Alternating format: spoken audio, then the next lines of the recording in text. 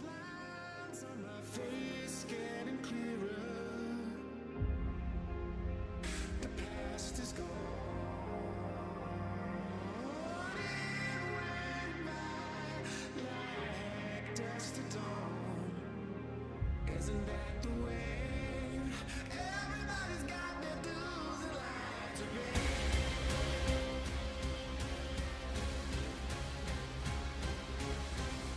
Half my life's in books, written pages. Lived and learned from fools and from sages. You know it's true.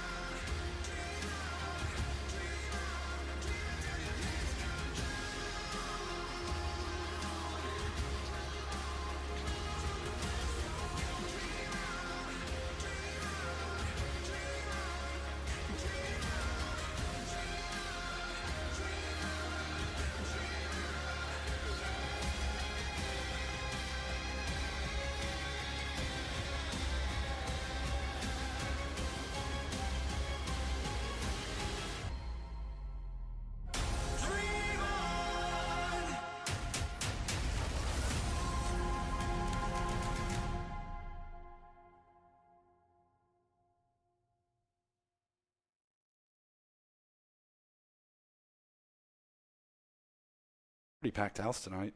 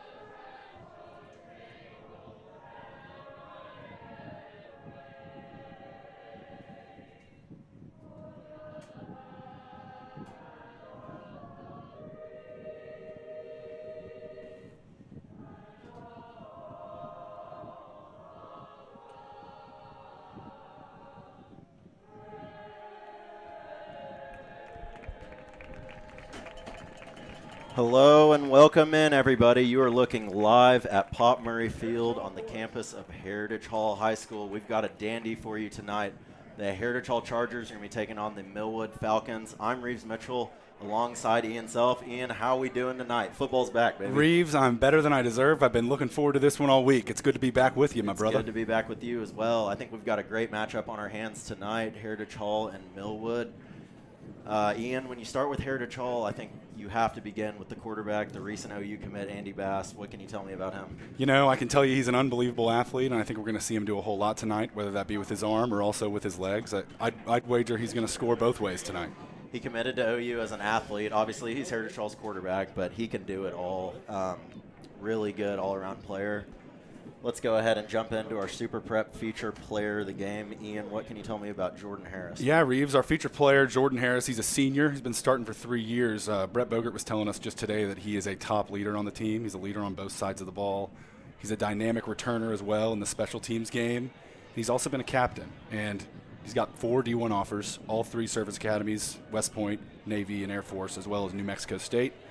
He's a real talented player, and honestly, I think he's kind of underrated. I think he's really going to blow up this year. And it seems like Heritage Hall is becoming sort of a military school pipeline almost with Connor Carey.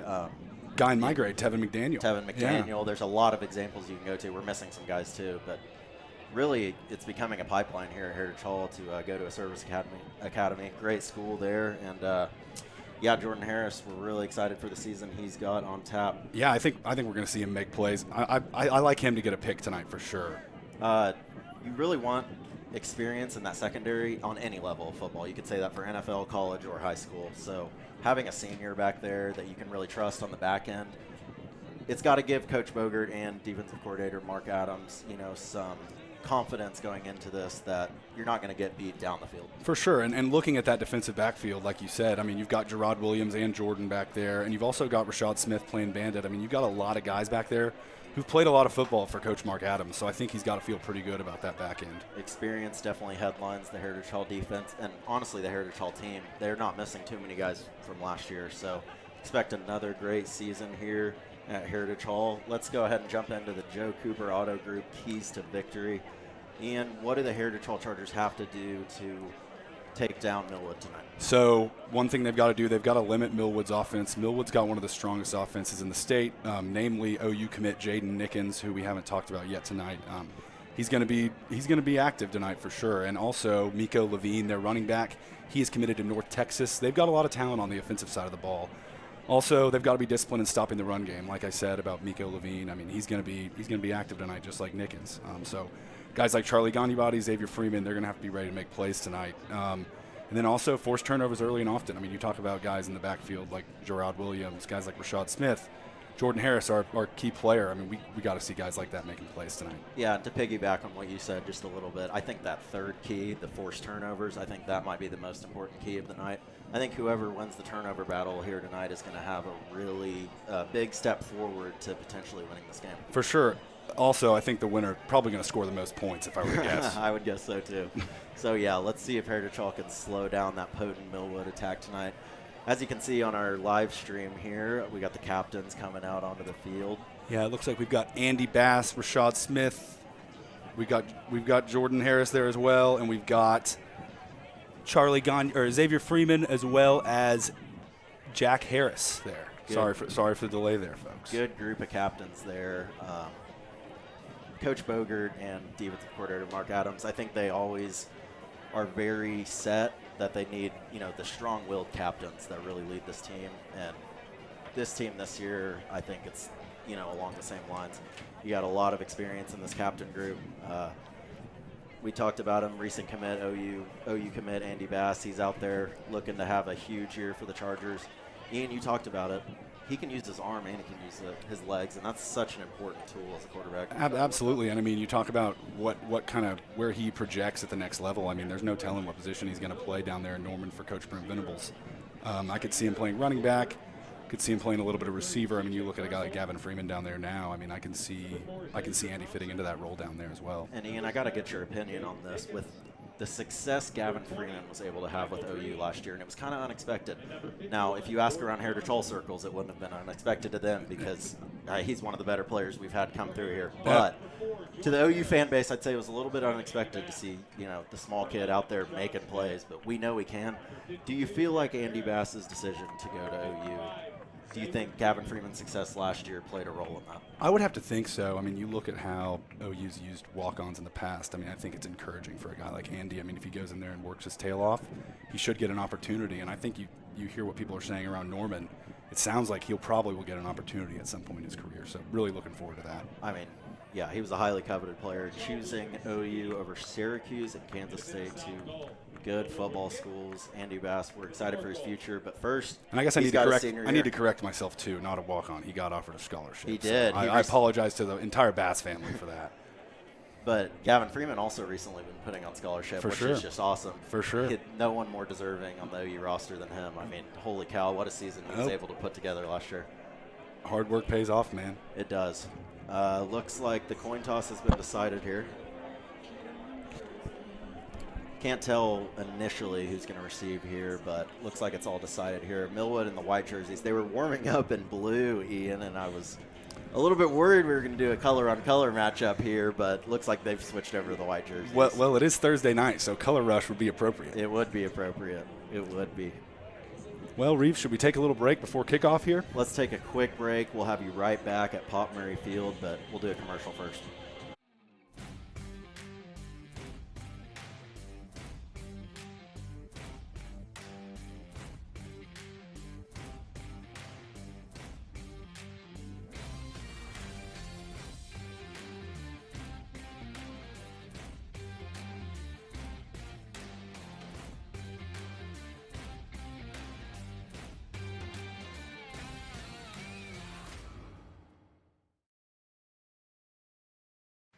Miller Tippins is an award-winning commercial construction company specializing in building relationships.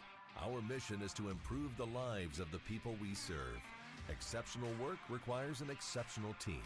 No matter the scale of your project, we are committed to delivering excellence from our owner-driven team with over 100 years of combined experience.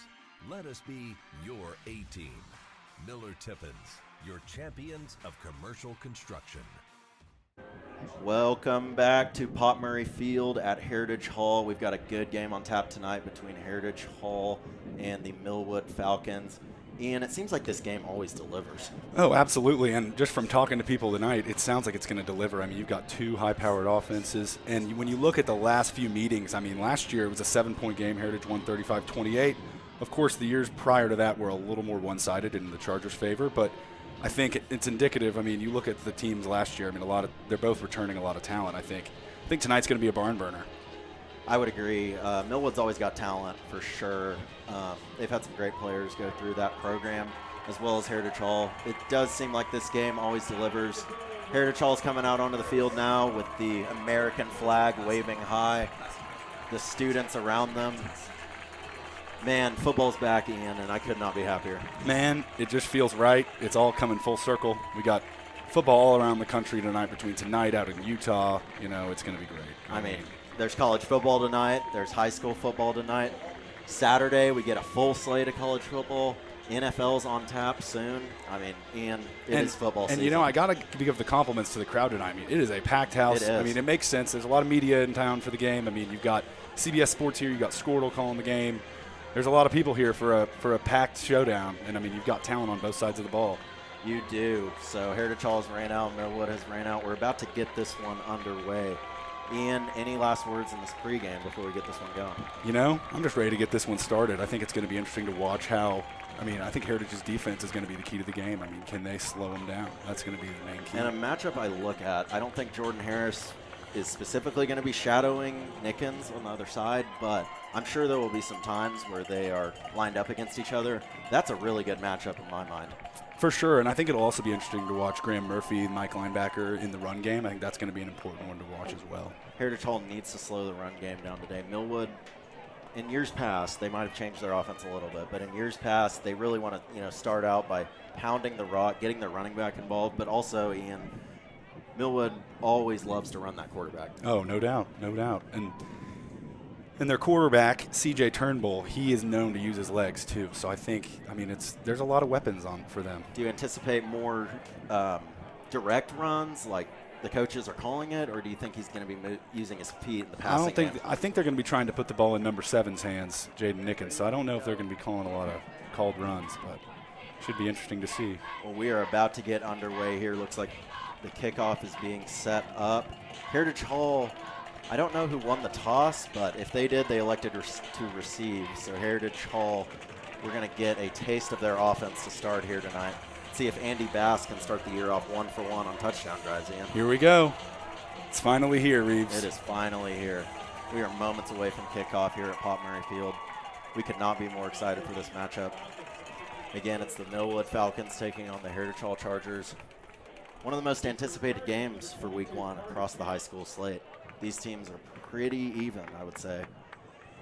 And the games in the past have been pretty even as well, so we're expecting a good one here tonight.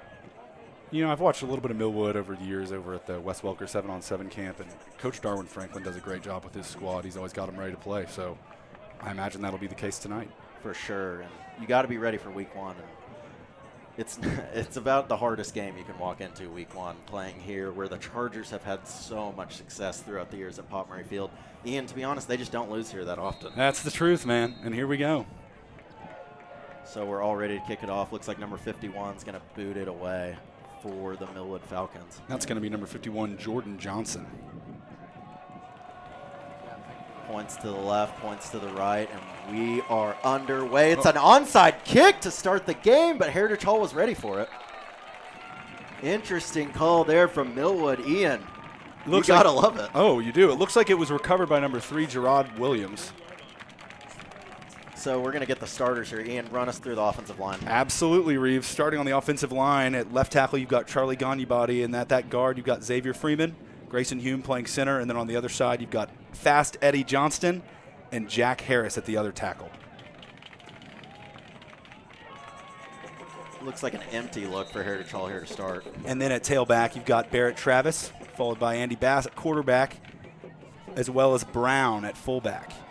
Direct keeper for Andy Bass here, but he's going to be stuffed. He got about 3 there, it looks like. Really good tackle on the edge there by the Millwood cornerback. And then at the receivers, we've got Jordan Harris, Carter Knowles, and Rashad Smith. Really good receiver group there for the Chargers. So play 1 netted about 3 yards. Let's see what they can do the rest of this drive. Looks like a pistol look here for Heritage Hall. Let's see if they keep the ball in Andy Bass's hands. Another Gonna GT hand it look. off. Yeah, oh, hand it Barrett off up the Travis. middle. Barrett Travis, great run over the edge. That's going to be a first down. And it feels like Heritage Hall needs to pound the rock tonight. Oh, no doubt. And, hey, just got to give a compliment to Barrett Travis. He changed numbers to 2. That's a pretty sweet look for him. I got to give him credit. I did not notice that. Good call there, Ian. Barrett Travis is number 2 now. Starting running back for Heritage Hall. Taking over for River Faulkner, who had a great campaign last year. Big shoes to fill, but Barrett's had a lot of experience. I think he's made for the job. Heritage going to stay in the shotgun here. Got 1 back and a tight end. Looks like a rollout look for Andy Bass. He's going to keep it, and he's got some room along the edge, but good tackling by Millwood to get him down for about a 5-yard gain. Ian, it looks like they're going to try to run Andy Bass a lot tonight. Yeah, I know, and I think they're just going to test him out. They're feeling him out on this first drive, seeing how Millwood's set up defensively, and I think we'll see these next few drives, kind of see how Heritage adjusts to it. With all these slow runs, 5-yard, 10-yard gains, it seems like they're eventually going to stretch it down the field for the play action. Maybe here. 2 high safeties for Millwood, but they're pretty squeezed in. The outside should be open. That's the little counter look inside for Travis. He's only going to get about 2 there. That's going to set up a 3rd down, Ian. Let's see what Heritage Hall opts to call here. Ian, with such a short down situation, you got to think 2 plays to get a first down. This first one is probably a run. I would think so, and it looks like they're just going with pistol, so that they didn't bring in Brown. Play action look instead, and it's going to work out. Rashad Smith makes a man miss. And keeps going down the sideline. Really good completion there, and Ian, it looked like Heritage Hall caught Millwood off guard. That's there. a great play there. It looks like Tommy Fisher of Millwood made the play there. Good tackle over on the edge to save a touchdown, but good play by Heritage Hall. They've been efficient on 3rd down so far. So we're going to keep it rolling here. Still shotgun look for Heritage Hall. They're going to operate in the shotgun solely. Bass will take the snap. Another rollout play, but it's a screen back, and that's open. That's wide open, and he's going to go down the sideline. Going for the end zone. Touchdown. There it is. Heritage Hall. Number 34, Rhett Davis. What a play there. Rhett Davis gets the scoring started off on the 2023 Heritage Hall season. Ian, what a play call it was. What a play. I got to give a little credit to Brett Bogert there. That's a pretty good call on the first drive script. I mean, that's out of the hat right there. And very impressive. They had run that rollout play to the right earlier in the game. Andy Bass kept it, but there they run the exact same play. But what do? They flip the tight end out on the other side. Wide open screen pass, results in 6. Quick strike. Got to love it. Looks like a ref timeout here. I think a clock issue here. Heritage Hall is known to do this on their kickoffs, do this little, I think Oregon started this formation. Yeah, a little fake swinging gate. If they have the look, they will run it for a 2-point conversion, but looks like they're just going to settle for the 1 here. Kicker on the season is Cal Welker. I believe he was the kicker last year as well. He was. Cal also plays a little bit of defense, if I'm not mistaken. He does. He backs up Rashad at Bandit there. Kick is up and good for Cal Welker, 1 for 1 on the year, and 1 for 1 touchdown drives for Heritage Hall. And you can't start it better. You can't start the season any better than that. Scoring with ease mostly. I mean, we felt him out with the run game there early, but I mean, pretty easy drive down the field. And we know how efficient Brett Bogert's scripts have been over the years. These script plays at the beginning for Heritage Hall, they seem to result in touchdowns more often than not. He reminds me a lot in that regard of a coach that we don't like naming in public out west. Yes, he does remind me of a coach like that. But the difference is we love this guy. Exactly. We don't love the other guy too much, but moving on from that. Brett Bogert's scripts, always lethal for this Heritage Hall offense. It's what makes them so dangerous, to be honest. And, it'll be interesting to see how we go the rest of the night, just kind of how we're feeling out Millwood's defense. And now I'm excited to see the defense play. I mean, this is kind of what I've been waiting for, seeing how they slow down Millwood's offense. A lot of talent for them, so should see it. Let's see how Millwood uses the OU commit Nickens, because he is electric when he gets the ball in his hands. He does play receiver, and Millwood's not a pass-heavy team. So expect them to get him the ball in every way they can.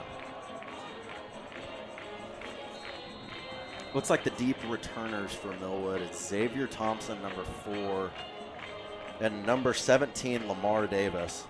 2 athletes there. They're going to return the kick here for Millwood. Let's see what Heritage Hall opts to do on the kickoff. Ian, did you agree with the onside kick call to start the game? Yeah, I like it. To start the season, it's gutsy, and, what do you have to lose? I mean, I would agree. Maybe Millwood, knowing Heritage's offense, they knew, Heritage is going to drive down the field. Yeah. Likely to score. Looks like a little pooch kick here. They don't want any of Millwood's playmakers to get the ball. That's going to be fair, caught by number 34, Deshaun Buford. And that's where the Millwood offense will set up shop, Ian. Number 3 is their quarterback, Skylar CJ Turnbull. He's a great athlete. He uses his legs a lot, can throw it downfield as well. But watch out for number 7, Jaden Nickens. He is the OU commit, and he is lethal with the ball in his hands. I don't see him out there initially, though. Do you see him? Looks like it might be him on the near sideline, but Millwood going to start with the run game. That's number 17, Lamar Davis. He was back to return the kicks. So he's going to get the first carry of the game, and it was a good one for Millwood, about 5 yards. doing a quick run through of the starting lineup on defense. At defensive line, we've got Xavier Freeman, Charlie Gandibody, and Jack Harris. At Bandit, we've got Rashad Smith. The linebackers, we've got Bladen Vogel, Graham Murphy, and Barrett Travis. And we've got Klein Reuter at the other star. And at corner, we've got Gerard Williams at the other side, Carter Counts. And at free safety, Jordan Harris. Well, it was a good start for the Millwood offense, but you're going to negate that there with the penalty. So, Ian, it's going to be like they gained nothing on first down now. Not a good start for the Falcons. We'll see how Heritage responds, maybe dial up the pressure. Those first game jitters, you can expect a few pre-snap penalties, I would say, in week one. Of course, yeah. Everybody's getting adjusted to the season, and they're excited to be going against guys in another jersey. No doubt. So it's still Turnbull in the shotgun. Looks like a little bit of confusion of the set, but they are going to get eventually set. Shotgun snap to Turnbull. He'll hand it off again to Davis. And he's going to get around the edge and keep going.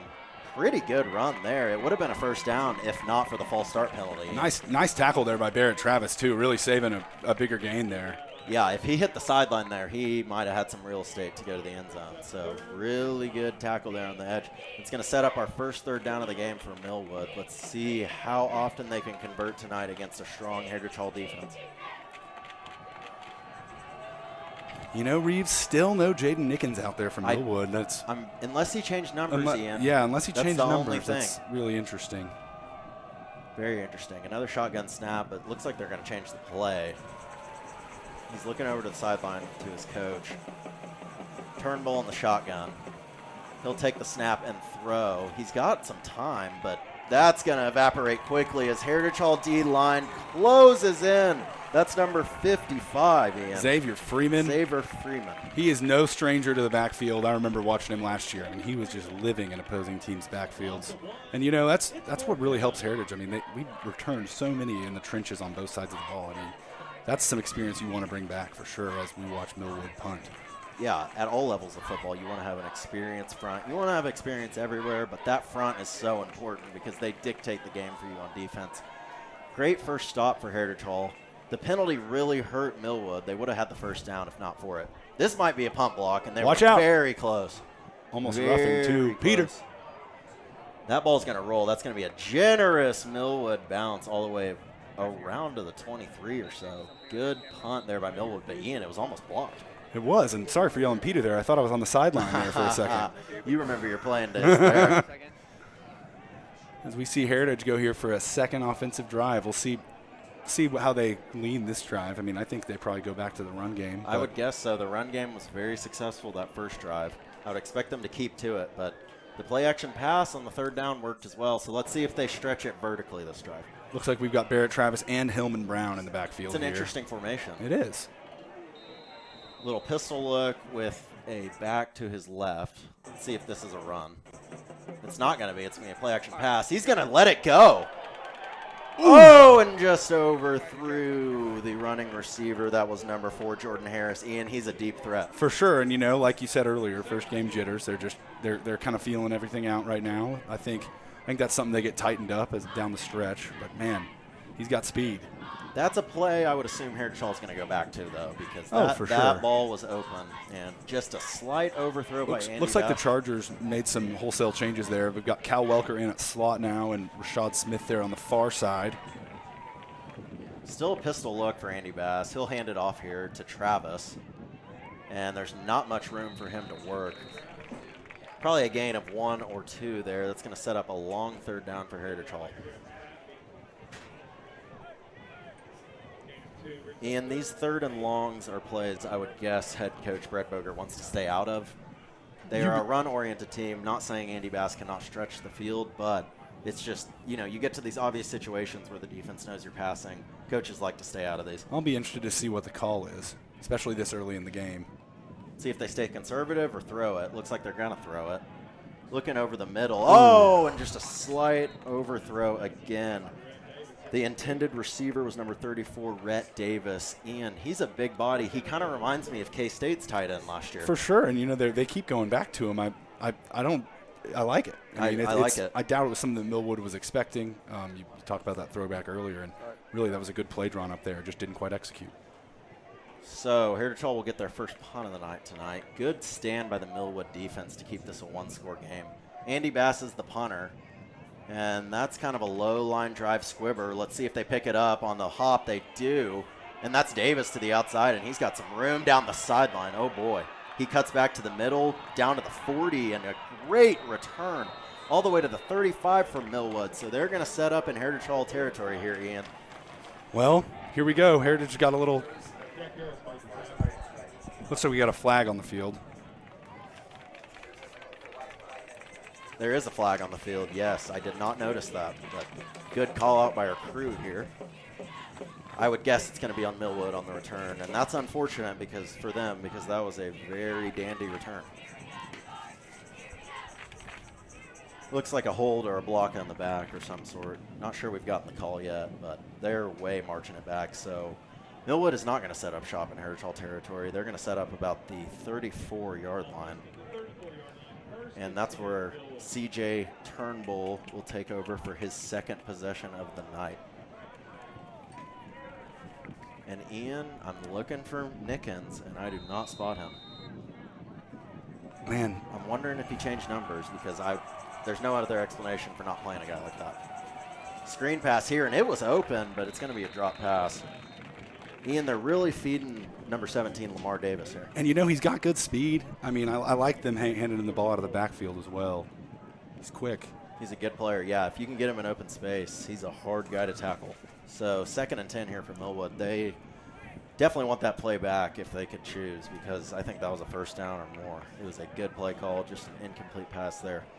Interested to see if we get into a 3rd and long situation here. I'm interested to see what Heritage draws up, just kind of the first 3rd and long of the game. 2nd and 10 here. Looks like a jet sweep Ooh. action.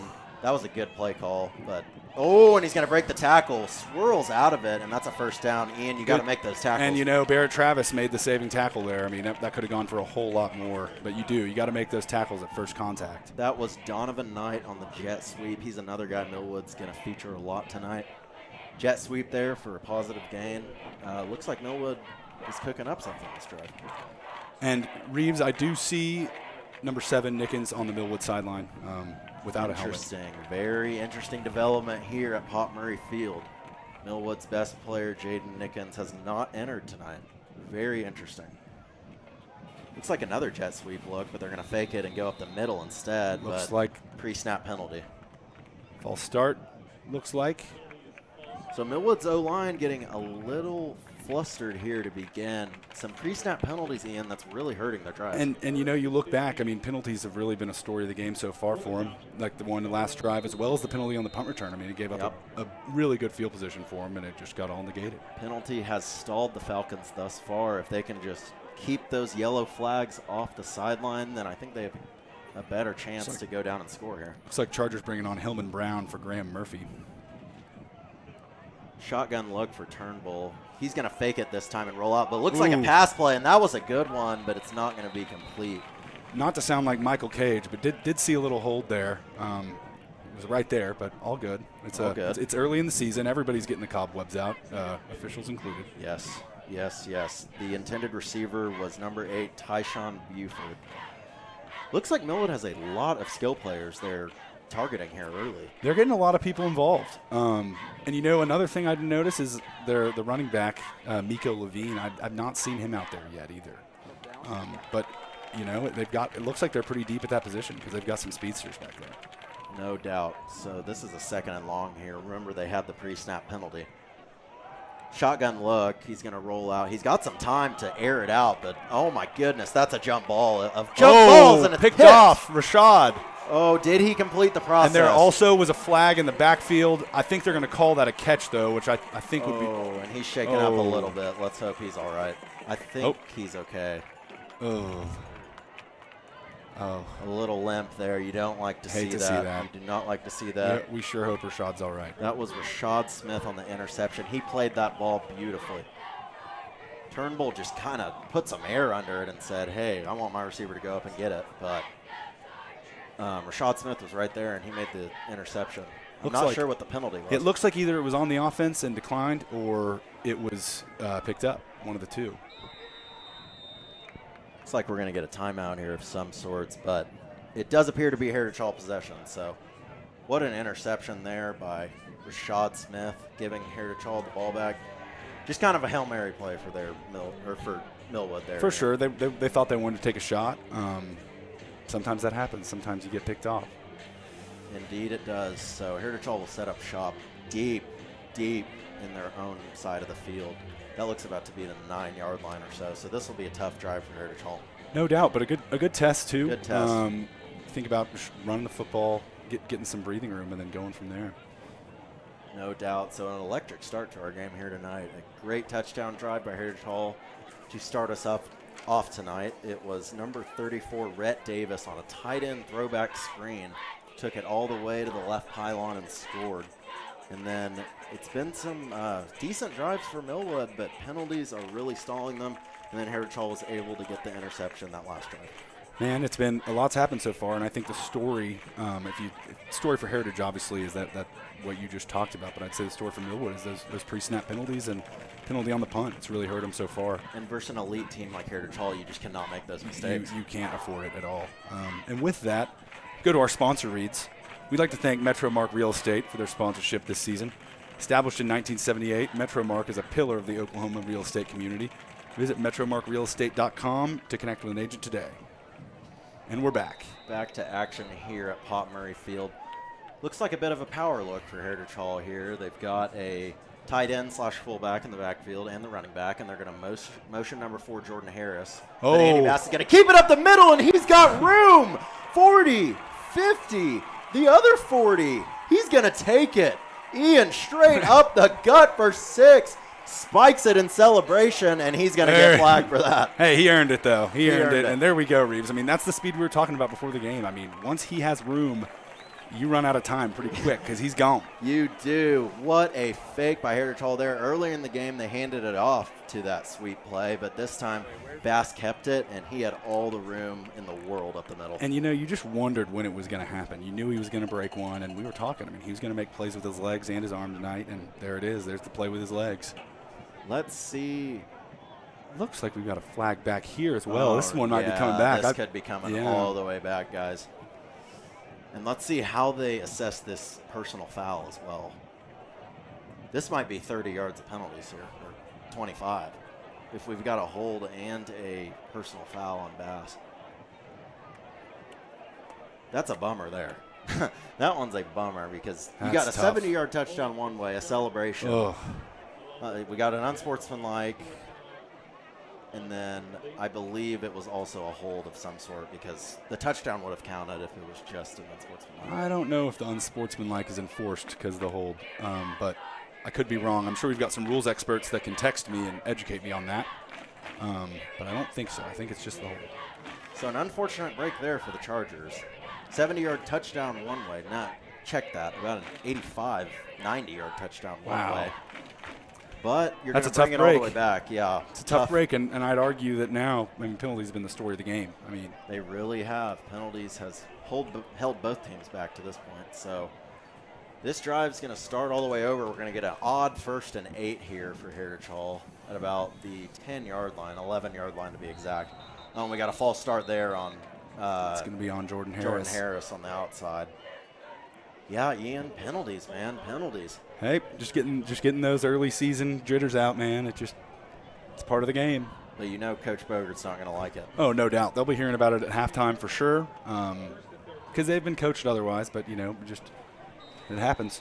First game jitters are a real thing. No doubt. We know about it back to our playing days. I mean, the butterflies are there, but you just got to adjust into the game, and it will mold you as you go on. Maybe for you, Reeves. I wasn't much of a player, but I was along for the ride.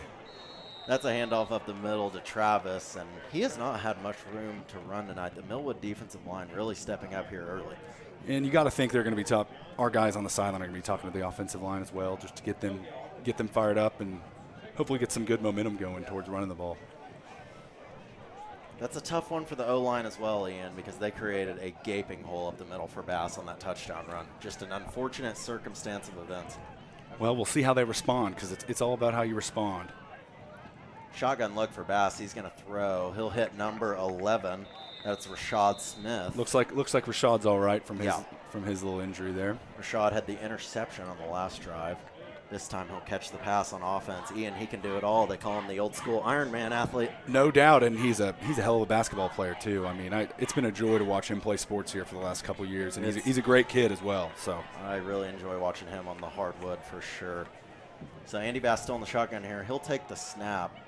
He's going to look deep for Harris. That's a good throw. There he goes. There he goes. Jordan Harris. They had a touchdown one way. It got called back. They'll get it right back. No flags. No flag, not even on the celebration. Harris to the end zone. Heritage Hall touchdown. We got a 13-0 game. That was pretty, and he didn't there was no issues there. They were on the money there, right in sync. They already got the cobwebs out. We're good. And the offensive line created a great pocket for Bass there to sit back and let the route develop. Jordan Harris has blazing speed.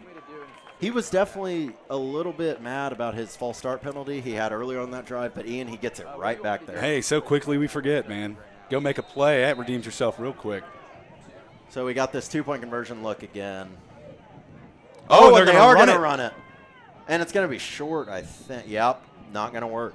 And that was number 24, Graham Murphy, on the reception. Wow. So a little bit of trickery there from Heritage Hall. It's not going to pay off, but hey, Ian, Coach Bogert's all about keeping the opponents on their heels, and doing a play like that, it does such.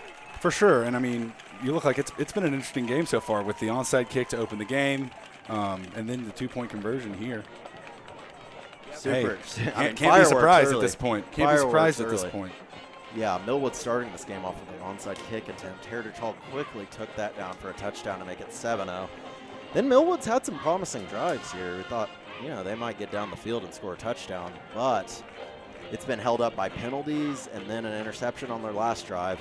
Heritage Hall then ran for an 80-yard touchdown with Andy Bass. That was called back. What do? 2 plays later, throw it down the field to Jordan Harris. And, I think that speaks a lot to just being able to keep the composure. I mean, you have those penalties, and you can get down on yourself pretty easily. No doubt. You go make plays, and you continue to execute. Don't get down on yourself. You're back in your own territory. You go make a play. And that's a compliment to the coaching staff. There's no scenario that these players are going to feel like, they're out of order. I haven't seen this before. Heritage Hall in their practices, they practice every sort of scenario. You're backed up to the 5, they're practicing it. They're at the opponent's 5-yard line, they're practicing that too. There's no scenario here that these players are not used to. No doubt. And, that's how just like you said, the coaches prepare them that way day in, day out, and that's just how this team's wired. Really strict off-season regimen for Heritage Hall football always. They expect a lot out of their players every off-season, but it reaps the benefits, no doubt. Countless amounts of state championships the last few years under Coach Bogert. This team is always ready to play. And Ian, getting your team ready to play week 1 every year, that just has to speak to your coaching ability. Oh, absolutely. It's a long summer, long off season, and keeping these kids engaged. It takes work for sure. Against a good Millwood team as well, but this game is far from over, folks. Scoreboard's showing 7-0, but we've got a 13-0 game here, and that's a little pooch kick, and that might be trouble for Millwood, but they are able to get back on it. Davis misplayed that ball a little bit, and that could have been trouble there for the Falcons. Be interested to see how the Falcons respond here. They've had some decent drives throughout this game, but we've said it all night. Penalties, penalties, penalties. They are holding the Falcons back. And then last drive, they get to a 3rd and 20 or so. They just do a throw it up and go get it play, and we intercept it. So let's see if they can have a more crisp drive and a penalty-free drive here. And, that's been kind of the name of the game. It's just they've got to stay on schedule. You can't get behind the sticks, especially against the Chargers. Oh, that run's going to be completely blown up. That was number 6 in the backfield, Bladen Vogel. He just swarmed in there, Ian. Hey, that's quite the play, and Bladen's new to the lineup here. He's a first-year linebacker, and made a play there. So Millwood's really been trying to establish the run game, and they've had a couple decent runs, but really not getting it going consistently here. And Ian, what do you know? They're behind the chains again. Exactly, behind schedule, and it might get them in trouble once again. Looks like Chargers going with 2 high safeties here. I would guess a pass here from Millwood. That might be another false start. It looks like that's going to be on the defense. Yeah. Heritage Hall jump there, forcing Millwood to jump, but it's the guy that jumps first, so that's going to be on Heritage Hall there. So they'll get a few of those yards back to make it more of a manageable 2nd down. But still, Ian, behind the sticks, and this is not where Millwood wants to be operating. It's still 2nd and 11. Yeah. Be interesting to see what their play call is here. I imagine they'll throw it, but still no sight of Nickens on the field. You just have to wonder what's going on that front. Looks like they're in the backfield. We've got Tommy. Oh, Fisher. A free blitzer. Going to get a rollout here. Nice throw on the sideline. That's going to be dropped. Tremendous hit on that play. That was number 22, Carter Counts. Just great job on closing in on the oncoming receiver. That was quite the play. I've actually known Carter Counts for a while. It's crazy that he's out here making plays for the Chargers, too. I remember when he was a little kid. Oh, yeah. All these kids are grown up now, and they're making plays on Pop Murray Field. You got to love it. So another 3rd and long here for Millwood. They do not appear to be comfortable in these third and long situations. So Once again, Reeves, they're behind schedule. let's see if they elect to throw it here. Last time they threw on third and long, it resulted in an interception. Turnbull will get the snap. Looks like a screen look, but Heritage was all over that. Great job by the running back to at least get something back. But, man, Ian, it looked like Heritage Hall knew what was coming there. Barrett Travis is right where he needed to be. It looked like he'd been watching his film this week. And Yes. He made a play. Yes. Great tackle. Looks like we're dealing with a 4th and 6. I would expect another punt here, but, I mean, Millwood may elect to roll the dice here. You never know. Especially in high school football, you never know what the coach is going to decide. Man, really a packed house here tonight, Reeves. Great crowd on The deck. jungle even showed up pretty good, too. I mean, the student section. I mean, Ian, I don't see many open seats on either side. Man, they are. It's a packed house, and it makes sense. I mean, it's the game of the week for a reason. Looks like we're going to get a timeout here. This is probably a good time to get some of our sponsor reads in. ChargerVision would like to thank another great sponsor, 9th Street Barking Lot, for their support. Visit them online at 9thstreetbarkinglot.com to schedule your Bark Bus pickup from the Heritage Hall campus. Coach Kyle Gillum looks forward to spoiling your pups at his first-class facility in downtown OKC, 9th Street Barking Lot, home of the Bark Bus. Man, Kyle Gillum, good buddy of mine. He runs a great operation over there at the Barking Lot. He does. He was on the staff when I was at Heritage, and just a tremendous coach. Love what he's doing now. Quick shout out for him. And do we have time for a quick break, or? Oh, looks like we're heading back to the action here in a second. Looks like we're headed back. I'll get one more of these in. A huge thank you to Stanley's Graduation, offering Jostin's products and conveniently located in Edmond. For all your high school grads needs, class rings, letter jackets, announcements, and championship rings. Celebrating moments that matter. Stanley's Graduation Services. Call or text them at 405-607-4343 or visit them at jostins.com. Reeves, it looks like we're getting a punt here from the Falcons. I would agree with this call. If you go for it on 4th down and get stuffed, that gives Heritage Hall a short field. Decent punt here, long. I think we're just going to get away from it. Good job of flipping the field, though, for sure. Ian, they've had some generous bounces on their punts tonight. They have. There have been a few Millwood bounces tonight. There have. So Heritage Hall's going to set back up here. It's going to be Andy Bass again, of course. Had a long touchdown run last drive. It was taken off the board, but what did he do? He turned around and threw a 70-yard bomb. So he can do it with his arm and his legs. And let's see if they can go break this thing open. Still in the first quarter here, 1:04 left in this first quarter. It's been action-packed. Got a lot of points on the Heritage Hall side. Millwood's had some encouraging drives, but just penalties have really ached them thus far. Looks like Bass is joined in the backfield by Barrett Travis and Hillman Brown once again. Hillman Brown is a big boy. He is a big He is a kid. big boy. That's the guy I'd want blocking There's for the me. jet sweep. Hand off to Jordan. I almost said Jordan Travis, Florida State quarterback, but that's Jordan Harris. I'm getting in my college football mood, Ian, as you can tell. Well, it's about that time of year, Reeves. I don't blame you. Good run along the left side for Heritage Hall. That was a jet sweep action. Both teams have used that jet sweep tonight, Ian.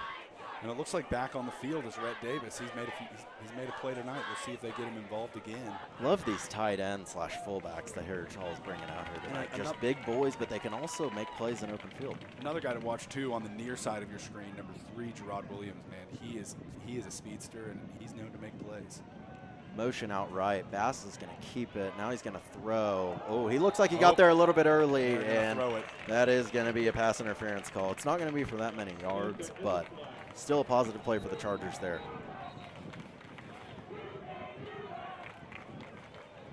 Early in this game, just feels like Millwood is playing on their heels. It doesn't feel like they know what's about to come from the Heritage Hall offense. But on the flip side, it feels like Heritage Hall knows what Millwood's about to run. Exactly. I mean, you look at that last drive on defense. I mean, our guys were in the right spot. It looked like and they were good play calls for Millwood. Oh, they were good definitely. play calls. Millwood's got a talented coaching staff. That's the thing, is you know they're going to be ready to play every time because their coaches know what they're doing. For sure. So we're going to mark that up. That'll be an automatic first down in the pass interference. Move 15 yards up. Looks like Andy Bass might be joined in the backfield by Jordan Harris. This is an interesting formation. It is. Yeah, they motioned him out last drive. Let's see if they get him the ball in his hands this time around. Another motion out. They'll throw it to him this time, and good block on the edge there by Welker. He's going to keep going along the sideline. That's a positive play. That's an effective play for sure. Good block by Rashad Smith there in the flat too. But Ian, it just goes back to get your playmakers the ball in their hands, and they're going to make good plays. Exactly. You put the ball in the hands of your athletes, and good things tend to happen. Looks like number 1 is going to come on here. That's Boston Fuller. He's a receiver / DB. I have not seen him play yet, but he's going to line up in the slot here.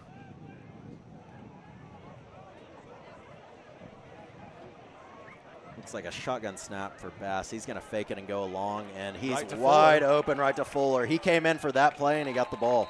I mean, Ian, I think that was the plan all along. I mean, they bring him in, and they call his number immediately. I mean, way to make a play. And way to be ready. Oh, first play of the game. Maybe he was on special teams and I didn't notice him, but first play of the game on offense, and you're catching it and making positive yards. That's impressive. Heritage Hall's just taking their time here. Not too much of a pace. They've got a little bit of pace. O-line looks to be getting into a rhythm so far, which is no surprise there. No doubt. We've been in this pistol-type look most of the night. It has played well for the Chargers thus far. Travis is the lone back. He's going to throw along the edge to Harris. He's going to turn to the outside, and Ian, I thought he was going to get to the sideline there. If he breaks that, there's no telling how it ends up. Heritage Hall sporting new jerseys tonight. A little birdie, as in Ian Self, told me that the Jordan jerseys were not ready, so they're going to go with the Nike jerseys tonight. But Ian, they look good on the field. Oh, absolutely. It's the temporary jerseys. Ladies and gentlemen, I do want to give a quick apology. I realize, just getting an update, realizing our score bug on the broadcast isn't working. We'll do our best to give you some clock updates as the quarter goes on. But it looks like that's the end of the first quarter here. I think we'll take it to commercial real quick, and we'll come right back for the start of the second quarter. Oklahoma is known for its lakes, farm ponds, and creeks. And whether you take a highway or a dirt road to get there, Joe Cooper Jeep gets you to your destination. Right now, buy any Jeep for 10% below employee pricing. Plus, Joe Cooper always gives you more for your trade-in. And remember, we'll beat any dealer's price on a new Jeep by $500, or we'll give you $10,000. Only here at Joe Cooper. Who loves you, Oklahoma?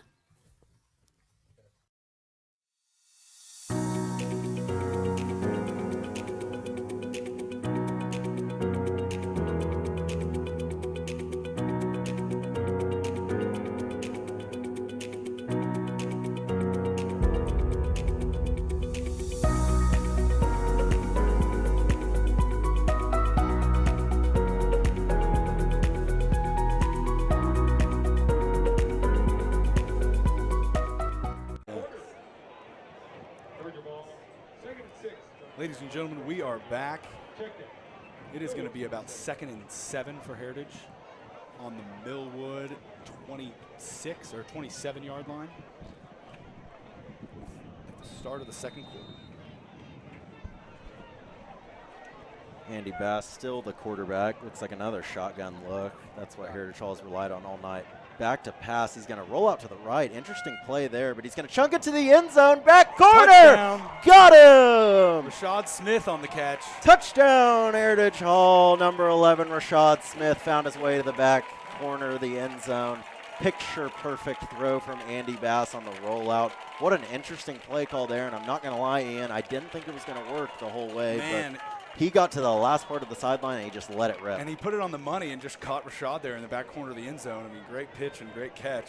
Good chemistry between the quarterback and receiver there. And a picture-perfect script from Heritage Hall thus far. You can always count on Coach Bogert for that.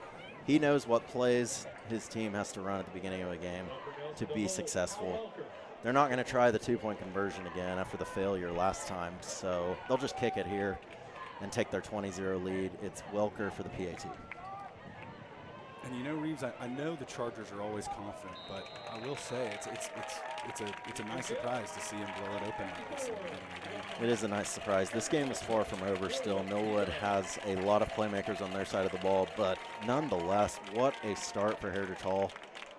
I mean, just honestly, as perfect as you could start a game with the touchdown drive to start. Ian, I see a Sooner Scoop member down on the field, and Eddie Radosevich on the sideline. We don't want to give him too much airtime because we don't want to. He gets enough of that. We don't want to get the ego any bigger than it already is. He gets enough of that for sure. But yeah, Eddie's a good fella and a good friend of mine. So. Eddie, a great man down there, definitely to watch.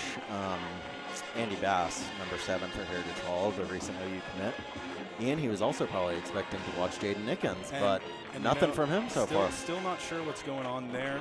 In fact, I might do some digging to figure out. Twitter might have our back on this one, but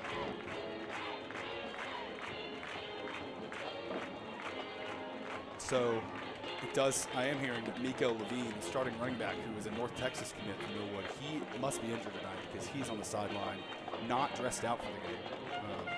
So surely if he is injured, I surely hope he's recovered soon and back on the field for the Falcons because I know they're going to be a lot of fun to watch this year, and him in particular.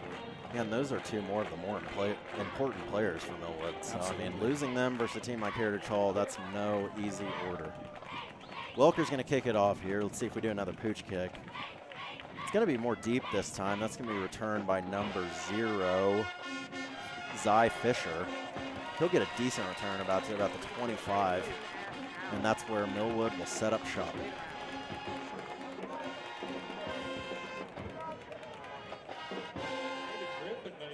And 3 Points Land is proud to support the Chargers, and the Chargers are proud to have them on our team. 3 Points Land is the leading industry in land services for energy innovation. Visit 3pointsland.com to learn more. So, Ian, you would think this is a drive Millwood's thinking we got to get on the board. It's an absolute must-score drive for them.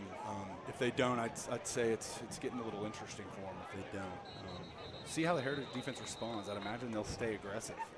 And that's looking like another pre-snap penalty for the Falcons, or was it a timeout? Looking like a timeout for the Chargers.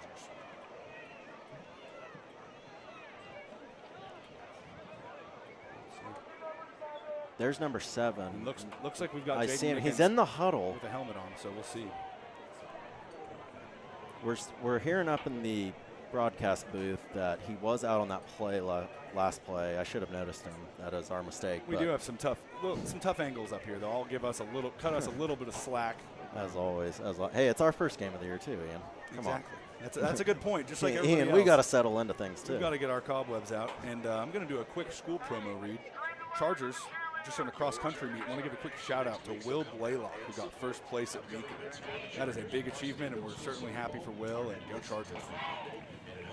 So our broadcast booth was correct. Looks like Jaden Nickens is lined up closest to the Heritage Hall sideline. He's going to be out there at receiver. First action for him tonight.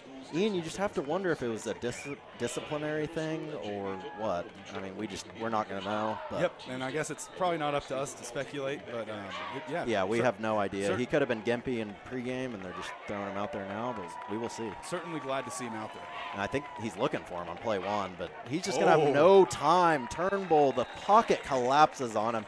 He was looking for Nickens over the middle, but no time. Hillman Brown with the pursuit there. I mean, he is really impressed tonight, and I think he's going to be a player for the Chargers for a long time. This D-line is coming out with some vengeance tonight. I mean, they look ready to play. No time for Turnbull there to look downfield.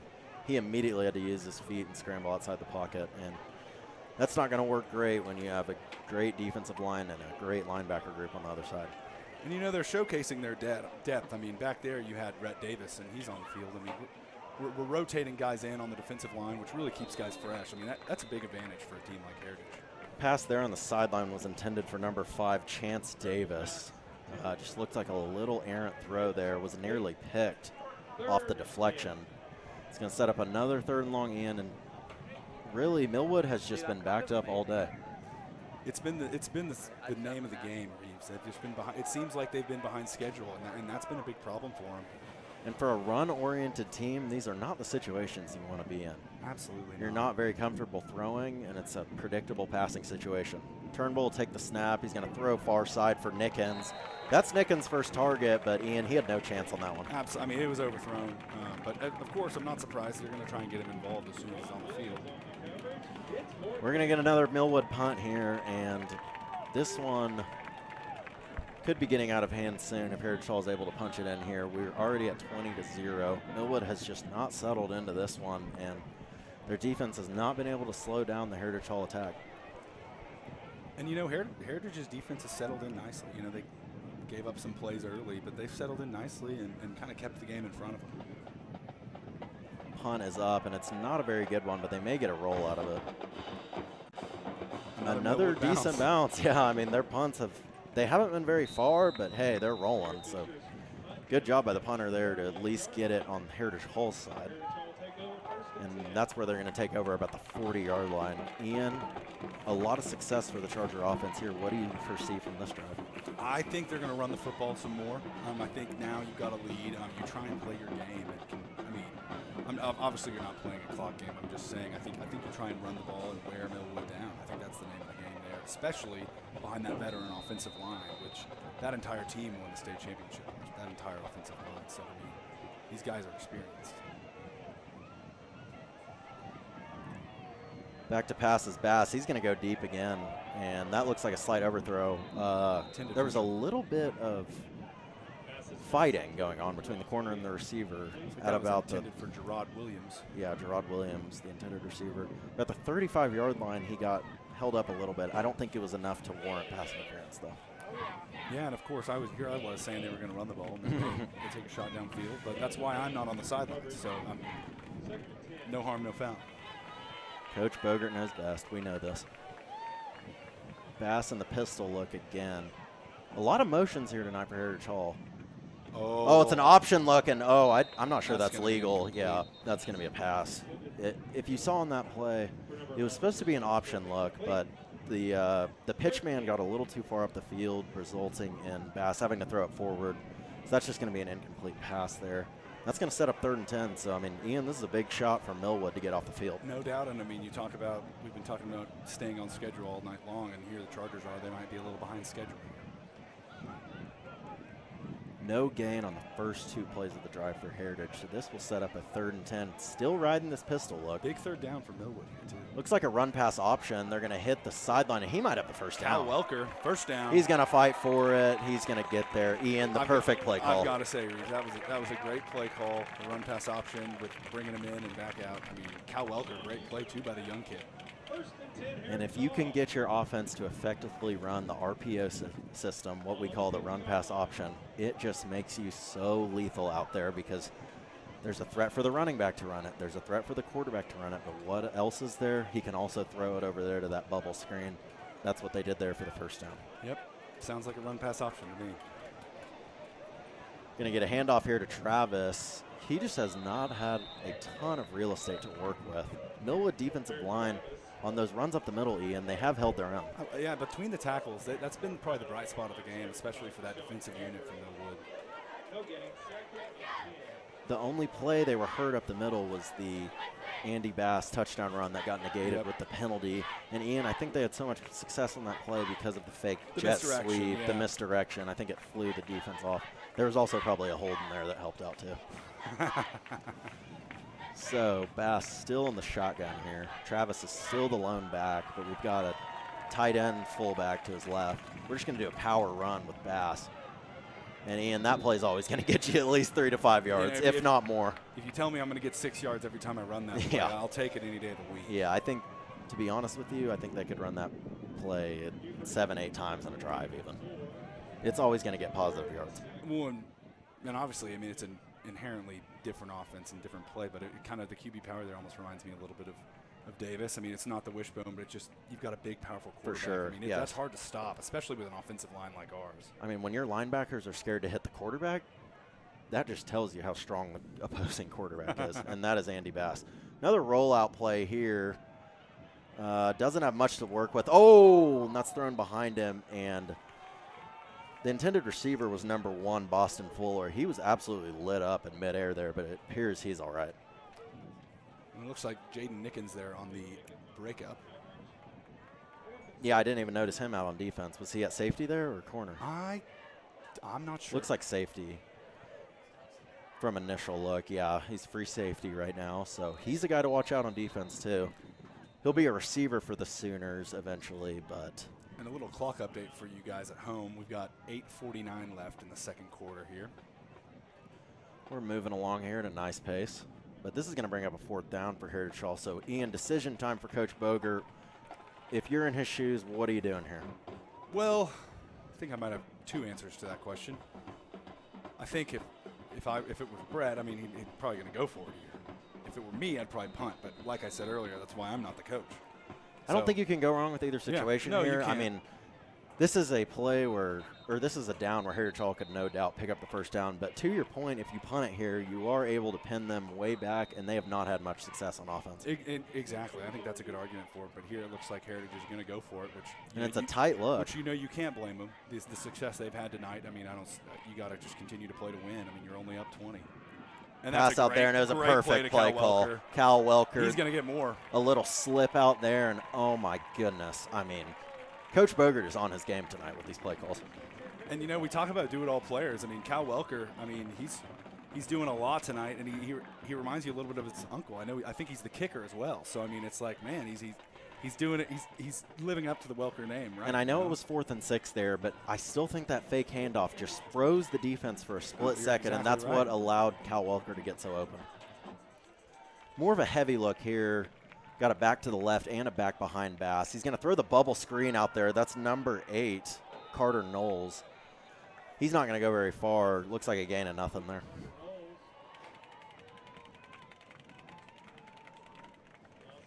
But, I mean, Ian, this Heritage Hall offense is showing they'll spread it down the field. They will throw it to boundary. They will also run it up the middle. I mean, there's not really a lot this offense can't do. For sure, and they also put the ball in the hands of the big fella. I mean, Yeah. he got 34 on that touchdown. Yeah. I mean, just playmakers everywhere for Heritage Hall. That's something you can normally say about this team. interesting to see what they do here. Looks like an empty look for Bass here, but are we going to get a motion in for Harris? Yeah, I think he's going to line up behind Bass. Too much confusion there for Coach Bogert. He's just going to call timeout. He does not look happy either. He does not look happy. Heritage Hall's had a few penalties that he's not going to be happy with, but nonetheless, they have had a very good first half on offense and defense. So Coach Bogert's just going to wrangle the boys up here and see what's the confusion about. Going to do a quick school promotional read. Charger Fast Pitch has put up the best start in program history, going 13-2 in their first 15 games. Addie Thompson leads the way in the circle for the Chargers, boasting an 11-0 record with a 1-run ERA and 102 strikeouts in 49 innings. Reagan Kramer is batting .634 on 41 at-bats and is joined by Kendall Barris batting .553, Addie Thompson, Charlie Ziegler, and Janiyah Martin and Emily Chard in the first 6 that can hang with anyone offensively. The girls are playing a doubleheader at Crooked Oak tonight in district play, and they won 19-0. Quite the win for the Lady Chargers, and I've heard a lot of that program. They've been doing really well. I know Jordan Seymour is now on that staff as well. It sounds like a good year for Charger softball. And shout out to Reagan Kramer. Her older brother Ethan is one of my good friends. And Ethan's a good fella. Ethan is a good fella, and Reagan is a tremendous player, so definitely go down and watch her. The softball team is doing very well this season. Looks like we're back to the action here, Reeves. 2nd and 10 about here. The last play was, it actually negated 1 yard. It was a little bubble screen out on the edge, just wasn't able to break the tackle, so that's what has led us to this 2nd and 11. Jordan Harris looks to be the back behind Andy Bass. Let's see what they dial up here. Another motion for Harris, and that looks like a penalty. And, Ian, the thing is, coming out of a timeout, getting a pre-snap penalty, I don't think Coach Bogert's going to like that. That's you never want to see that coming out of a timeout. But once again, getting the cobwebs out. And it happens, you know. It happens. You're going to face all kinds of adversity in this game, but it's all about how you respond from it. Trust me, it definitely happens. I had plenty of false starts in my day. Heard plenty about it, too. And I'm sure you got chewed out for every single one of them. Oh, absolutely. Jordan Harris is the back still. He's been motioning all night. They're going to get it out to him on that swing pass, see what he can do. And he's got room along the sideline. Good run there. Man, watching him run, it's like effortless. Big strides, and he moves quick. Yeah, and he's a big-time yak guy. YAC, yards after catch. He's a guy, just throw it out to him, and he's going to make a play. Man, And you can tell, I mean, the coaching staff likes to get him in space, which I can't blame him. I mean, you want to get your athletes in space. We've seen it time and time again tonight. I would guess they're going to stick to the run here in the red zone, but you never know from Coach Bogert. It is about a 3rd and 5. Ian, there's multiple different ways you could approach this. You could run it here to set up the short 4th down, or you could go ahead and throw it. Well, let's see. Looks like they're going to run it to the edge, and he'll get the first down in one play. Looks like we got a flag. I think that might be a hold. Big hit along the sideline from number 10, Najon Blackburn for Millwood. Great hit along that sideline. We're going to get a hold on the Heritage Hall offense. I think that's going to be on number 52, Jack Harris. And penalties have ruled the day. They have, but I would say penalties are beating both teams right now. Oh, and I'm sure both coaches are going to have a lot to say about that topic in the locker room here in about 7.5 minutes. So scratch that 3rd down conversion for Heritage Hall. They're going to get a much tougher 3rd down here. It'll be about 3rd and 11. It'd be true Heritage Hall fashion to pick this one up, though, Reeves. And it'd be true Heritage Hall fashion to pick it up in a run. No, of course. When the defense is not expecting it, you get maybe a counter look, get that GT. Little 34 counter. Yep, and get him through that hole and get the first down. I about dated myself. I about said little 34 counter to tank love. Yeah. And they're going to do that. They're going to hand it off, and he's going to get to the sideline, get the first down. He might get the touchdown. Close. And Ian, Reeves, I'm going to give myself some credit on that one. You should. I mean, you said it. It'd be just like him to pick it up on a run, and here we are, 3rd and 11. Barrett Travis beats him to the boundary and gets the first down. Ian, you've got to have a lot of confidence in, one, your run game, but most importantly, your offensive line to call a run play like that on a 3rd and 11. And we know this. I mean, we were watching these guys last year, and they are some dogs. I mean, all of them across the board. I mean, you look at a guy like Jack Harris, Charlie Ganyabody. My personal favorite player on the team, Fast Eddie Johnston. That's my guy. Eddie Johnston, a great lineman. He is a hard worker and a state champion. Got to give him credit. 2 backs in the backfield here. Another motion. That has been a big theme tonight. Little shovel pass inside. Ian, love just mixing it up with these play calls. Hey, I mean, you're seeing everything. Unpredictable. Yeah. That was the old Sam Bradford special, shovel pass inside. That was to number 34. Little Y shovel. Rhett Davis. So Looks like coming on for him is going to be Carter Knowles. Red zone look here for Heritage Hall. Let's see if they can punch it in. 2nd and 4. They can still pick up a first down before the touchdown, but it's right at the goal line. Keeper for Andy Bass. He's going to get along the sideline. He's going to score a touchdown. Touchdown. Andy Bass strolls into the end zone, and he points to the turf saying, hey, this is my house. This is my house. Andy Bass to the end zone. 26-0, Ian. What a drive. What a drive and what a half. I mean, the Chargers starting off strong. But it's really what we've come to expect. I mean, these guys are always prepared to play. They're always ready. Still doing this 2-point look, which I think they're going to stick to all year. Oh, they will. They have done it the past few years, and it has worked out nicely. But looks like they're going to rotate into the PAT, so Welker will get another chance to tack on a point.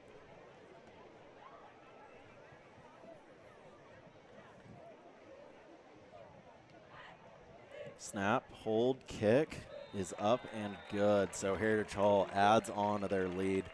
27-0, Ian.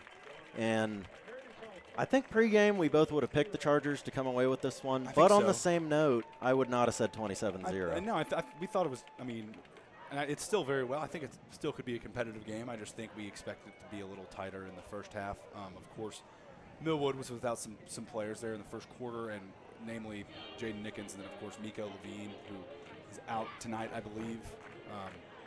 But, yeah, I mean, it's about as strong of a start and about as good as you could have hoped if you're the Chargers. I mean, talk about really punching the other team in the mouth coming out. Talk about that, because and you can tell that they were ready for this game all off season. It's one of those years where I'm sure they were talking about it 2 months ago. No doubt. They were ready to roll, and you can tell with the intensity. I mean, the way they're playing defensively. They missed a few tackles there early, but they're making those tackles now, and they're playing disciplined outside of those few little penalties we've had. But it's a real strong start, and couldn't have drawn it up any better. No. The script has worked perfectly. Even off the script, the plays have been great. 27-0. I mean, that tells you everything you need to know. But on the same note, Millwood has had some decent drives. Penalties and turnovers have held them back. And, Ian, we said it in the beginning. The turnover margins can tell you a lot about this game. Right now it's 1-0 to Heritage Hall. And I know the onside wasn't a turnover, but on the same note, they gave him a short field to start. For sure, and it certainly feels like a turnover. They're going to kick this one deep, and Millwood doesn't have anyone there, and that's going to land for Heritage Hall, so they have a good chance to pin him. Oh, or wow. maybe not. Good return there, actually. He made something out of nothing. That was Zaire Fisher. And looks like we have a Charger player down. Cannot tell who that is initially.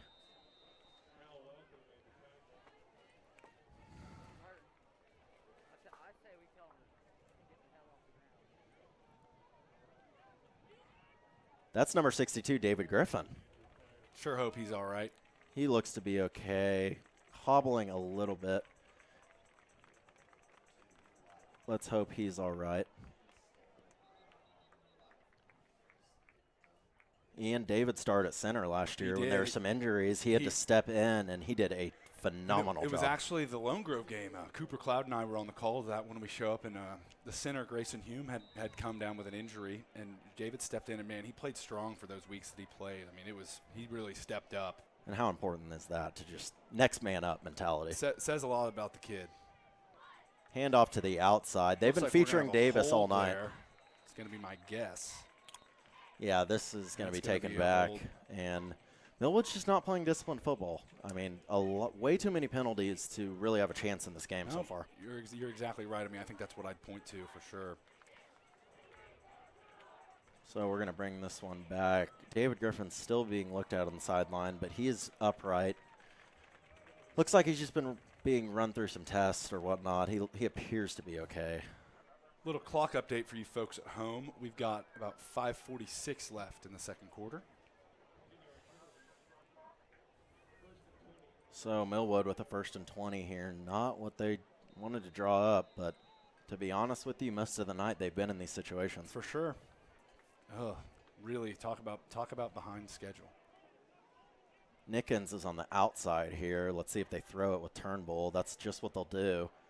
They tried to run a little hitch route to Nickens on the side, but Ian, it's hard to complete those hitch routes to the far side of the field. No doubt, and that was also great coverage by number 3, Gerard Williams. I mean, he was there.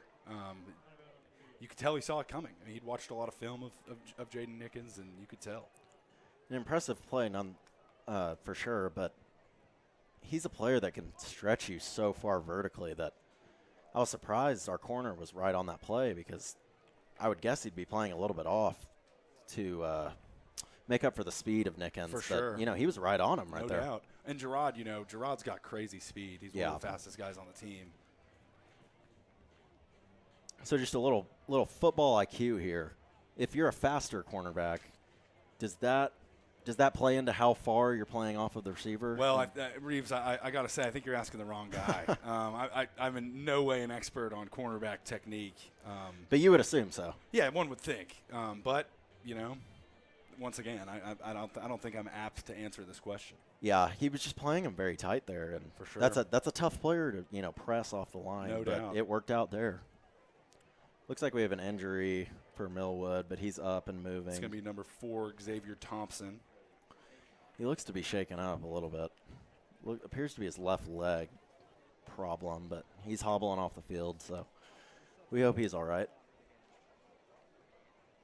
Got a 2nd and 20 coming up for Millwood. They've been backed up all night, really all night. It's really been the story of the game for the Falcons. They had a good kick return to bring it into Heritage Hall territory, but of course that was negated by a penalty. So they still have not crossed the Heritage Hall 50.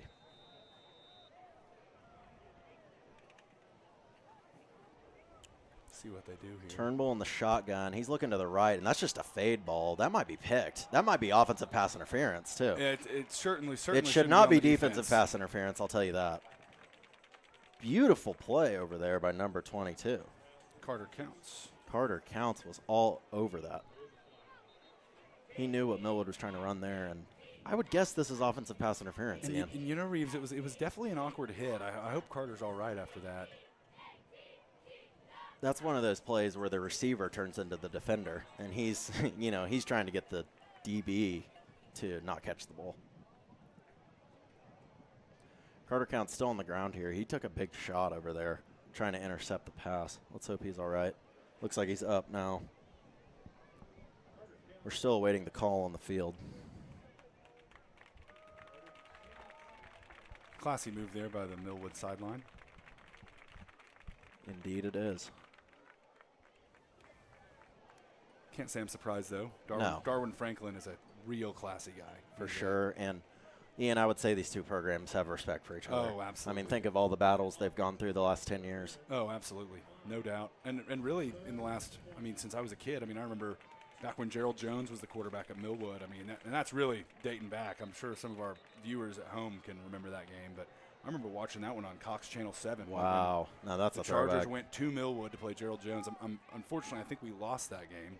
But man, it goes back, and it's nice that the rivalry. Is it fair to call it a rivalry at this point? I think so. And some people might disagree, but I certainly think so. It's real competitive, and a little bit of a crosstown aspect there.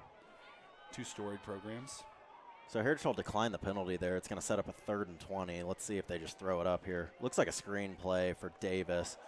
He doesn't have much room along there. That looks like another holding flag. That one may be on Nickens. He's holding his hands up like I didn't do it. And, there was a great recovery there from Klein Reuter, and I think he was the one that got held as he was diving in there for what would have been a pretty impressive tackle. And the really jungle is just going crazy right now. I'm not really sure why. Maybe just applauding the 3rd down stop. There could be a camera at the front of the section would be my guess. That's a good point as well. But I got to give credit to the students.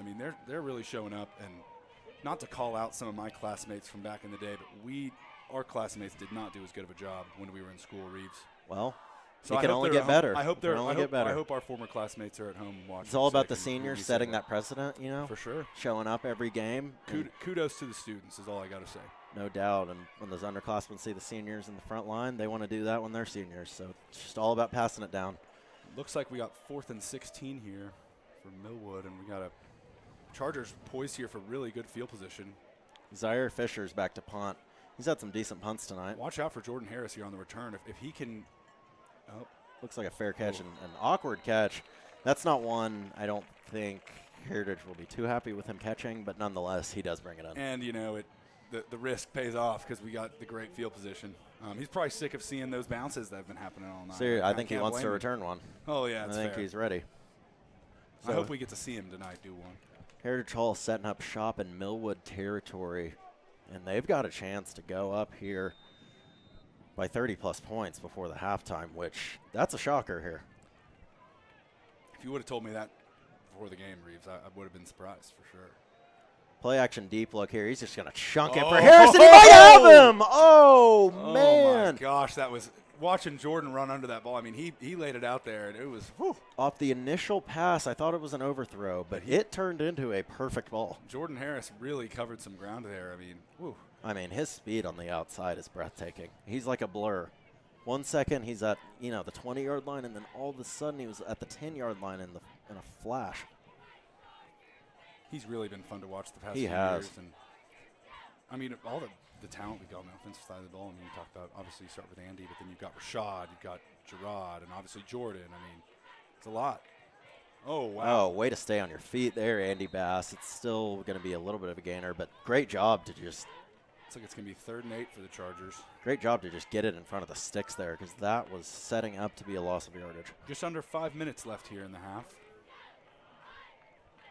I don't think Heritage Hall would mind, burning some clock this drive. If they can give Millwood the ball back, with a minute 30 or under, I think they're pretty confident in their ability to hold them off the board before the half.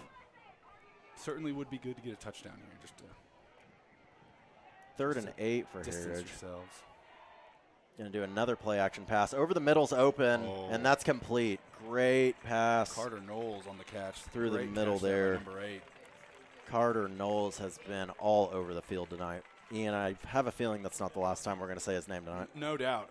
It's there's a lot of weapons here, a lot of new names on the offense that I'm really a big fan of between Hillman Brown, Carter Knowles. A lot of guys that maybe we didn't see. Rhett Davis. Rhett Davis too. There's guys that are ready to make plays. Probably not to the Heritage Hall fan base, but to Ian and I, some unlikely sources tonight for Heritage Hall on the offensive end, but they are holding their own. Handoff along the edge. That's the first carry for number 6, Bladen Bogle. He made a play on defense earlier, Ian, but he's showing that he can carry it too. No doubt. You love to see the young guys stepping up. Really speaks to the depth across the roster. No doubt. I mean, there's just an endless amount of guys that Heritage Hall can get the ball in their hands, and they can be confident that they're going to pick up a good game. You know, and the rosters have grown over the years too. I mean, a lot of players on the team. Seems like they're deeper each and every year. Little split back action. One running back's a little ahead. Back to passes, Andy Bass. Over the middle again, Carter Knowles.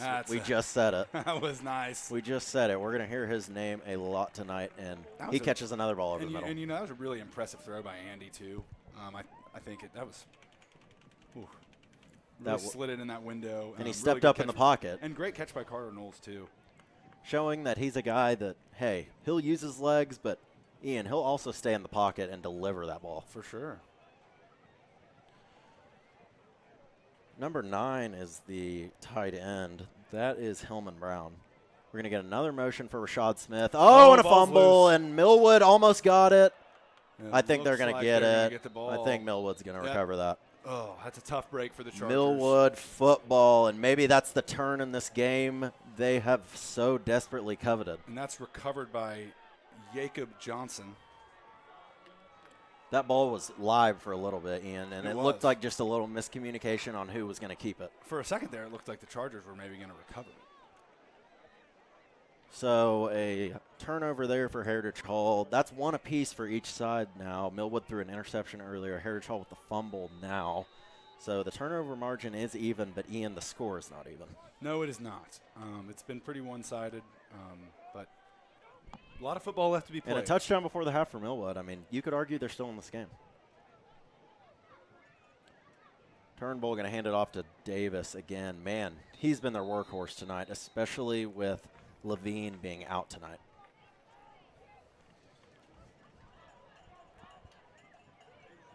Little fun fact. Defensive coordinator Mark Adams is in the booth tonight. That's not usually how it goes. So we're happy to have him up here. Andy Bogert always in the booth, but you're right. Mark Adams usually on the sideline, but he's joining us up here in the press box tonight. Ian, we might have to dig into his football brain later. Nice and air-conditioned, so I don't blame him.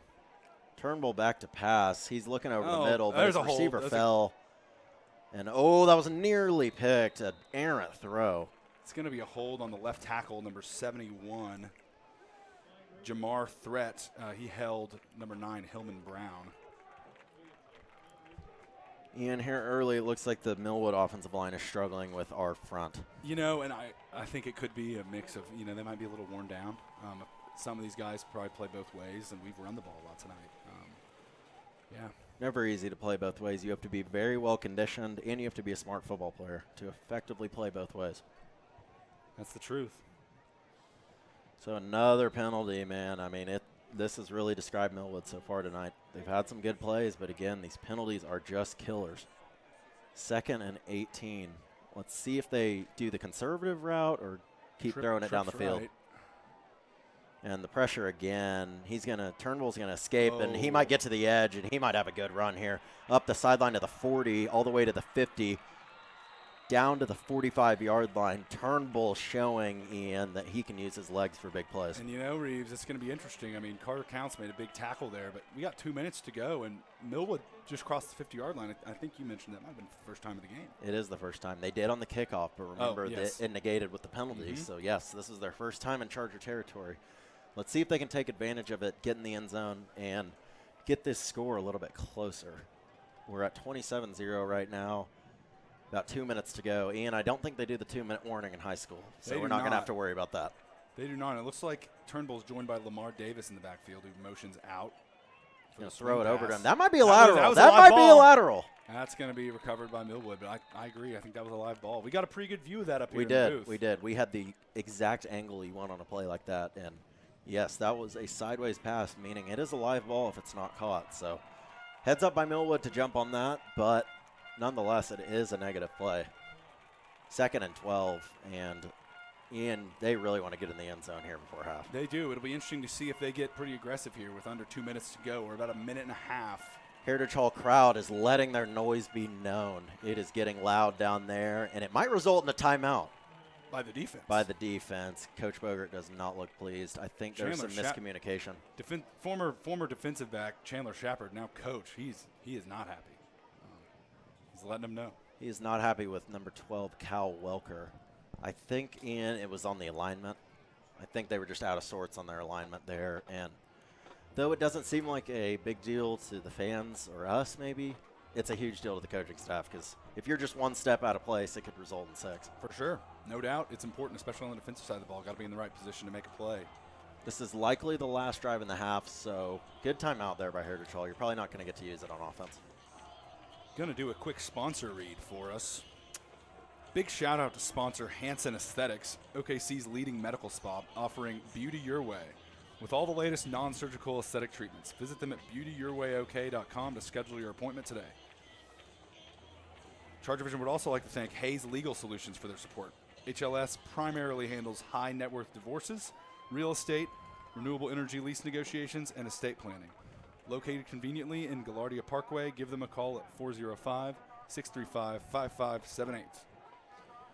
Quick update on the college football front. We got a good game tonight in Salt Lake City. Florida Gators traveling out of conference to take on the Utah Utes, who are number 14. Utah's got a 14-3 lead early, so that's definitely a game to keep our eyes on. The other big game tonight is Nebraska-Minnesota, and Nebraska's trailing 3-0, almost a halftime, Ian. They might not even score in the first half. I was talking with a friend this week. I mean, if Matt Rule can figure it out there, I really like Nebraska's chances going forward. But wow, no doubt. That's not a good start. We're going to take a deep shot here. That's Nickens. He might get it. And that's going to be PI that's going to be pass on interference. number 3, Gerard Williams. That is the correct call there. It wasn't bad defense, but on the same note, he really made sure he wasn't going to catch it. No, yeah, I mean it's definitely a bang play. And the thing is, Ian, in the NFL, that's a much bigger deal with the spot foul on pass interference. And yes, it's 15 yards more for Millwood, but on the same note, it's better than a touchdown. For sure, certainly, especially this late in the half. See if Chargers can hold them. So we see the downfield speed of Nickens there. He's going to be a player for sure. They have not got the ball in his hands too much. Ian, I'm surprised they haven't tried him on the jet sweeps or even handing it off to him in the backfield. Man, yeah, at some point you've got to realize you got to put the ball in your best player's hands no matter what. You're not going to win this game with him only having 3 touches, I'll tell you that. You're not wrong. You're not wrong, Reeves. So Millwood, good gainer on the penalty. Let's see if they can find the end zone here. They're going to throw deep again, and that's just way overboard. Ian, a few of these deep balls, it seems like the receiver isn't even really expecting it to come his way. No doubt. There seems to be a little miscommunication between C.J. Turnbull and some of his receivers. And also there, I think part of the overthrow was he had Barrett Travis and Bladen Vogel right in his grill. I was about to say he took a shot there after the throw, and he's probably feeling it. I was about to say the pressure all night has been in Turnbull's face. He just has not had a clean pocket really at all. And he is a guy that can use his legs to create the space, but on the same note, you want your quarterback to have a clean pocket most plays. Oh, for sure, and especially, I mean, the pressure was coming before he even finished his drop back. Ooh. Looks like we're going to get a check to their sideline. That was close. If they would have snapped the ball there, they maybe could have gotten an offsides penalty on the Chargers. But Heritage Hall was aligned improperly, but they get set, and it's going to turn into a penalty for Millwood. I mean, Ian, they are just stabbing themselves in the back. Man, that's a big one for them right there. That's really tough. The Achilles heel thus far for Millwood has been that yellow flag. It has held them back tonight. Been a lot of laundry on the field tonight, Reeves. A lot of laundry. They're going to want to clean that up going forward this season. It's not a winning formula. I got to say, I love the end zone paint here, the retro Chargers. Yeah, they did. That's a new touch by Heritage Hall. We love that. Shotgun snap for Turnbull. He's going to throw over to the side, and good defense over there. Carter Counts. It was nearly caught, but it was a good break on the ball by Carter Counts. That was kind of a back shoulder type throw, Ian. I thought that was a pretty good throw. It was. It was one of the better throws I've seen Turnbull make tonight. Honestly, that throw down to Nickens, the pass interference, it was a great throw. It was a great throw. Yes, it was. Nearly caught by Nickens on that sideline, but Heritage Hall interfered with it. But big another third and long here, Ian. Big third down here. I mean, it's not even 3rd and 10 here. It's 3rd and 15. Not a position you want to be in. Not at all. I would expect a pass here, but They could also run it to set up the shorter 4th down. Let's see what Millwood elects to They do. move Nickens into the slot here. It'd be interesting to see where they. Oh, not They're just going to go a little hitch route on the side, and that was the correct play call He's there. gonna pick it He up. might even get the first down. Ooh, looks like he might have been just short. But, Ian, that's a play where for the first time tonight it seems like Millwood caught Heritage off guard. No, there. you're exactly right. I mean, I was looking over here. They moved Nickens on the inside, matched him up against Klein Reuter. And I thought, okay, maybe they're going to do something here. But they go the other side and make a play. Certainly going to go for it here. Let's see what they try here. Millwood has 2 timeouts, so they can run it here. But Heritage Hall's D-line has really stuffed the middle. Ian, they're going a diamond look, so you would expect a run out of this or a short pass. Now he's going to go up to the QB line and go sneak. sneak, He got it. and he's going to get it. So back-to-back really good play calls Nice by play Millwood. call by Yeah. Millwood for sure. Yeah. And we are under a minute here, folks. Are they going to use the timeout there? No, their clock stopped for chain reset, and now it's running. And, Ian, I can't say I like that rule change in college football this year. I can't I say. don't agree with it. And, you know, the jury's still out. We haven't even. You're right. fully We haven't looked at watched the many ball, games but with it yet. I think it's going to affect the game a lot. I think you're going to see. I think it's going to affect the end of games a lot. The more college football becomes like the NFL, the more I think it becomes unappealing to a fan For because sure. I think what people like is how different the sports are. And I know the clock's going to stop inside 2 minutes, but I just think it leads to down the line to less close finishes and stuff like that. I would agree. And Probably going to hurt the game. we a love little bit, college but- football for high-scoring games, for a lot of points, for close finishes, like Ian said. So the jury is still out on that rule change in college football. And again, if you're unfamiliar with what we're talking about, usually in college football, it was after you get the first down, the clock stops until the ball is set. But now they've changed it to once you get a first down, the clock continues running except under 2 minutes in the first half and second half. So that's a big rule change in college football. And, Ian, a lot of things are changing on the college football front with realignment. Oh, yeah, it's going to be a fun year next year, Reeves. I'm sure you and I are going to be driving throughout the Southeast. Oh, man. We might have to do 1 or 2 road trips together. Oh, man. it would be a good time. It would be a good time. I'm sure we would be on our best behavior. Sooner fans are excited, anxious, all the above. The SEC, it's going to be uncharted waters, but it's going to be fun. Turnbull will take the snap.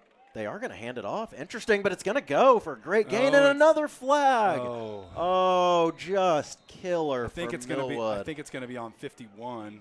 Oh, He man. hates it. He hates it. That is a killer for the Falcons. Jordan Johnson, the 6'1 junior. Holding. We're going to bring it all the way back. Ian, that would have got them to about the 3-yard line. Oh, tough break. And Turnbull was he was livid about that one. I mean, for obvious reasons. That's a tough one. Their best run of the night, and you're going to negate it with a flag.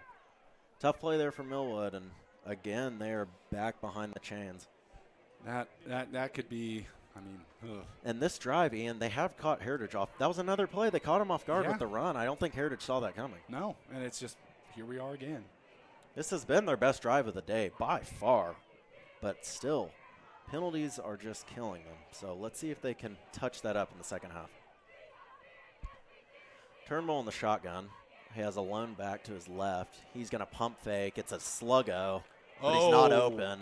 He breaks the tackle, but he's going to be thrown down. Wow. I mean, Ian, Xavier Freeman Ian, with at the some sack. point, you can only do so much if you're the quarterback. And honestly, he broke the first tackle, which was really a good effort by Turnbull, and then Xavier Freeman, it was just too late. I mean, he was there. And if he saw that, are they not going to use the timeout here? Oh, and there he is. Franklin calls it with a second to go. Well, the thing is, Ian, the difference between 7 seconds and a second is not much when you're just throwing a Hail Mary. Course, yeah. So it makes sense. It makes sense there. But, they're going to use that timeout with about a second left. So we're probably going to get a Hail Mary here, I would expect. But, Ian, that Heritage Hall defensive line, they've come to play. They have, and you know, it really comes as no surprise. I mean, those guys are veterans. I mean, you look at guys who have played in big games. They've played in a state championship. They've made a playoff run. I mean, these guys, this is no different. I mean, this is a big stage, but it's no different to anything they haven't seen before. So at the end of the day, I mean, you can't be surprised. I mean, you got a guy like Xavier Freeman, Charlie Gagnabati, Jack Harris. Those guys are constantly working their tails off, and they're dogs is what they are. Listening to Brent Venable's press conference the other day, he harped on experience so much, just experience left and right. And it reminds me of this Heritage Hall team when you just harp on experience because, like you said, they have it across the board.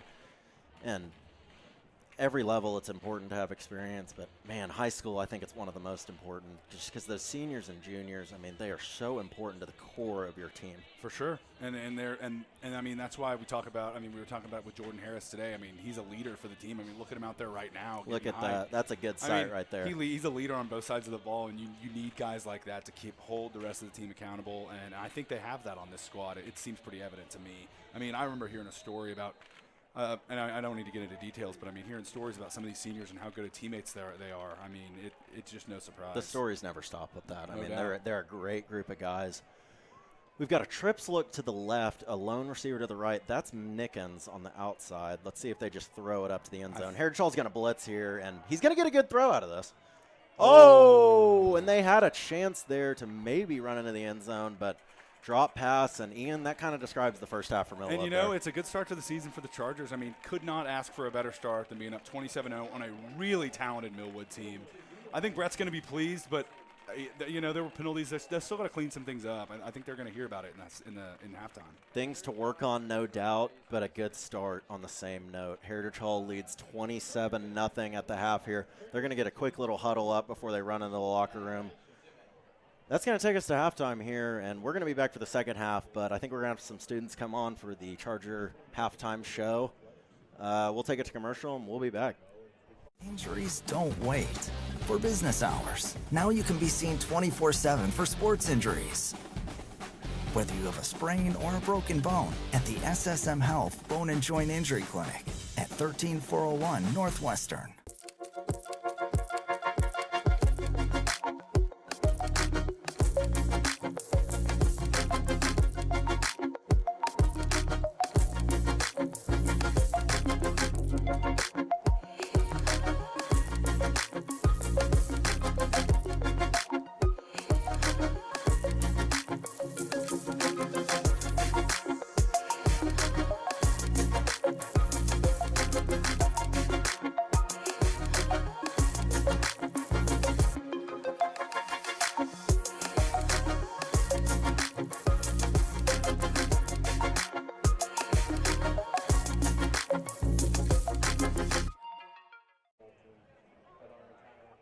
What's up, everybody? Halftime show is back. I'm Gray Ferguson alongside Carson Beam. Carson, what'd you see so far? You know, we're kind of dominating both sides of the ball in all facets. You know, Oklahoma predicted this game to be pretty close, and it's been everything but that. So, you know, Andy Bass has been incredible up front. Our line's been incredible. Defense has been phenomenal as well. So if we just continue that, this game's going to be a runaway victory in the second half. Yeah. I mean, from what I've seen, Millwood, great offense. Jaden Nickens, OU commit. Quarterback's really strong running back, and a good line. I mean, our DBs have done their job. Yep. I mean, to say the least. I mean, 27-0 at the end of the first half, so I don't think many of us were really expecting that. Defensively, we looked really strong, and same with offense. I mean, Andy Bass, a couple great throws. Jordan Harrison, Rashad Smith in the end zone. So I'm excited to see what these Chargers have for the second half. I mean, Andy's got 4 touchdowns, 2 in the air, 2 on the ground. And then also, 3 in the air, sorry, because one of the ones on the ground got called back. But, you know, DB's been doing phenomenal. I mean, Jaden Nickens, OU commit, wide receiver, 4-star, you know, 0 catches right now. And, you know, we kind of have a history doing that, you know. When we played John Marshall in the past and Millwood in the past, they've had some really highly touted receivers, but, you know, our scouting report and our coaches do such a great job of knowing exactly what they're going to do, and, you know, we just lock them up and do our thing. Yeah. Well, and I think another thing, I mean, this Millwood offense, like, they're legit. I mean, they're really good. So this second half, I mean, the boys can't let off the gas. Yep. They're up 27-0, but they've got a good defense. They have a really good offense. Yep. So they really got to keep up that pressure. I mean, they can't give up. You keep up that pressure until, I mean, I'd say a fourth quarter, I'd like to be up 35. I think that'd be comfortable. Yeah. But, I mean, we got to keep applying the pressure. Yeah, I mean, 2A state runner-up. Offense is legit, but, you know, Millwood's probably going to come out. You know, when teams are down, they come out with that first strong push right out the gate. Sure. If we weather that, then I think, you know, we're not going to have any problems. But we got to come out ready. You know, it's not over yet, and take care of business. But, you know, I guarantee you we have everything it takes to do that. Yeah. Brett Bogart's a great coach. You're going to coach him up. He's, you know, you see him on the sideline. There's still things that we need to clean up, you know, if we want to be where we want to be. So, you know, it's not just all smiles in there. getting chewed up a little bit, but that's why we win as much as we do. Yeah. Well, and another side note, not football, or it's football related, but not about the team. I mean, the fans. This place is packed. Both sides.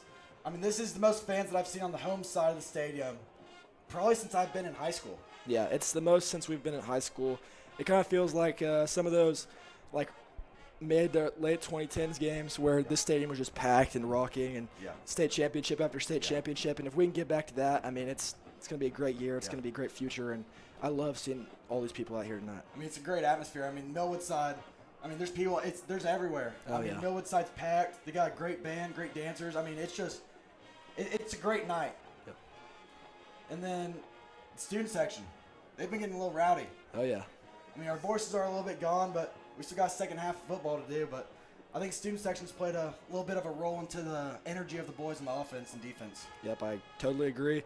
You know, last year and even the past couple of years, you know, we haven't really had that luxury. And this year, you know, we're doing everything we can to make sure that we do, because sometimes, maybe not today, but other days it's going to be, you know, that can help separate and, you know, play a huge role in games like this. Yeah. I mean, so what have you seen on the offensive side that you would like to see maybe a little bit better in the second half? I mean, it's been really clean, but we have had a lot of our running stuff get stuffed up, you know, by the line of scrimmage and not breaking for big gains. Yeah. So, you know, I don't know if that's blocking assignments or missing holes or, but if we clean that up, I mean, the air game's been amazing, you know, and we've had a few overthrows here and there, but, you know, when you're up 27-0 against a team of this caliber, there's not a whole lot to complain about. Yeah. I mean, I kind of agree with you on the one thing that I would change maybe a little bit is just our blocking's great, and he's doing a great job. I'd like to see a little more yards from Bladen and Barrett. Yeah. I think if we can really get those holes open on the offensive line, then that'll just open even more assets of our game. Yeah, for sure. I totally agree with having as many weapons as we do. You know, it's hard to defend us, you know. People, they got a plan for – I mean, we got backups that are better than most of the starters of the teams we're going to face this year. You know, and you've seen so many guys. I mean, there's probably been 10 receivers rotate in, 3 running backs, you know, and all of them are doing a tremendous job. And, you know, if people have to defend that all year, good luck, you know. Well, I mean, with losing the seniors of the caliber from last year, I mean, we've had guys really step up. I mean, we lose Ori, Cooper, Liam, River. I mean, I'd say that whole junior class has stepped up immensely. Oh, yeah, for sure. I mean, all those guys we lost last year are tremendous players. You know, guys that started 3-4 years on the team, all of them tremendous, huge impacts that we lost. And that was kind of a concern for a lot of people, I think, coming into today. But I think the Chargers have answered every doubt that anybody might have had, because I do remember the last time we played Millwood, and we were up this big at a half. I mean, Millwood is a great team, and don't think that this score is because Millwood is not as good this year. That's not the case. The case is we came out ready, we prepared all summer, and we're doing what we're supposed to do, and it's a great thing to see. Yeah. I mean, that junior class, I mean, you have Carter Knowles has stepped up big time because he transferred in from Cassie, so he couldn't play last year, and same with Hillman Brown. Yep. Both of them have stepped up. We've seen Boston Fuller. We've seen Cal Welker, Barrett Travis. I mean, and then, like, sophomores, Rhett Davis. I mean, everyone's stepping up, and it makes our Charger offense, like, powerful. I mean, when you have the power of Andy, Jordan, and Sean, and then you got these juniors come in, I mean, you have 5 guys that can do it all. Yeah. I mean, I like the 6 lineman package that we've been doing. We got a touchdown off that with Rhett Davis. That was pretty cool to see.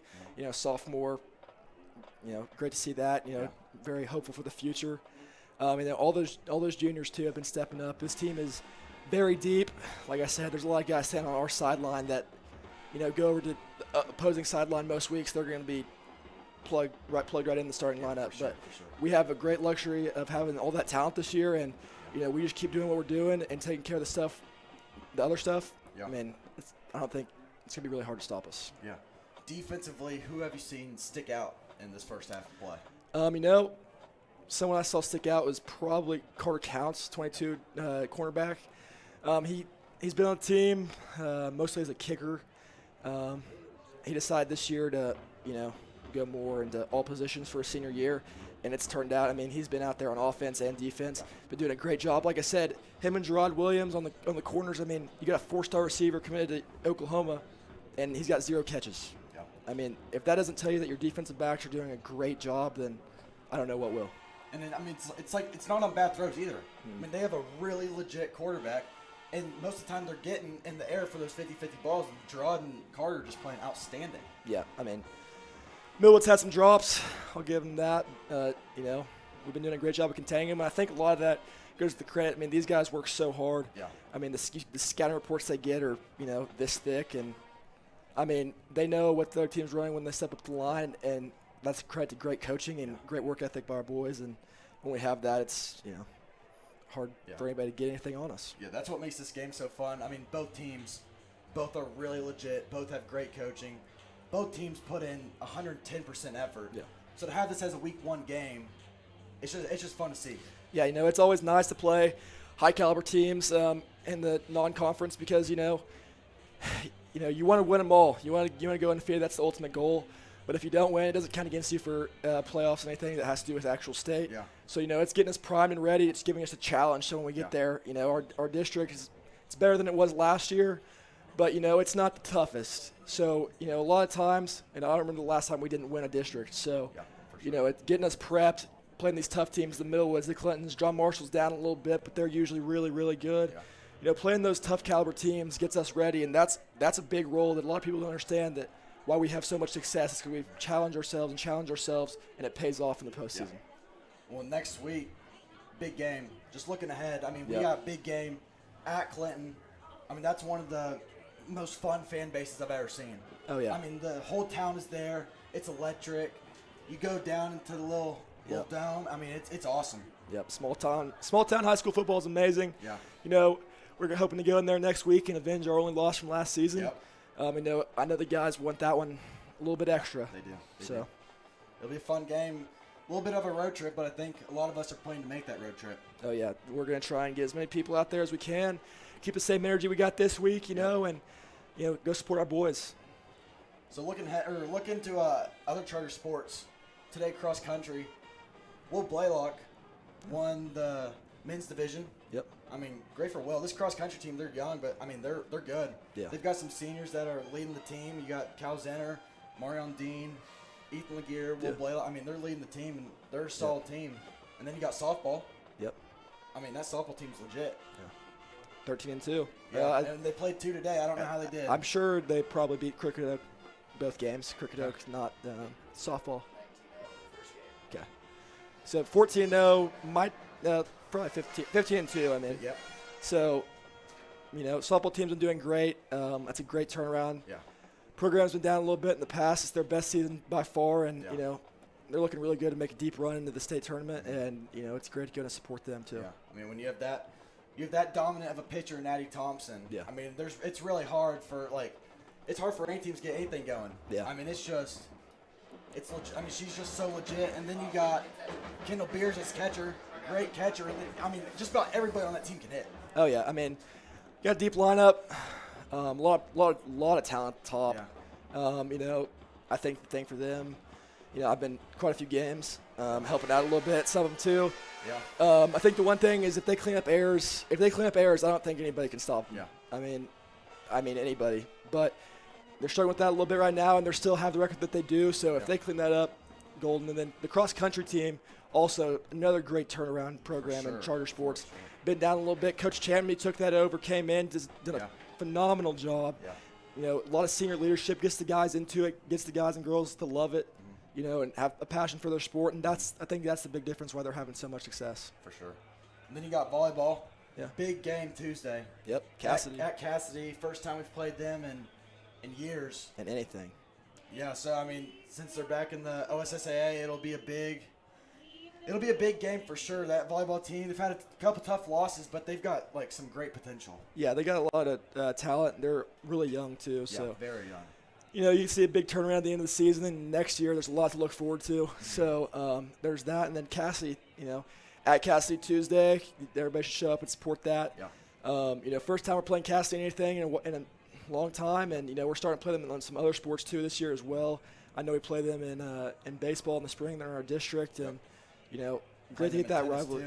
Yeah, good to get that rivalry back. It should be a lot of fun this year. Yeah. And, you know, maybe being in Clinton's district next year, we can't play them in non-conference. Maybe we get the polo Polo Bowl back going. Yeah. Well, in moving from high school to college this weekend, OU plays Arkansas State at home. Yep. OU has kind of turned into Heritage Hall U, it seems like. Yep.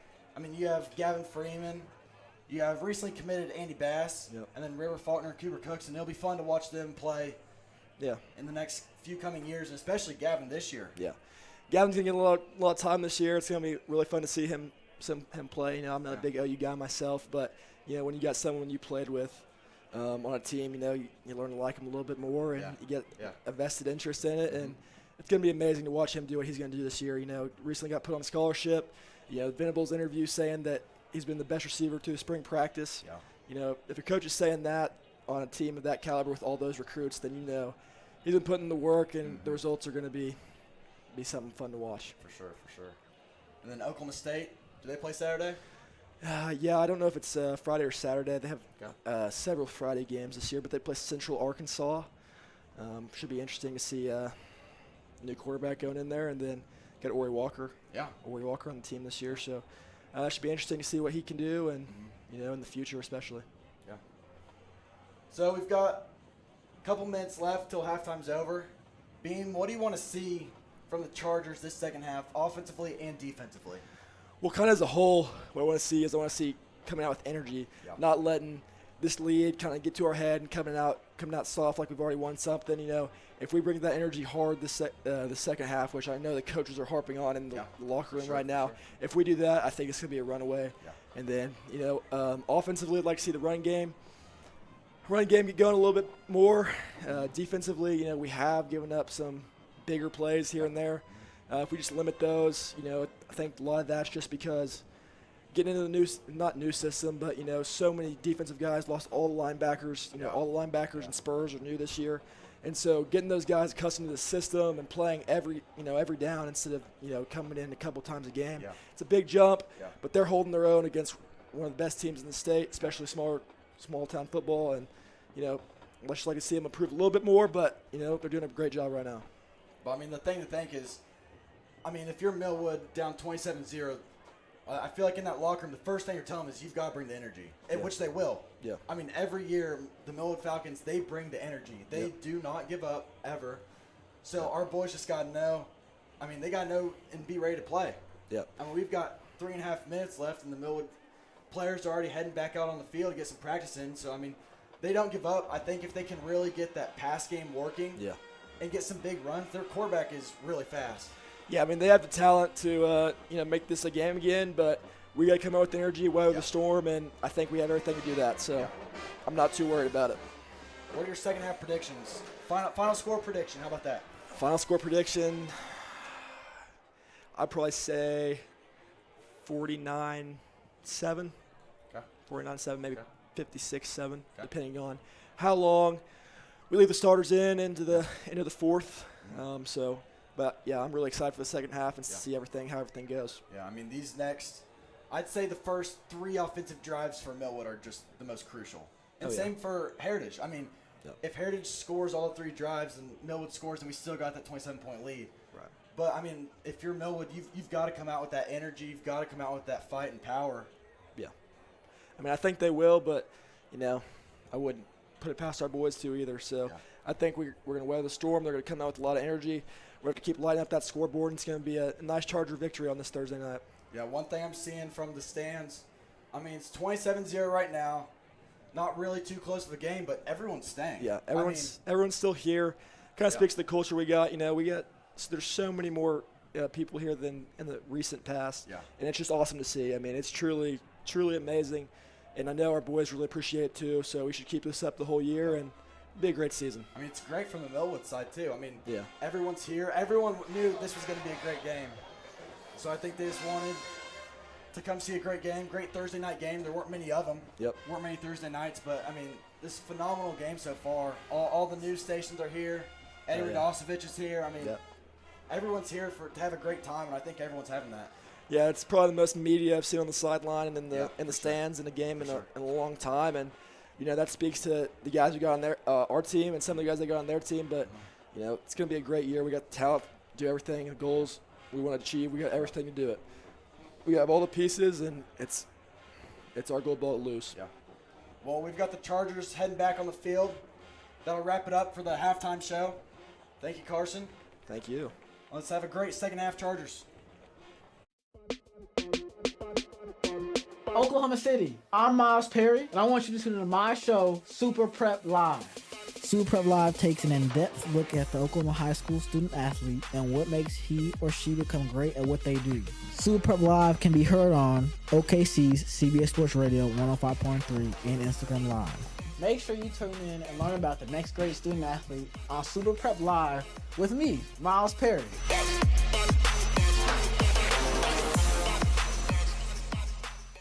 Dead People Stuff grew out of our love of historic preservation and architectural salvage of building materials.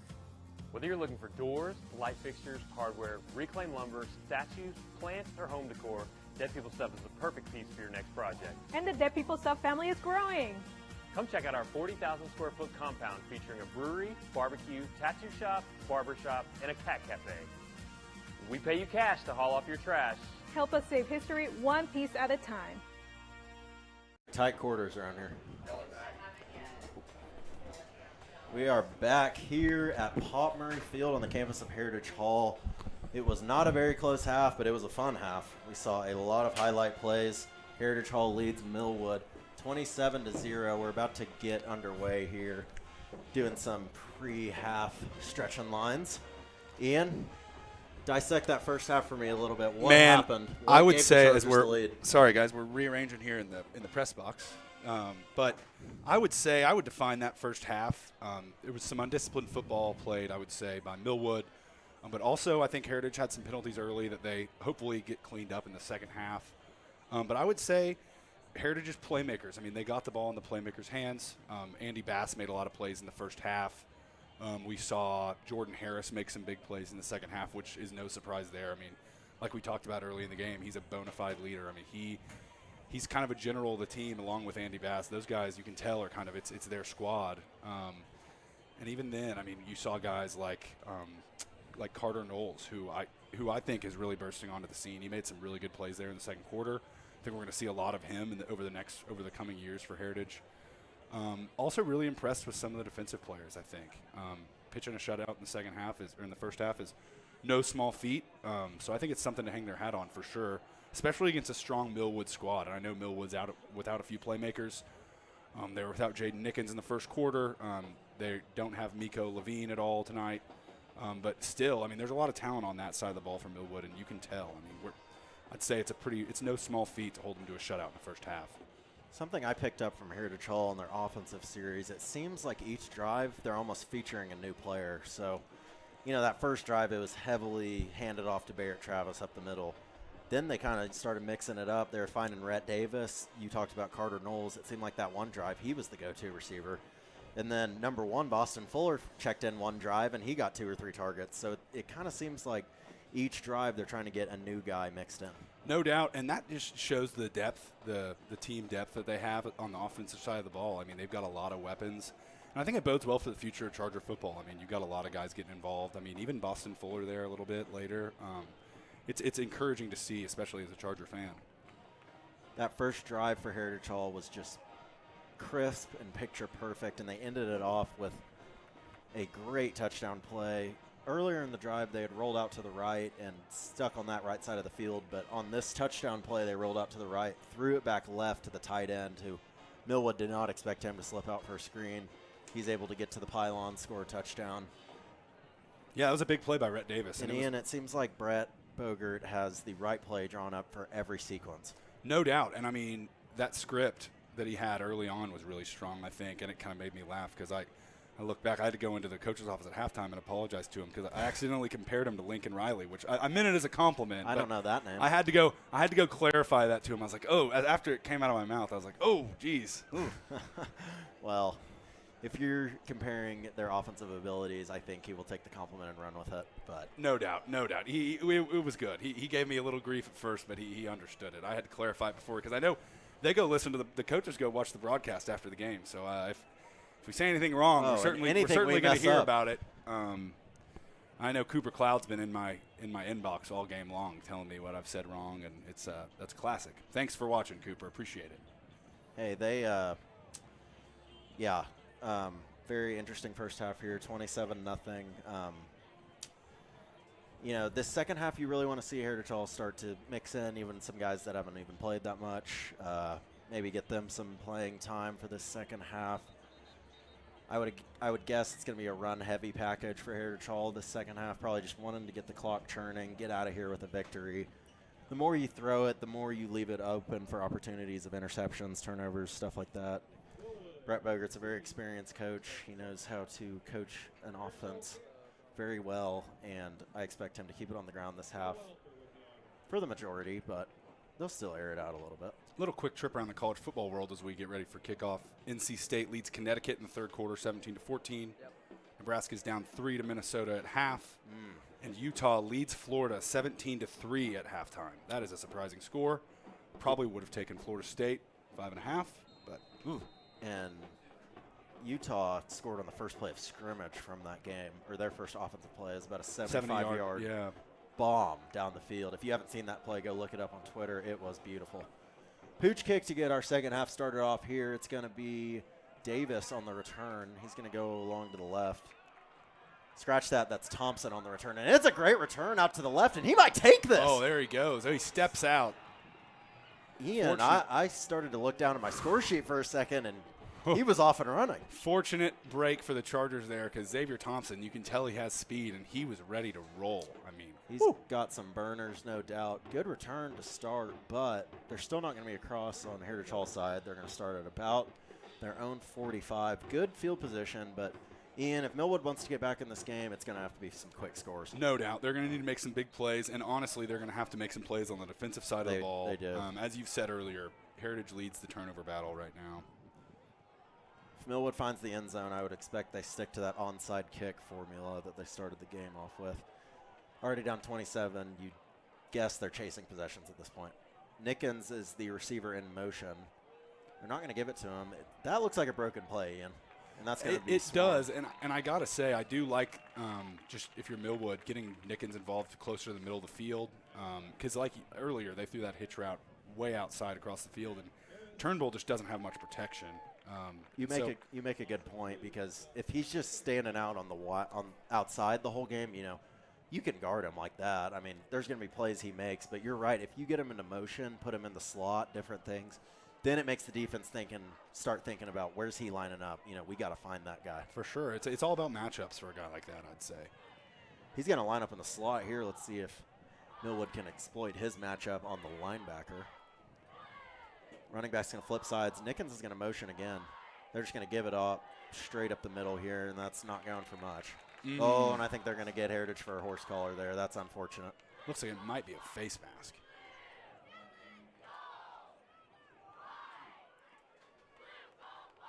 Yeah, Ian's right on that one. Face mask on Heritage Hall, so that's going to be an automatic first down and 15 yards forward for the Falcons. So good start to the half for them. They got to move quickly if they want to make this a closer game. Yeah, that's a good break for them. I think that was Jack Harris with the personal foul there. I'm not sure. See how Millwood responds. Now they're in Heritage Hall territory. Maybe they get a little more aggressive. Maybe open the ball down towards the field. Nickens has been motioning a lot this half.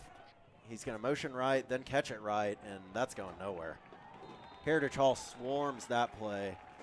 I mean, credit Millwood for attempting to get the ball in Nickens' hands. They did just that, but Heritage Hall was ready for it. They swarmed the ball, and he had no room to run. So, Ian, they're starting to get the ball, or at least motion Nickens more this half, but it's not working that much. No, and they haven't put the ball in his hands yet, but it's like we had a bit of a clock issue, but that's fixed. Turnbull is running over to get in the shotgun. Looks like he's joined in the backfield by Anthony Keys. They've really rotated the running backs around. They have, yes. We've seen Lamar Davis play. We've seen a little bit of Tommy Fisher. Now we're seeing Anthony Keys. And really, I've seen good things from all three of those guys. They do have good running backs, and their starter tonight, like we said, is out, Levine. He's one of the best running backs in the state, committed to North Texas. We would have to think it's injury-related. He is not suited up tonight. Who knows? But we have not seen him tonight. We didn't see number 7, Jaden Nickens, till the second quarter, which threw Ian and I for a loop because he is the best playmaker they have. They've been featuring him more as of late, but just a very interesting sequence there, him not coming out until about the third possession of the game. He's going to be in motion again as he has been this whole drive. Handoff up the middle. That might get the first down. I think it's going to. Looks like it will. Yep. And they are moving them. Move those chains. That's a Millwood first down. So just under the 10-minute mark here in the third quarter here at Pop Murray Field. I've got to say, Reeves, that new Bogert family scoreboard is really impressive. I find myself watching it as much as I do the Jerry World scoreboard. It is a very good addition to Heritage Hall. It's a good-looking scoreboard. And Ian, what a view with the moon in the background. My goodness. Did you, Reeves, I gotta just ask, now noticed that. Did you check out the super blue moon? I heard about it, but I did not check it out. Did man, you? It was awesome. I should have. It was awesome. I kind of heard about it too late. And that's another pre-snap penalty. That's been that's about the 5th or 6th, honestly, false start Millwood has had tonight. Just really hurting them. But, yeah, that moon is blood red. And that's looking cool back there. It is. Good.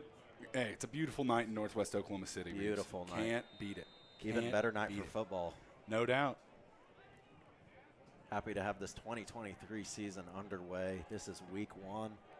Everyone's just getting settled in. 27-0 Heritage. Millwood trying to respond. Nickens motion again. They're running the same play a lot. Turnbull breaks the tackle. He can't break the second one. Brought down by number 2, Barrett Travis. Ian, he's been in the backfield a lot on offense. You know, there he is on defense. He's a workhorse. He's going to be hurting at the end of the game. I mean, playing a ton of ball on both sides. I think they're going to get the ice bath ready for him. Oh, for sure. For sure. Looks like we have a Millwood player down. I cannot see the number at the moment, but we hope he can get up and be all right. Both teams are going to head to their sidelines here.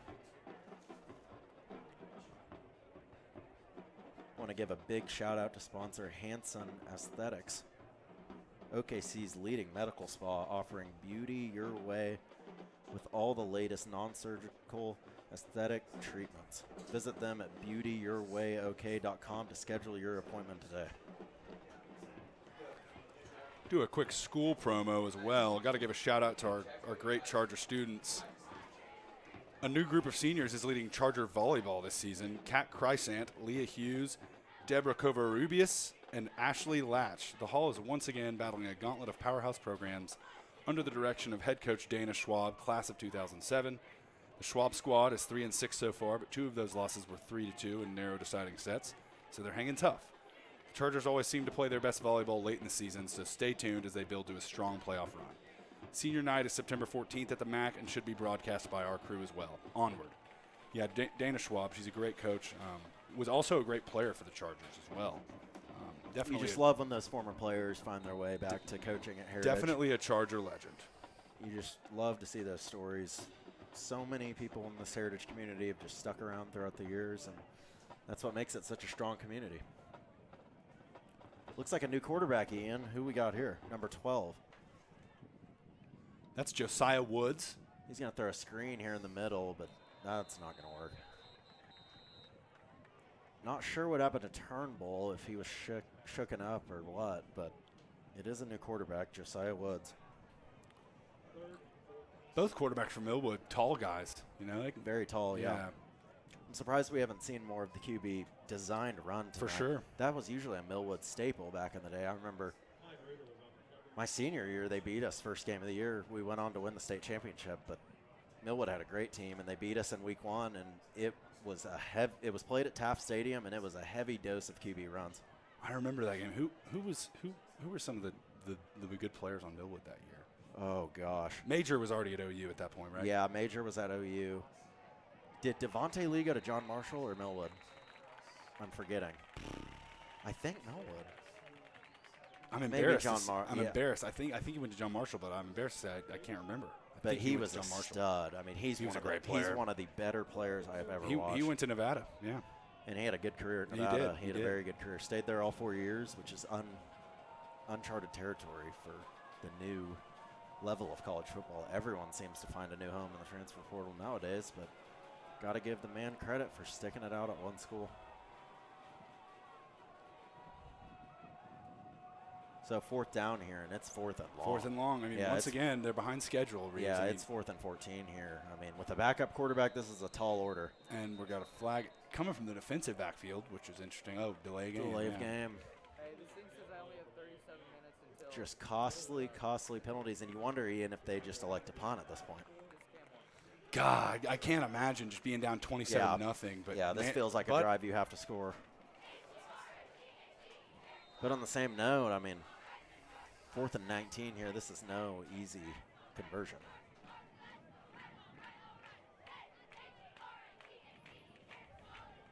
Looks like they're going to go for it.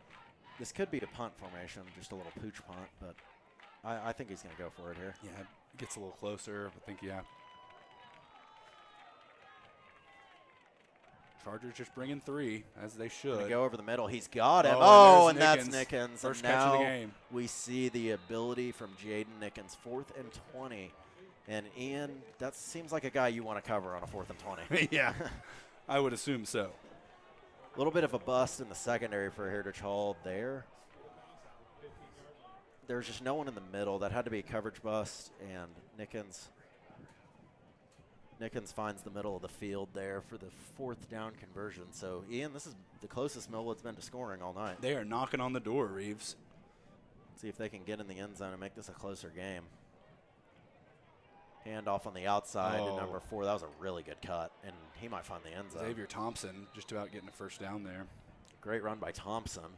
He's close to the goal line. Chargers making a wholesale change along the defensive line, which we've seen a lot tonight, bringing in Freeman, bringing in Ganyabadi, and bringing in Jack Harris. So bring in the big boys. You know, it's a good advantage to have when you can do line changes on the defensive line like that. I said it in the first half. I probably sound like a broken record at this point, but when you can keep those guys fresh, I mean, it gives you a different gear.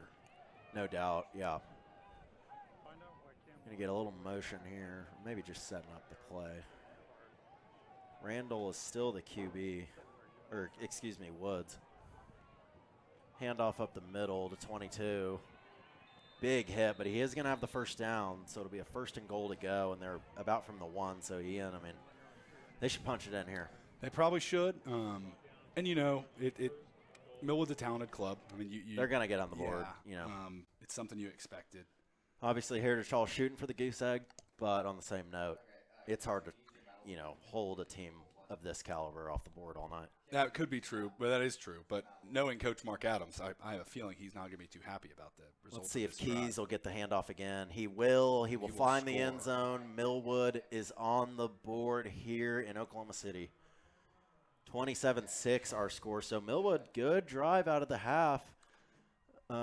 They march it right down the field. Some penalties help them. A 4th and 20 conversion to the OU commit, Jaden Nickens. And then they're going to punch it in with number 22, Anthony Keys, to finish off the drive. So, Ian, that was their best drive of the night by far. And, they bring in Josiah Woods as quarterback, and they found a little bit of a spark, I think. He made a good throw to Nickens over the middle on that 4th and 20. It was a gutsy throw. And Keys, he's shown to be a solid back. Looks like they're going to go for 2 here. Ian, what do you think the strategy is behind this? I'm not sure. I know. Maybe three touchdowns with conversions would get you to within a field goal. I guess that's true with us having 27. Looks like a confusion to the play. It's got 2 running backs in the back. Yeah, this is interesting. I don't think they were ready for that play. That looked like a lot of confusion. And, Ian, on the same note, they might not have a kicker that they're too confident on. After seeing the opening kickoff, I did wonder the same thing. But it looks like they're going to move him back there. That's a costly penalty there once again. Yeah, it is. And if they still go for this, that tells you a lot about their kicking game. Yeah, you're right. And it appears they are still going to go for this. And they're still going to line up in the Wildcat. So they've got Lamar Davis there in the backfield. They also had Keys, but now Keys looks like he's lined up in the H-back position. This might be a little jump pass. No, he's just going to run it along to the left. Yeah, there is the jump pass. And it's caught. Oh, wow. Hey. Beautiful play. And, Jordan Harris, he made a pretty good play on the ball there. I think that was Jordan Harris. Nope. It's not. It was Gerard Williams. Sorry about that. And, Ian, what caught Heritage off guard there is, 1, I don't think they really expected him to throw it. Obviously, he's a running back. But 2, he was a lefty. Yeah. And so they rolled him out to his strong side and then, he reared back with the left arm and threw it into the end zone. Oh, that's not good for Heritage there. It looks like Jack Harris came up hobbled there on that play. He does seem to be jogging off the field. We hope that he's all right. I think that's Jack Harris. He appears to be all right, but definitely going to get looked at. Millwood has broken their 0 on the board there, and they convert the 2-point conversion as well. So, Ian, we've got a little bit of a game on our hands. We do. There's a lot of football left to be played. Chargers have to stay disciplined and go score here. They got to go punch one in, which, you know, if the rest of the game is any indicator, I think they should be able to do that. But it'd be interesting to see how Millwood responds defensively after the half. Now let's flip the script a little bit here and put yourself into the Millwood coach's shoes now, Ian. What are you doing on this kickoff here? Are you going onside again, or are you kicking it deep? No, I'm doing my best to kick it deep. We'll see how that goes, though. I mean, I don't know if that first kickoff was a planned onside or not, but we'll see how they come out here on this kickoff.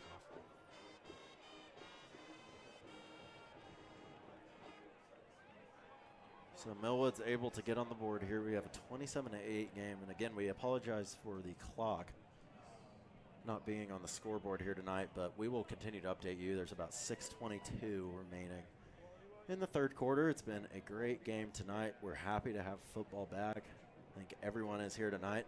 You can see it behind the crowd. I mean, there's not an empty seat. Ian, maybe a few empty seats in the second half just because of the halftime score, but that crowd to start, Ian, it was rocking and rolling. Got a little bit of a ruckus in here in the press box. We've got a close-quartered press box. But we're all good friends in here, so it really isn't a problem. Friends. We're in here with our friend Roger Smith and Price Brown. Price is a true ChargerVision veteran. I think everybody could say that ChargerVision would not be where it is today without Price. So no doubt. We appreciate him very much. No doubt. He's already pointed out 4 or 5 things that we missed early in the first half, so we thank Price for that. Looks like the kick fell off the tee there, so I have to redo this here. Number 51 is still the kicker. Ian, that's a big boy as a kicker. It is. He's an offensive lineman, Jordan Johnson. See if they try the onside again. No, it's just going to be a little squib up the middle. Barrett Travis with the routine catch. And interesting there, considering he's the running back, yeah. I thought he would have tried to return that a little bit, but just ensuring the possession there and making sure. It was pretty low, too. It was, I think he had to dive at it. Don't want to make a costly mistake and give Millwood the ball right back. So high IQ play there, and Heritage Hall will take over at the 28-yard line. Andy Bass will come back out for his first possession in the second half. Ian, he was stellar in the first half. He was. He's really fun to watch. I mean, his athletic ability. Excited to see where he goes at the next level and see what he does on this drive. Good handoff. They're going to feed Travis here, and he had a big hole. That's a good start. He was just slipped up there by, I think it was number 2 from Millwood. You know, if you look back to the first half, they had some trouble running between the tackles early, and so it's good to see that the O-line still settled in here. I have a feeling they're going to pound the rock this half. I'd say that's pretty smart. Pretty good guess. Bubble screen out to Welker. Backfield. Not sure what that's going to be for. Too many men? Be my only guess. Or an illegal offensive formation, maybe. Refs are huddled up discussing this call. Looks like number 6, Cameron Carter from Millwood, is down. Hope he's okay. And players are dropping like flies tonight. Yep. Not something we wanted to see, but kind of something you expect in the first game a little bit, just because for sure. And everyone's not in football mode. And yet. You know, you're hoping that this is just a cramp, and it's exactly what you're saying. Just it appears to be a cramp. They're holding his calf right now. That's usually the cramp area, so hopefully he can get up, get some pickle juice in him, and get back on the sideline.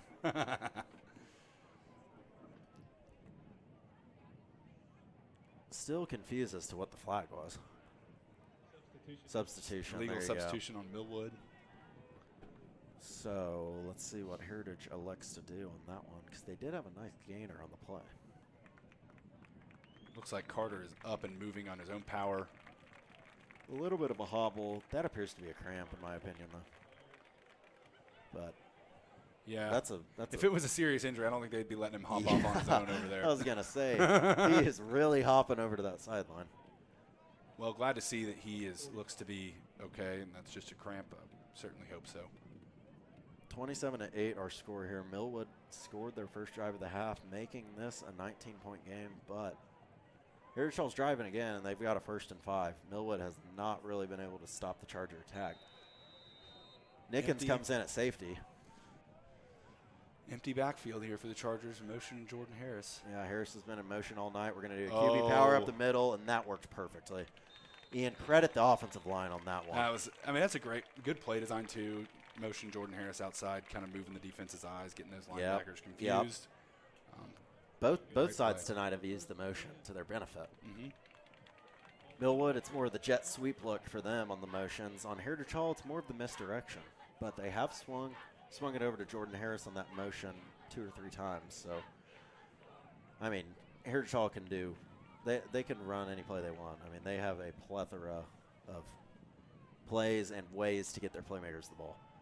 Looks like Rhett Davis is in the backfield along with Travis. Fake the handoff.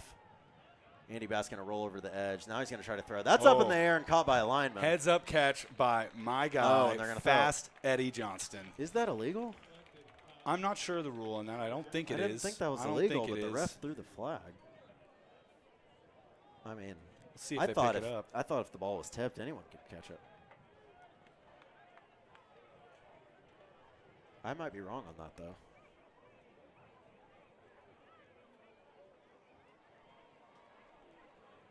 Lots of conversations going on between Whitecap and his crew. It's been a busy day for the referees, Ian. I've had to call a lot of flags tonight. It does not look like they're going to pick that one up. Face mask. Oh, okay. Just a killer for Millwood. My goodness. Good catch by my guy, Fast Eddie there.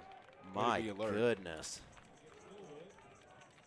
I mean, you go from swatting a ball down and the lineman hitting it to a face mask on the play, and it resulted in 15 and a first down. Penalties will kill you, Ian, if you let them. It looks like about 1st and 7 here for the Chargers. Another motion for Harris. They're on him, but they're looking over the middle here. Clean pocket for Bass. He's going to let it rip. Wow. He's got Boston Fuller on the sideline. He's got a spin move, and he's all the way down to the 10-yard line. Ian, he had a lot of time there to make the play. And he looked and looked around, didn't telegraph it to his go-to guys, and he found Boston Fuller wide open. Boston Fuller is swagged out tonight. He's got a towel, leg sleeve. Man, he's looking good out there. Hey, look good, play good, man. Exactly. All Navy uniforms for Heritage Hall tonight. One of their favorite sets to wear. No doubt. You know, when I played, I was never a big fan of the Smurf uniform, but I was definitely alone in that. Most people loved it. Most people did enjoy them. Fake handoff up the middle. Bass will keep it. Bass will probably get 6. He is. Reach over the goal line at the last moment. Andy Bass to the end zone. 10-yard rushing touchdown. Heritage Hall. Man, that offense just keeps rolling. It was exactly what they were looking for. We got about under 5 minutes to go. They need to go get a score, and there we are. But keep the gap there. That was as much as it doesn't look like it because the score gap is so wide. That was a needed score. And I would go as far to say that's a statement drive, Ian. Right after Millwood scores, gets the 2-point conversion too, gets on the board. You're feeling a little bit of pressure if you're Heritage Hall. No doubt. They're coming at your throat a little bit, but that play, great play call. Great play calls the whole drive. They're able to find the end zone. Heritage Hall, 33 points, and the extra point would make it 34. And at the end of the day, that goes back to coaching. I mean, those guys keep their composure, and they come back here and drive down the field like it's nothing. Man, Kyle Welker's been stellar on the PATs. For sure. Good kicks all night. He tacks on another point for Heritage Hall. We're at 34-8. And it's at 34, Ian, because Heritage Hall early in the game tried to go for that 2-point conversion. Yep. They were stopped about a yard short. So that was, Never hurts in trying, and no. And you want to experiment new plays, early in the season.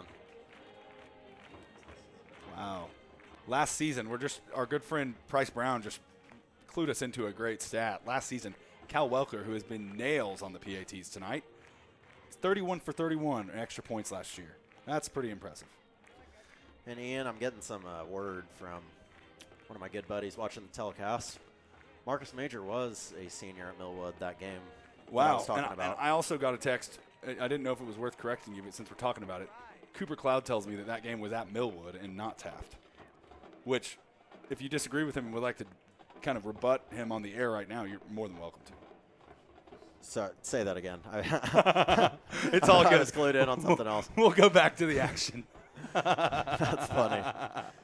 We're having a good time up here. Oh, always. Having always. a good time in the press box. You get two old pals on the mic together. Oh, man. You never know what we're going to say. We're bound to ramble a little bit, and hopefully you folks at home are enjoying it. I know my grandmother is at home watching, so that's always shout good out to her. hear. So. That's always good to hear. We love the faithful that listen in to the telecast, obviously. We also love the faithful that show up to the game every night. I mean, you got to have some fans here. It's a great crowd tonight. Thank you for everyone for coming out to watch some Week 1 football. I think everyone here, Ian, and the fan base was just excited to watch this as we were. Oh, no doubt. It is, for lack of a better term, it's football time in Oklahoma. It is. Fair catch along the sideline. That was an awkward play. I hope he didn't. Yeah, that looks was a little awkward. For sure. Here we go as Millwood sets up. It looks like at their own 25. So. And quick update in that. Quarterback. It looks like C.J. Turnbull is back in at quarterback. Interesting decision after the backup leads you to 6. I tend to think you go with the hot hand there, but on the same note, they probably believe this guy's their quarterback. There's a reason why I'm not on the sidelines. There's a reason why I'm up in the booth. And he hasn't had a horrible game, Ian. He just hasn't had a lot of opportunity. Throw over the middle. That's a bad drop by Nickens. Uncharacteristic. Ugh. Just unable to get in a groove so far tonight, Millwood is. They had a good drive to start the half, getting in the end zone and getting the 2, but, Ian, they've looked flustered tonight, and they haven't looked very crisp. They haven't. And they've shown some good things in the run game that's impressed me, but it is in the passing game, it just seems like it's a little disjointed. But, I bet over the course of the season they're going to improve a lot. First game's always a tough one, especially against an opponent like Heritage Hall. I don't have the stat about Heritage Hall at Pop Murray Field, but it has to be overwhelmingly an impressive stat. We're probably going to find that eventually, but handoff up the middle that was Davis. He'll get the first down. Interesting thing about Millwood with them, the coming realignment in the OSSAA, they will be in a district with Cassidy in 2A next year. Crazy stuff. Which that will be interesting. Certainly be interested to see how Cassidy does when they enter play in the OSSAA. We thought realignment was just in college football, but nope, it's stretching on to high school too. Handoff up the middle. I guess I'm probably exaggerating a little bit when I say realignment, but it's just, Heritage movement. There is a lot of movement, though. Yeah. Mm-hmm. There's a lot of movement with districts. Yeah, and with the new rule where, you got McGinnis going up to, 6A2? Yeah, they have 6A1 and 6A2 and now. McGinnis is going up there. Yeah.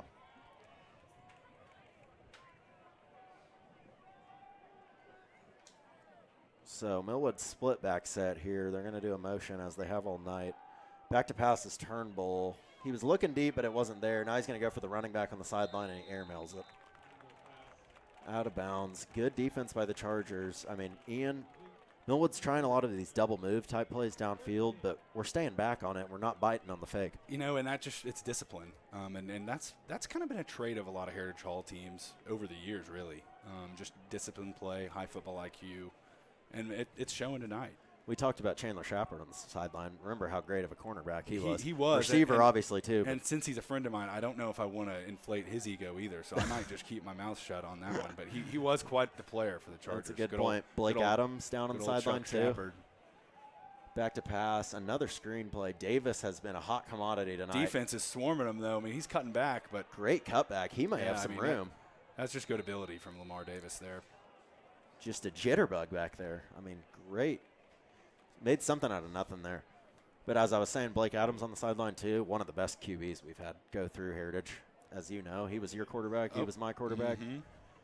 Great player there. Chandler Shepard was great on both sides of the ball. They were both great baseball players, too. So it's good to see some of those former players down on the sideline for Heritage. Oh, yeah. I want to give a quick shout-out, too, to one of our big-time ChargerVision contributors and also former player, Cooper Cloud, and his wife Maddie recently welcomed some daughters to the world, Eloise and Margaret Cloud. So congratulations to the Cloud family. They're at home watching.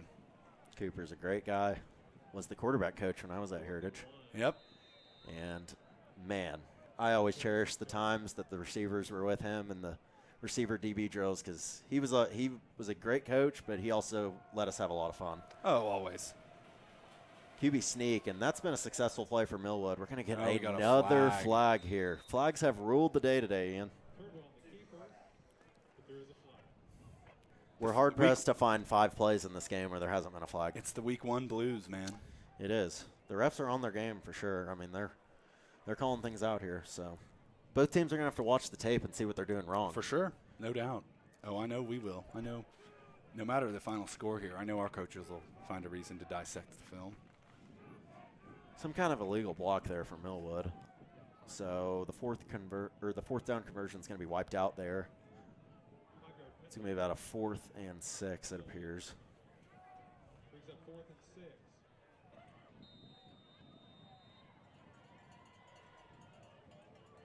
See what Millwood decides to do here. I would guess they're going to go for it. Down 34-8. Yeah, see what Coach Darwin Franklin decides here. I'd imagine he will. Got 2 backs back there. One is up near the line. One is to the right of Turnbull. He's going to go up the middle. Let's see if he can find the first down. That's going to be a drop. And Ian, it was the right play. It was. And I'm not going to credit the drop to number 7 there because that's a tough ball to catch. It wasn't the best thrown ball, but Ian, you would think he's got to reel that one in. For sure. And I mean, you look back to the one in the slant earlier in the drive as well. But you know, it's early in the year, and he's a great player, and he'll clean it up for sure. Frustrating night for Jaden Nickens for sure, but he is a great player, and he's going to turn it around this year. But Heritage Hall has had his number tonight. There's no denying that. Andy Bass and Travis in the backfield. Andy Bass is going to step back to pass. He's going to let it go. Pretty ball. But that was good defense. Oh, but he's going to readjust and catch it. Incomplete. I got to say, that was impressive. It was like he turned on the Jets at the last second. That's unbelievable. My, what an adjustment. A mid-air adjustment by number 4, Jordan Harris. He came under that ball and almost caught it for 6. Ian, it was great defense by the quarterback, but he just gave up his leverage at the end. It was like at the snap of a finger, Jordan Harris was right there under the ball. Nearly 6 for Heritage Hall, and that likely would have put this game on ice, but Heritage Hall is going to have a 2nd and 10 here after the incomplete pass. Let's see if they keep stretching it down the field or if they opt to pound it between the tackles. We are just above the 2-minute mark in the third quarter here at Pop Murray Field. RPO look. Boston Fuller's been the RPO man tonight. Get him on the bubble screen. Ooh. Wow, big hit along the sideline. That's number 2. Jamarion Franklin, great hit along that sideline. He's had a couple hits tonight where I just had to say, wow. He brings the wood for sure. Yeah. Nice pun with the Millwood. I didn't even catch that. I see what you're doing there. I didn't even catch that. So good, I don't even notice it. Man, oh man, that's funny. So a little bit of a gain there for Heritage Hall, about 2 yards, maybe 1 yard. We're going to get a 3rd and 9 here. Hillman Brown and Barrett Travis join Bass in the backfield here. Andy Bass rolling out to the right. He's looking for someone. Oh, he's going to end up Can't running find it. anyone, but he's just going to run it, and he's going to pick up goes. the first down on his own. Andy Bass, man, he That pulled was a rabbit impressive. out of a hat there. That was impressive. He turned on the Jets like that. He's really had himself a night. Impressive play on that sideline. Looked like he ran out of room to run, but no, he didn't. Breaks 1, maybe 2 tackles, gets that first down. Ian, if your quarterback's doing that, I mean, how big of a help is that to your offense? It's like you're having 2 running backs exactly in the backfield at all times. Because he's not like most running quarterbacks. He's big. He'll lay the lumber on you for sure. Not exactly an easy guy to tackle. Back to pass Bass again. He's been rolling right a lot tonight. Looking Good over the throw. middle, Carter Knowles. That was a good throw on the run. And Ian, they like Carter Knowles over the middle. That's primarily doubt. where he's been running his routes. He's going to be a weapon for us this year. I agree. He's a very good player. And Heritage Hall featuring a lot of different position players tonight. Carter Knowles being one of them. So, almost to the we are in the red zone, actually. About the 18-yard line for Heritage Looks Hall. like Cal Welker comes on. I don't know if you've been up to date with Hard Knocks this season. I've watched the first couple episodes. Haven't watched the most recent. In the most recent episode, Nathaniel Hackett, new Jets offensive coordinator, as Andy Bass is going to keep it up the middle, and he may take it to the end zone here. Score. I jinxed him. Just a yard short. Sorry, Andy. I apologize. Well, for they that might one. get him back in the end zone on this next play. But as I was saying, Nathaniel Hackett refers to the red zone as the gold zone for the Jets. Oh, my gosh. And, yeah, that was a big emphasis on the last episode. So when you watch that, think of what I just said. The goal zone or gold Gold Zone. Oh, my Gold gosh. Zone. It was off some movie I'd never heard. Sounds pretty corny to me. It was weird. I can't even remember the movie they said, but my mom and I looked at each other and we were like, I've never heard of that movie. But every player raised their hand, so I must be uncultured. Guess so. But anyways, got another Millwood player down. Man, players are just dropping tonight. You do not like to see it.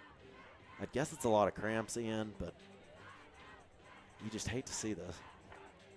And it looks like that is number 44, Kenneth Childs. Certainly hope Kenneth's all right. Quick update in college football slate. Utah is rolling, and I mean rolling, Ian. 24-3 over the Gators. Not much to speak of for Florida so far. Wow. Tough look for Billy Napier in year 2. Yeah, man. He might not be keeping his job much longer, if we're being honest. This is year 2 for him, not year 3, right? I believe it's year 2, but still, I mean, no, you it's know, not at a good. school like Florida, they have a quick trigger on that hot seat. And granted, I mean, they're losing to a ranked team, but still, you got to put up a better fight than that. Let's see if Andy Bass will punch it in here or if it'd be Travis. It appears to be Travis. He'll go up the middle, walk in, touchdown. Easy like Sunday morning, as Toby Rowland would say. And that is, we've got about 40 seconds in the third quarter here as the Chargers go up 40-8. Ian, you're going to like this score update. Nebraska has taken the lead over Minnesota, and they're about to score again. It's 7-3 late third quarter. They're at the Minnesota 14. Man, if Matt Rule in game 1 of his Nebraska tenure is able to win at Minnesota, that's pretty impressive. Oh, for sure. And obviously, we were just talking in the break. I mean, if that doesn't work out there, I don't know what coach will. I would agree. I would agree. As a longtime Oklahoma fan and being I admire Nebraska as a program, I certainly hope they get back to where they once were. Seeing 90,000 people in their stadium yesterday for that volleyball game just kind of that was awesome. Like, man, they've got to get back there in football. What a big day for women's sports that was. For sure. I mean, 92,000 in the stadium for a volleyball game. Just tremendous stuff. Credit to the Nebraska fan base for showing up. You know, how special do you think those volleyball players felt? I mean, no doubt. You know, I'm sure at Nebraska's home volleyball games, they really still pack the arena. Oh, it's a great But program. there's nothing like playing in front of 92,000 people in a football stadium. No doubt. And when you think about it, it really makes sense that Nebraska's – that's just how their fan base rolls. No doubt. I remember going to the Big 12 championship in 2010. It was –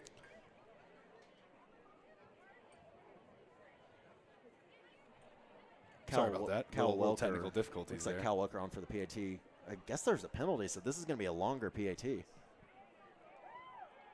is up. And no good. Yeah. They were unsure about that. You really don't like to see that. Those refs did not look very confident in that call, the extra point. They didn't. They might cleared not have over been at each looking other 2 or 3 times to make sure. But, yeah, that's going to be no good. And, Ian, that's going to end Cal Welker's streak of made PATs. That's a tough one. Oh, no. You know what that means, right? That means I jinxed him. Because I was talking about how he You're was the jinx perfect. king tonight. Oh, Cal, I apologize, man. You are I the apologize. jinx king tonight, Ian. That's tough. That's tough. Man, that's funny stuff, but Cal Welker will be fine. Can't help but laugh. Yeah, you can after that one. But, yeah, I mean, Ian, I saw you in Lincoln last year. It's a great time. Again, that was great time. I mean, that's a great college. That's a great college You got town. any road trips planned this year, my friend? I'm definitely going to go to that Cincinnati game. Man, I heard it's all great. William McDonald, he's playing golf for Cincinnati now, He is. so I think I'm going to go see him maybe for one night. I was planning on going to the BYU game, but I've since canceled those plans. But, Why is that? You know, it became too hard to make it work, and it's kind of remote out there. I was just like, we've got a bunch of good road trips next year. I know I'm going to be seeing you out there. And, no doubt. So I figured I'm going to wait, and I'm going to go to the Tulsa game. I'm going to go to Bedlam. I might go to Kansas. I love a good midday trip to Lawrence. Lawrence is a great town. Yeah, I think it's one of the more underrated towns in the Big 12. I really do. I went to a road game there one time and spent Halloween night in Lawrence. Oh. And as you can imagine, it was a really fantastic Maybe time. don't get into the story. Oh, of course. That's all I'm going to say. But I'm sure it was a great time. I'm just going to leave it as it was an absolutely fantastic time with great friends, great fellowship. Lawrence is a great town, and, man, they have a good scene going on down there. And it's a pretty football stadium. It's a really pretty football stadium. It's not the biggest thing you'll see ever compared to the rest of the Big 12. Of course not, yeah. But, I mean, it's very scenic. It's kind of down in a valley. Oh, and you for go sure. down in a hill to go see the stadium. If you ever want to go out to Lawrence, I mean, I highly suggest it, even for football. Obviously, you got to make Allen Fieldhouse. I've been to Lawrence many times. Have you made Allen Fieldhouse before? I have not. I plan to go this year, actually, because Really? it's our last chance. I'm going to do a quick ad read before we get back to the action. Hey, Chargers, it's never acceptable to send a text message when operating a motor vehicle. Stay focused at all times. The message can wait. Don't text and drive. Thanks to our sponsor and Farmers Insurance agent, Brandon Payne, for bringing these important safety messages to our school. Make safe decisions. Thank you, Brandon. I couldn't agree more. No doubt there. Moon is still shining bright. Not quite that blood orange color No, anymore. it was a good look earlier. It was, for sure. man. It was a really good look. So we wind down the third quarter here. We've got about 40 seconds left as Cal Welker sets up for the kickoff. Looks Beautiful like we've got night for football, though. Xavier Thompson back to return for Millwood once again. It is a beautiful night for football, Reeves. Gotta love Pop Murray Field. Always produces great football games. Little pooch kick here to number 0. He's going to go along the sideline and truck a man. Oh, my goodness. Wow. Wow. Talk about setting the tone. Wow. It's a big hit along the sideline there, but Heritage is able to get him down, and Millwood will set up shop. Let's see, about the 35-yard line or so.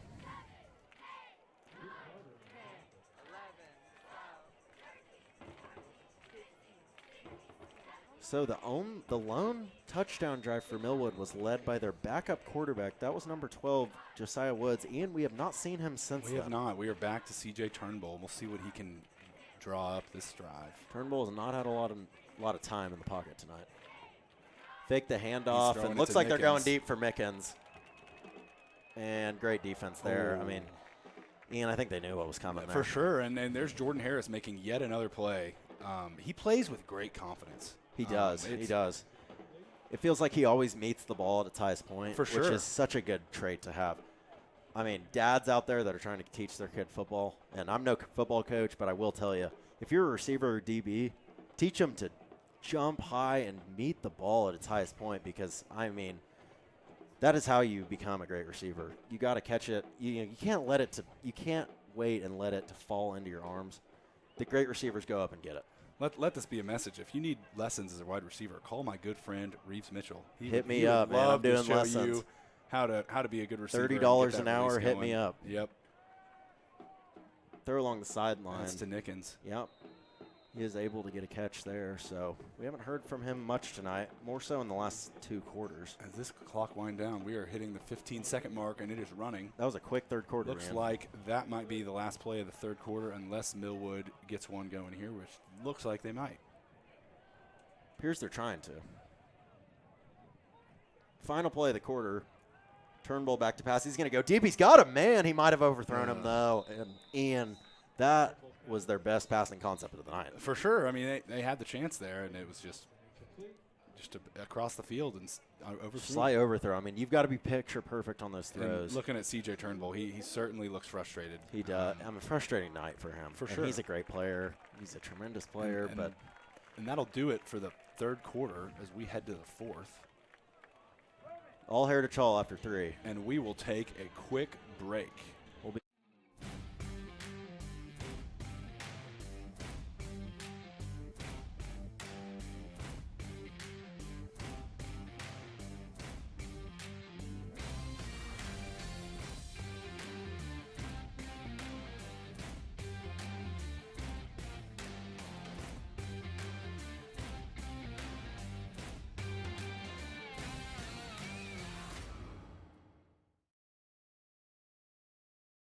Miller Tippins is an award-winning commercial construction company specializing in building relationships.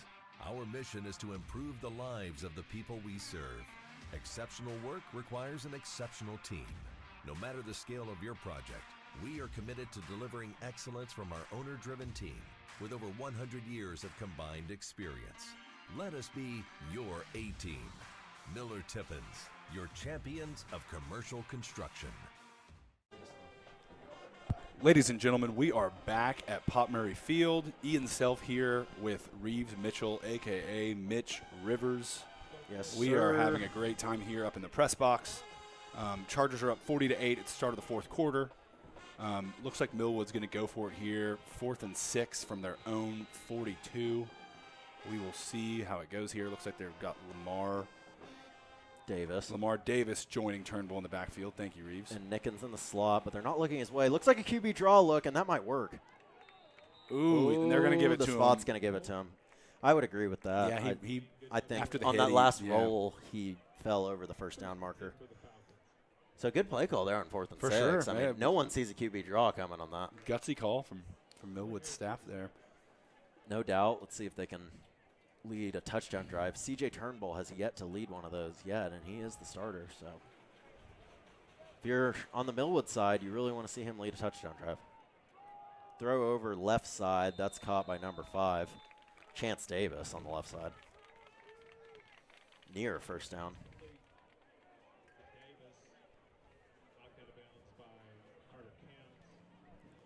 Looks like it's going to be short, 2nd and 1 from the 44-yard line-ish, 44.5-yard line.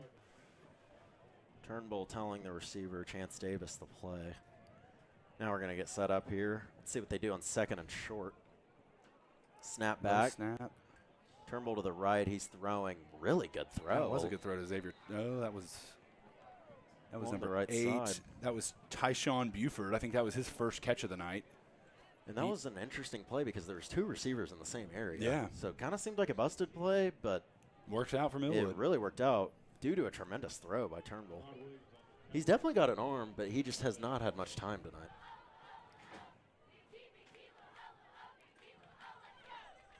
Davis is the lone back alongside Turnbull. He'll take the snap and look to the left side, throw the hitch route. That's Chance Davis. Oh, that's a made a broken man tackle. And Ian, that's some yak yardage there. No doubt. Yards after catch for Chance Davis. Great job making the first man miss. Chance Davis made a few plays. Millwood's got a lot of good skill players. For sure. I mean, they have Looks spread like the ball around tonight. I think that was Cal Welker on the tackle. They've really spread the ball around tonight, and it hasn't resulted in a lot of points. But on the same note, a lot of encouraging sights if you are a Millwood fan. Looking for Chance Davis again, but now he's going to scramble right, duck into the middle, stiff arm. Oh, he's great gonna run. Oh, and takes a shot. Ian, he paid the price for leaving the pocket. For sure. But, hey, he picked up 9 yards there. Gets right up, So though. it's going to be 2nd and 1, I think. That's a strong-willed quarterback right there. And Ian, Texas Tech flag from interesting. number 3, Turnbull. That's very interesting. Don't know if he's under recruitment by them or what, but he's only a sophomore, so he's got plenty of career left in him. He does. He's going to be a great player. He already is. Just not a lot of room to run tonight or throw. Turnbull takes the snap, handoff Davis. He's trying to squeak through the middle. Not going to do so. Did pick up a few, though. So 2nd and goal upcoming for the Falcons. And on the Millwood side of things, obviously this game's probably out of reach, but what would you want to see if you're a Millwood supporter the rest of this game? The rest of this game, I think, sticking, at the end of the day, they're playing a class up. And I think you just stick to your game. Keep putting the ball in the hands of your playmakers. Try and build on it for next week. I mean, they've got Douglas next week. I think that should be a winnable game. Interestingly enough, they play Scott City, Kansas in week 3. Don't know much about Scott City, and that looks like it's going to be PI. Not sure on who. Who did you say they play? They play Scott City, Kansas in week 3. Wow. Looks like an exhibition with an out-of-state school. That's interesting. But you don't hear about exhibition games during the year that much. For sure, and it is interesting, no doubt. And it might not be an exhibition game. I'm just yeah, it's maybe with it counts. Out-of-state opponent. But yeah, I think you just keep playing your game, keep running the ball, and they're banged up. They're without Levine. I think they'll make strides throughout the season, and it'll be a positive note for them. So you think this Millwood team is still a team that can compete for the 2A state title? I think so. I think it's early in the season, and we've seen plenty of teams make turnarounds. No doubt. I wouldn't say the season's over, and they've got too much talent to count them out. I mean, we mentioned it already, but my senior year, Heritage lost to Millwood the first game, and then they went on to win the state championship. So Ian, it isn't always about the first game. No doubt, and you're absolutely right. But on the same note, you want to set the tone. You do want to set the tone. And I think Definitely. Heritage Hall's done a good good Yeah, job of that. I mean, this is a Millwood team that they lost to us last year by a touchdown, and they went on to almost win the state championship. They lost by a field goal to Washington last year. They're always in the thick of things when you get to playoff time. A true tradition-rich program, no doubt. Oh, fake along the side, and he's bootleg. going to run into the end zone. Yeah, Touchdown. Good call on that. Bootleg. 4-turn bowl. He finally finds the end zone. Ian, you got to feel good for the kid. No He's doubt. had a tough night. He earned that, and I'm sure it's something he can hang his hat on and kind of go forward to next week on a positive note. Yeah, maybe that's a drive that gives him confidence for next week. For sure. To really come out and have a better game. But good touchdown drive there for Millwood. They have 14 points now. Remember, they converted the 2-point conversion earlier. That's why they're at 14 now. It looks like they are going to go for it again. Yeah, I don't think they have much confidence in their kicking game. Also, they're down a lot, so you might as well go for 2. They're once again going Wildcat. Let's with see if Lamar he throws Davis it again. in the backfield. It kind of looked like an RPO type thing last time. Yeah. So let's see if they do the same kind of. You've got Chance Davis and Nickens on the near side here. Chance Davis there at the bottom of your screen. They're just going to run it. Run it. He might get in. Yeah, he is. He's going to get in. So Millwood has done very good job on their 2-point conversions tonight, converting both, and they're up to 16 points here, Ian. They're hanging strong. And I can guarantee you that the 2-point conversions, the 2 that Millwood converted, that's going to be something that the Heritage Hall team discusses after No this doubt. game. I mean, No doubt. Got to clean that up. Because other teams will watch film of this game and they'll Absolutely. say, hey, can we exploit Heritage Hall on these 2-point Absolutely. conversions? You know, can we Absolutely. get an extra point on them every possession? Absolutely. Definitely an interesting point you make there. That's what you got to love about football, though. So much scouting goes into it. Oh, yeah. It's the best game in the world. It is, man. So much scouting goes into it, so much player development. I mean, so many behind-the-scenes things that lead up to, a score like this on the field. Mm-hmm. And also just, and these guys, these coaches, they're mentors to these players. No doubt. I mean, from an off-the-field perspective.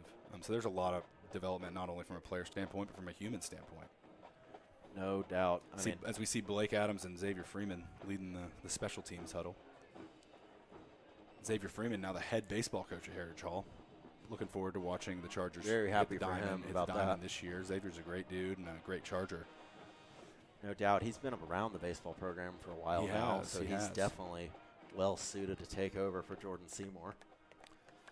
He knows what it takes to win, and that's what it takes. He'll have a tall order, though, because Heritage Hall is tradition-rich in baseball. For sure. He's going to have to keep winning for sure. I have no doubt he will. He's got a really talented squad, though. No doubt, yeah. Got a couple D1 players on that team. Have you called baseball before? I have not. I haven't either. So back my senior year of high school, I was the PA announcer, though. That was a fun time. For baseball? Me and Mark Adams were hanging out in the press box That's every awesome. game. Yeah, That's it was a great time. I bet those are some good memories. Oh, for sure. For sure. A few hot mics, definitely. Oh, definitely. I know about that in the radio business. Oh, there he goes, Barrett Barrett Travis. Up the middle. Wow. A speed burst up the middle there. I thought he was going to take it for a second. But nonetheless, he gets it down to about the 48 All or right. so. Chargers trotting out there. Looks like they're still running with their first-team O-line, Reeves. Got to think they're going to run the ball here. Yep. Definitely want to – I would guess they want to get one more touchdown drive at least with the starting group. Yeah. Get back on the board one more time. Get some confidence going into week 2. Ian, who will the Chargers be facing in week 2? Next week, the Chargers in another game that you could call a rivalry. The Chargers are at Clinton next week. Oh man, at that the brings Tornado back some Bowl. memories. Can't beat it. Man, should be fun. The Tornado Bowl is one of my favorite venues in high school sports. Man, their fans always come to play. Great crowds there. The Tornado Bowl's so odd in how it's set up. It's just you got to love it. Clinton's a great town it's too. It's a great town. Shout out Mart Smith. Shout out Mart Smith. Shout out Martin Smith also. For sure. Oh, absolutely. And week 3, actually, so back-to-back road games against 4A opponents. They go to John Marshall, or I guess probably that game will probably be played at Taft if I were to guess. Yeah. Heritage plays John Marshall on the road next week, or in 2 weeks, I mean, and then back at home against Lone Grove, the Lone Grove Longhorns, which is an opponent that we're all too familiar with, Reeves. Man, Lone Grove has some good teams when we were in high school. No doubt. I remember we played them in the quarterfinals or so. Yeah, it was the semifinals. I think that was your senior. I think it was that my your senior year. I think it was the semifinals. I remember they had a stud running back that went on to a D1 school. I couldn't tell you which school, and I can't remember his name, but I remember during that week of scouting, it was all about that running back. I don't know why I can't remember his name either, but sorry to him, honestly, for not remembering. Looks like a false start on Hillman Brown, I believe. I was about to say a former Lone Grove QB, Mason Fine, but he was Locust Grove. Locust right? Grove, yeah. Different Grove. Different Grove. Different side of the state, too. He was a heck of a player. Oh, my gosh. In college, he too. had a great career at North Texas. Man, he did. Jason Pirtle, the receiver he played with, he was a good also player. went to North Texas.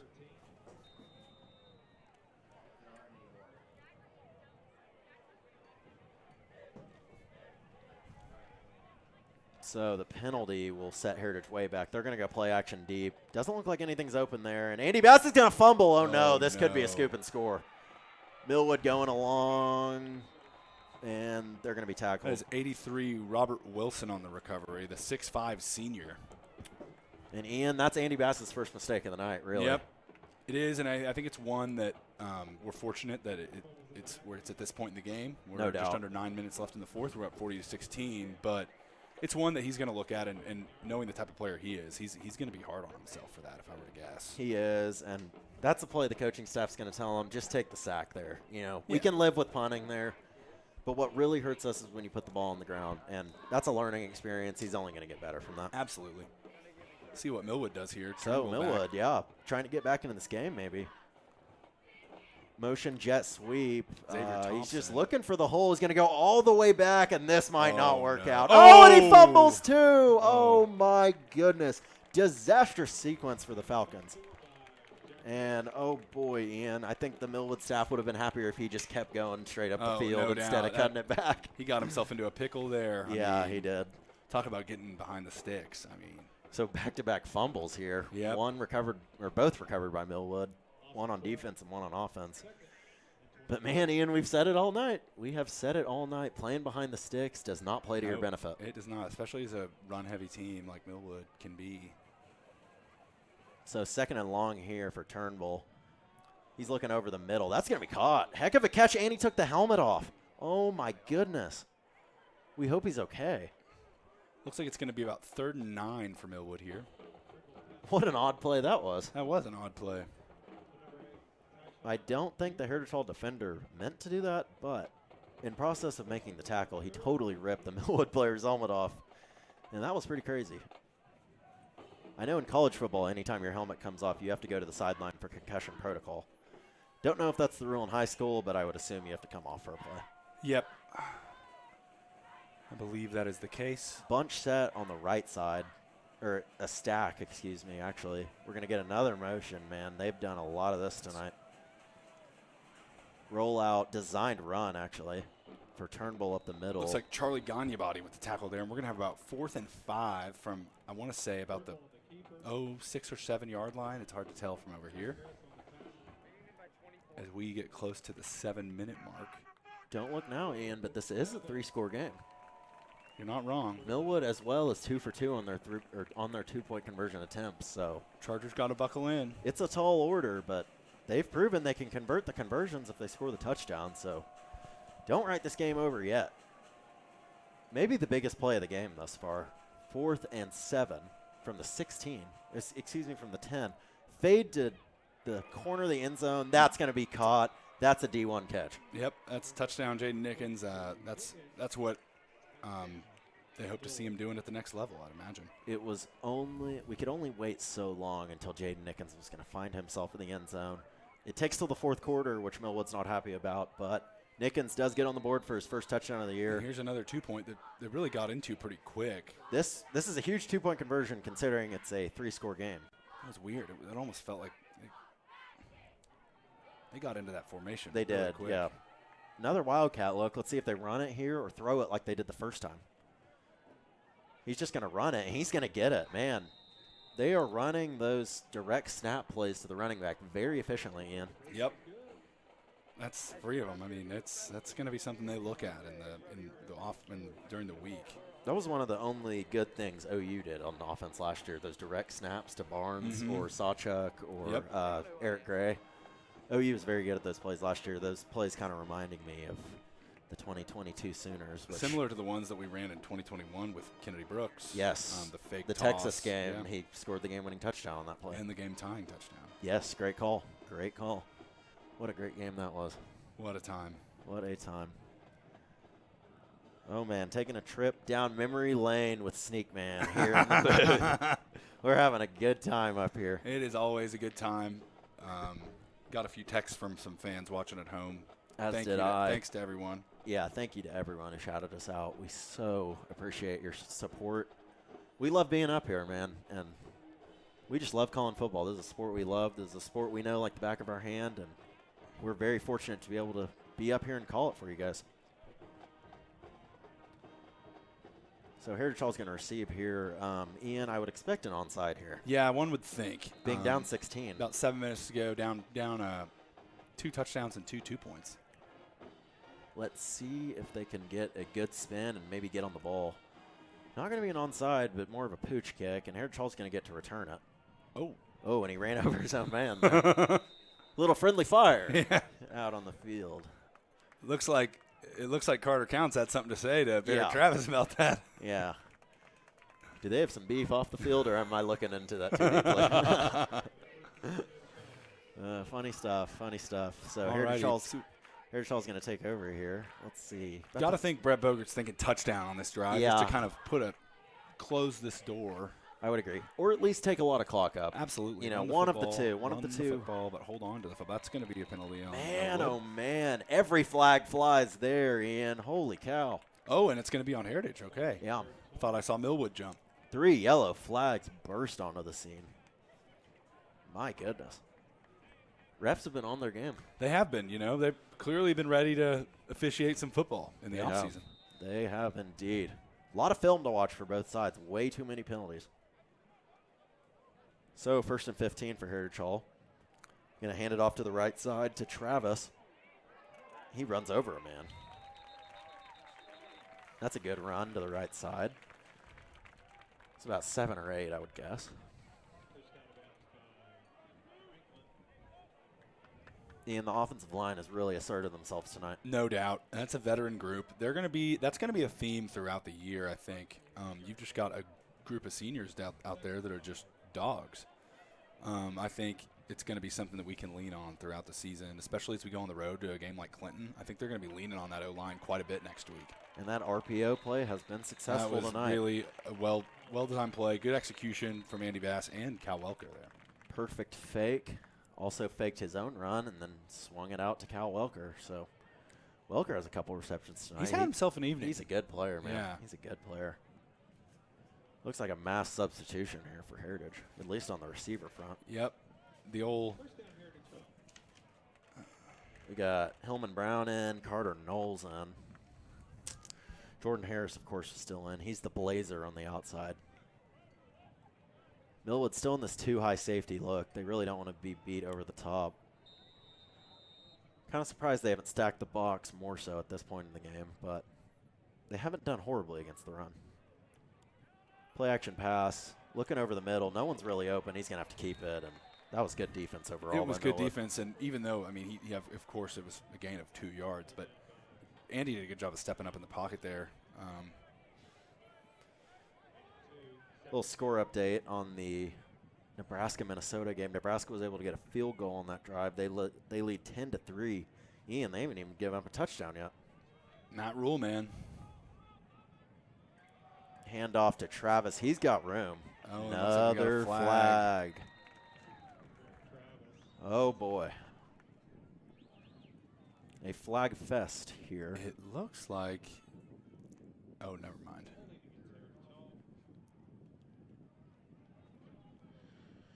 In that Utah-Florida game, Florida was able to get a touchdown and the 2-point conversion, it appears. So they only trail by 13 now.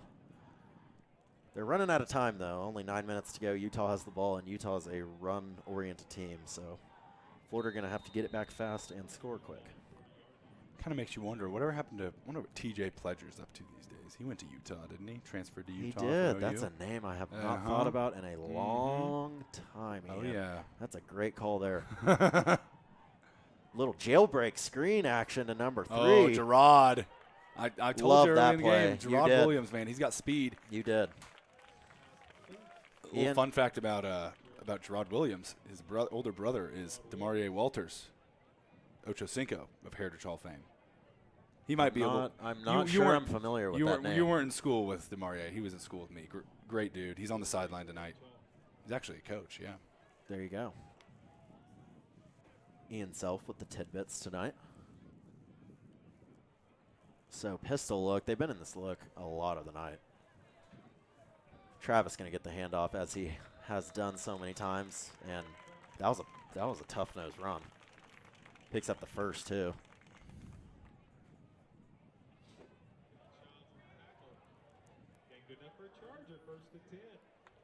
Boom. First down, Chargers. Ian, kind of a weird score. Not that anyone really cares about this game, but Missouri is playing South Dakota, and they're only up 28-10 in the fourth. Interesting. I wonder if a lot of people were high on Missouri this year. I wonder if Williams Nwaneri is watching that game. I know he'll be watching on Saturday. Oh, I love that play design there. And I'm not trying to be the bearer of bad news here. I think I'm going to be wrong about this, but were those linemen not downfield? Yeah. Oh, yep. Flag on the far side. Okay. I think that's going to be an illegal play, and I'm sorry to, again, be the bearer of bad news, but those linemen were a good 5 yards past the line of scrimmage. That was a cool play design, though. It was.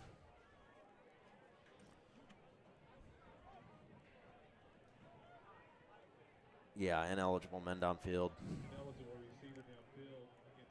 I think they could have called that on any of the linemen. They probably just chose a number, but I think all of them were ineligible on that one. Ian, remember back in the Lincoln Riley days, OU had they had a specific play, I think, where a big gripe on it was the linemen were downfield and they never called it. Do you remember what I'm talking about? I kind of do, and honestly, I think it was some kind of RPO. It was the RPO that we would run. A lot of times you'd throw it to Dimitri Flowers. Yes, in the middle. he would just pop. Oh, and he scored against OSU with Yeah. that play. Yeah, Ohio State, too, I think. I called that the bread and butter play. And, it was.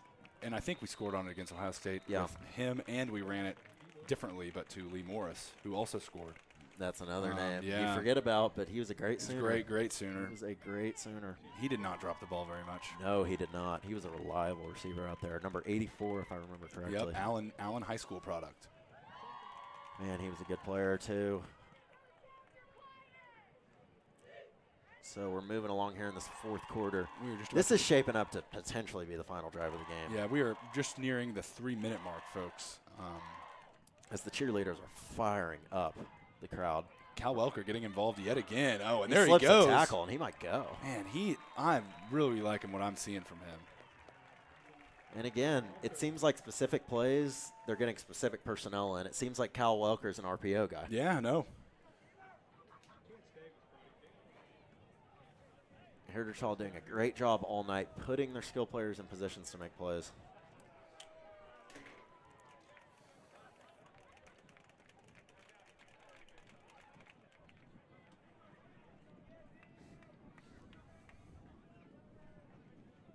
Got another red zone trip here for the Chargers. Jordan Harris is the lone back. He's behind Andy Bass. We're going to motion him out. Sweep right, see what Andy Bass can do, and he cuts it back to the middle. He might score here. Oh, he runs over a defender. He reaches.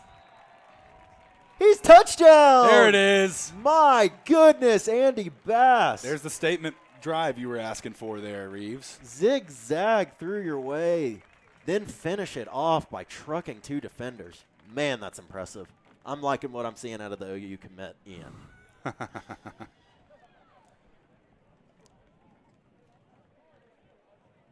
Cal Welker going to be on for the PAT again. He had his PAT streak come to a whopping end, which is a very sad development here tonight.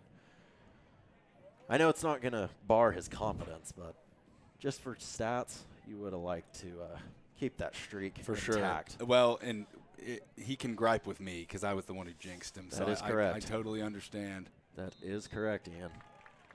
There we go. That is up and good. So back in the win column for Cal Welker there. As there's Chargers a new streak to start, Ian. Take the 47-24 lead over the Millwood Falcons here at Pop Murray Field with just over 2 minutes to play. And, yeah, that seems like the drive to put this game on ice. It does. What a resounding drive to put the game away. To tell you a little bit more about what's going on at the Hall, Heritage Hall Performing Arts proudly presents Once, the story of an Irish musician and Czech immigrant drawn together by their shared love of music. It's only a couple of weeks away, so stay tuned for more info and get ready for a great year of HHPA productions. The hall was chosen by Disney Theatricals to be the first school in Oklahoma to present Frozen. So prepare to let it go this January. That'll be a fun time, Reeves. I don't doubt it at all. And now, shop at Charger Corner for all the latest Charger gear. Did you know all profits go directly to classrooms and programs like ChargerVision? Show your Charger pride with great gear and support our students in Richmond. The store is open from 8:15 a.m. to 4 p.m. on school days. Follow at the Hall Charger Corner on Instagram to find out about products and specials, and order online via the link in their bio. There's never been a better time to get your Charger pride on, and I'll also remind you that typically at home games, the Charger Corner is set up right at the entrance to the MAC, so you can also buy gear at the games. Thanks, everybody. Ian, have we decided on a player of the game? I believe that player of the game is going to be Mr. Andy Bass. None other than. And we hope to get him up here for an interview of some sort. I think we're going to do that interview down on the field maybe, but we'll see what the old broadcast crew tells us to do. But Andy Bass, our player of the game. Ian, he did it with his legs and his arm this game. Oh, yeah. He did, and he really filled up the stat sheet. I wish I was keeping the stats up here so I could tell you, but. Would you guess over 100 yards rushing? Probably pretty close. Yeah, pretty close. I mean, you take away that big round that got called back. True. But, yeah, probably pretty close. Definitely maybe. Over 100 in the air. Yeah, definitely. And 3 or 4 touchdowns. Just a stellar debut to his senior year for Andy Bass, the recent OU commit. We can't wait to talk to him post-game. He's got a great career ahead of him, and he's got a great senior year ahead of him. Ian, on the Millwood side of things, you think there's positives you can take away from this game? You know, I think you can. I think they responded pretty well in the second half, putting some points on the board, making it interesting there at the end. And you can tell that their team has no quit in them, you know. I mean, they're in there grinding on the 2-point conversions. I think there's plenty to be encouraged about, and there's no reason to think that they can't compete for a 2A state championship. I would agree with you. They definitely have the skill players to do it. I've been very encouraged by their players on the outside and their running backs. And you just think about what a strong running game with Miko Levine gives them when he gets back. I think missing that tonight hurt them. I think it opens up a lot more opportunities for them down the stretch. Yeah, and I mean, Ian, Nickens didn't get on the board till the fourth quarter. Yeah, that was a nice play, but yeah. For a while, it seemed like he wasn't going to get on the board at all. Definitely a more quiet night for him than we would have expected, but nonetheless. Still, that first quarter is a mystery. No doubt. One will never know. Turnbull back to pass. He's going to let it rip. Way deep. That turned out to be a good throw, and yeah, that's pass interference. Yep. He just put enough air under that. That was a smart play by number 3, Turnbull, and the intended receiver was number 4, Xavier Thompson. Just about. Really nothing you could do there. No, you kind of have to do that. There's plays like that where the ball is just thrown with so much air that you kind of lose track as the ball as a D-back. So you just put your hands up and you naturally interfere with the receiver. Yep. Bang play there. Pass interference defense. So we're going to move this up 15 yards. Millwood trying to get on the board one more time.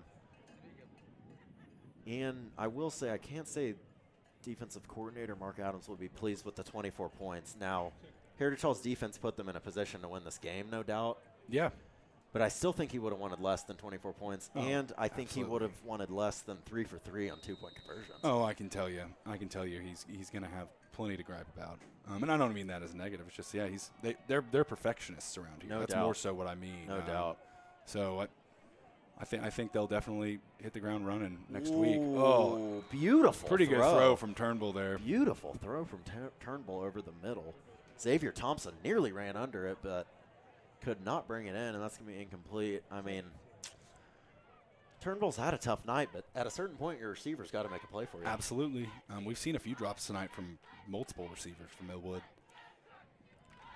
It's about as perfect as the throw you could have had, but it's going to wind up incomplete, and we are nearing the end of this one. 2 minutes and 4 seconds remaining. Kind of pumping the brakes on this one just because of all the throwing. Indeed, yeah. The clock is ceasing to run right now. We're going to get a timeout, Heritage Hall here.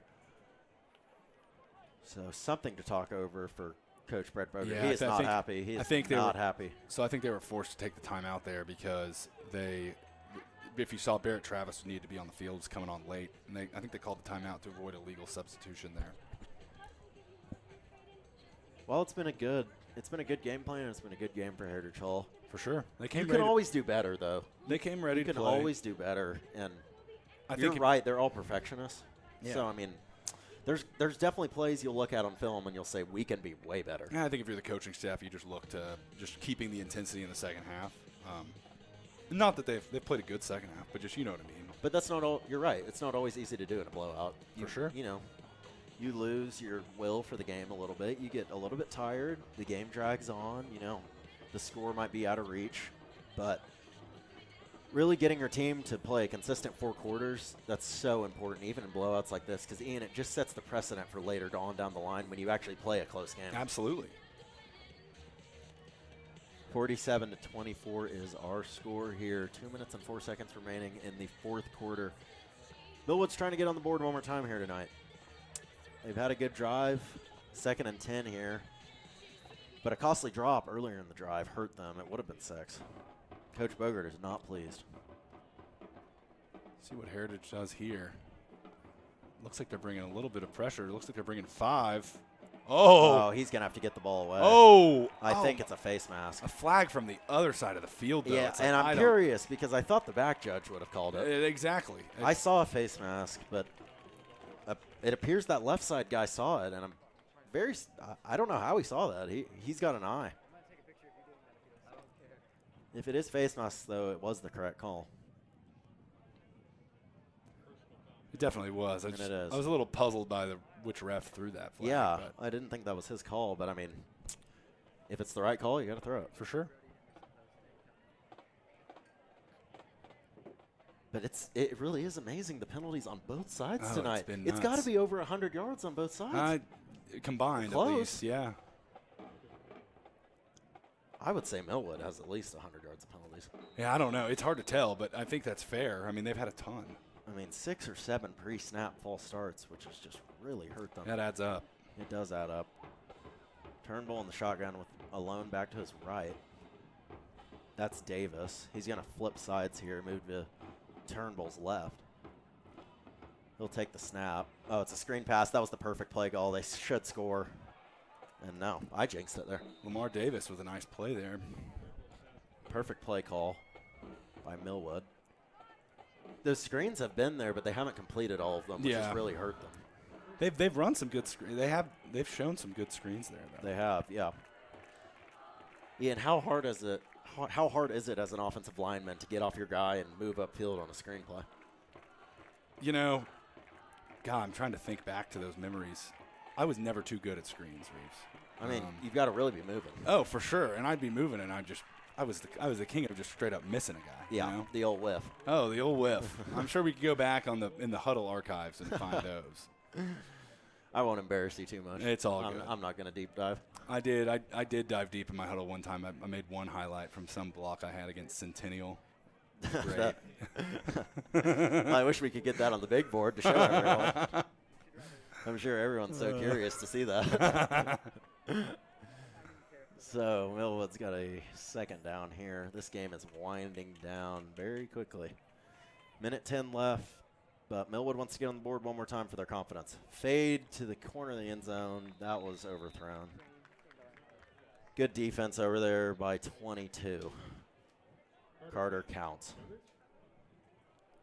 Ian, I'm going to get these players' numbers down by my 2nd or 3rd game of the season. I promise the viewers back home. I am not up to speed with the numbers yet, but we're getting there. We are. It really just takes one game. It does. It does. 3rd and 10 here for Millwood. Turnbull going to roll out. He's looking to the corner. Just not a great throw there. You can tell he's a little bit tired at this point.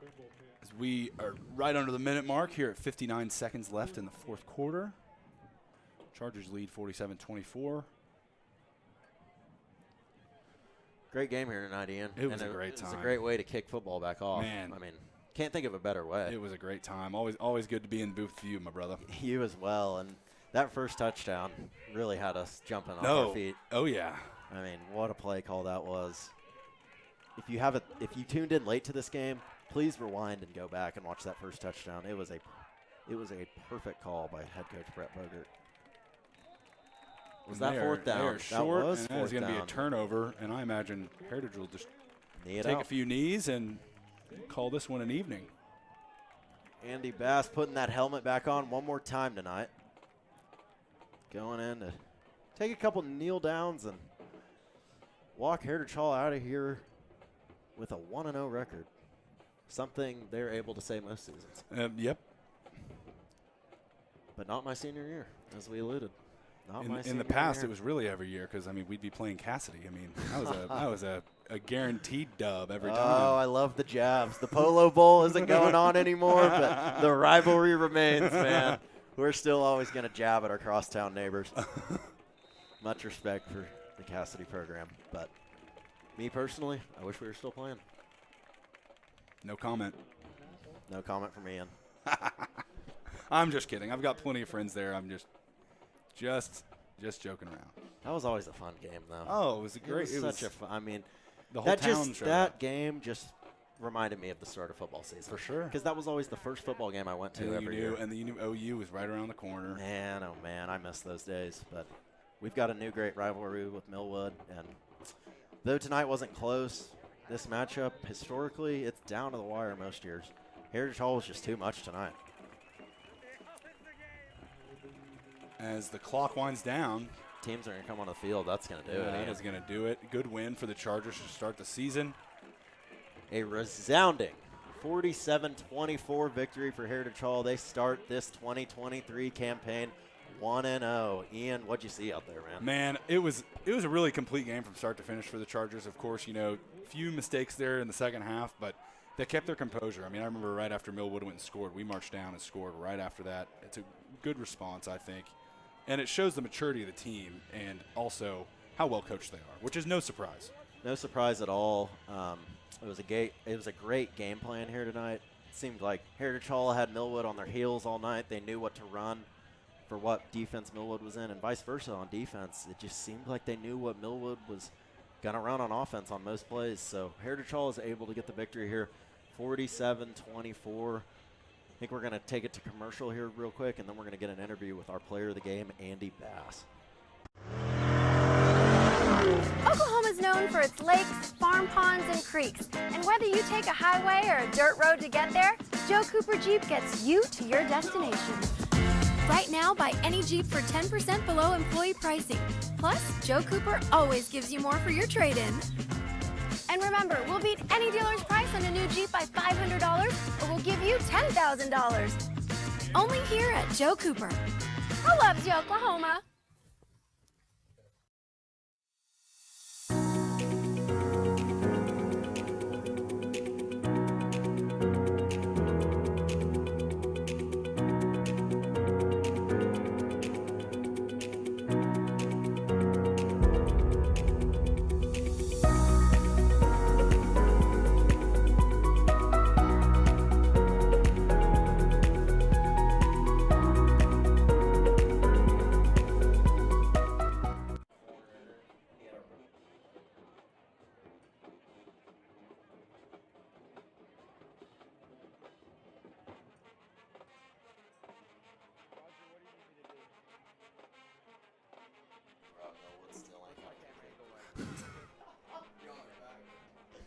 Are we live?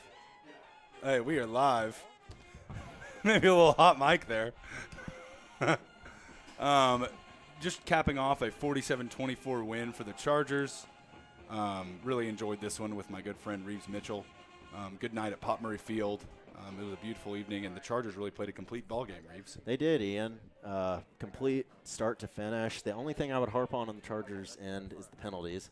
They definitely want to shore that up before they play some tougher opponents. But, I mean, Millwood's going to be competing for the 2A state championship. We have no doubts about that.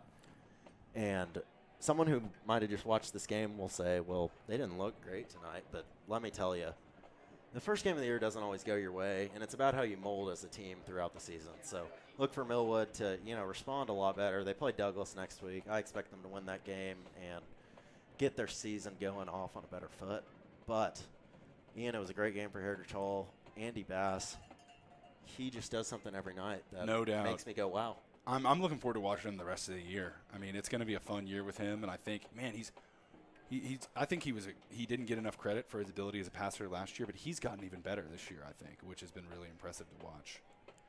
No doubt. He's really molding into a complete football player.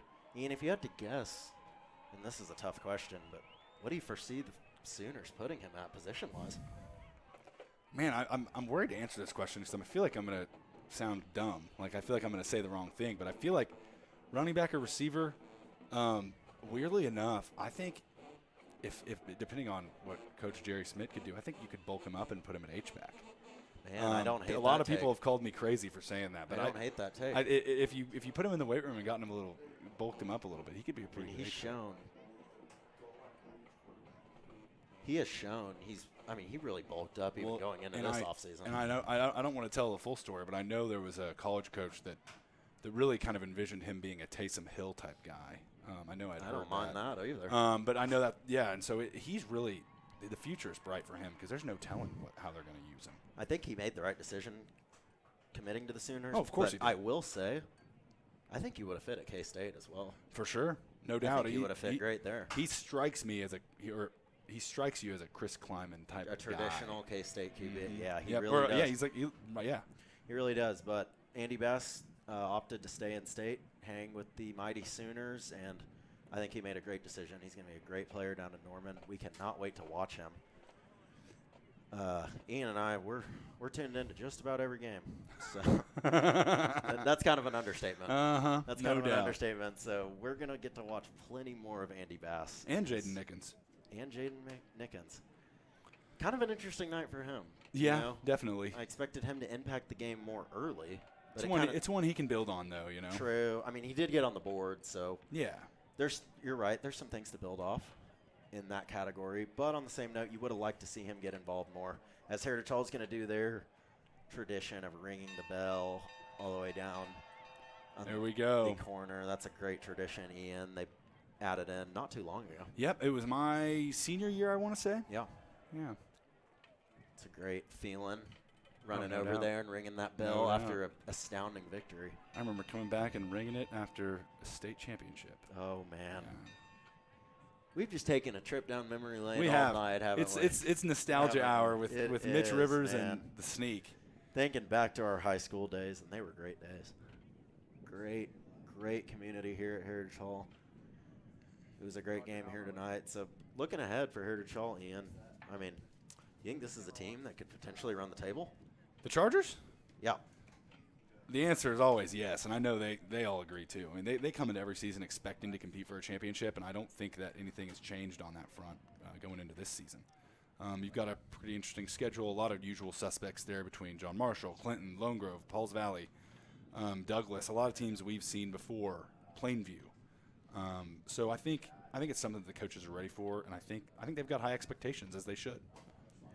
Always high expectations around Heritage Hall, and they're a great football team, but expectations around all the sports programs here. They're all very successful and looking for a great season in baseball and basketball, just to name a few. But this was a great game here tonight. Ian, you want to give me a score update on some of those games? I'm trying to text somebody to get Andy Bass up here for the interview. Well, I'll do the update. Looks like that Florida game went final. Utah over Florida, so Utah covers that one 24-11. Kind of an interesting game there. And then flipping over to, oh boy, Minnesota tied it all up. Oh, wow. Nebraska always seems to just crumble at the very end these last 10 years. They're going to screw it up, aren't they? These last 10 years, man, they just seem to crumble when it matters the most. And your heart just aches for a fan base like that. No doubt. So, again, Heritage Hall here with the victory, 47-24, headlined by Andy Bass. We're trying to get him up here He's going to come up eventually, but we may take another quick break. Yeah, that wouldn't be a bad idea. Let's shoot it over to commercial, and hopefully we're going to be back here with player of the game, Andy Bass. Injuries don't wait. For business hours, now you can be seen 24/7 for sports injuries. Whether you have a sprain or a broken bone, at the SSM Health Bone and Joint Injury Clinic at 13401 Northwestern.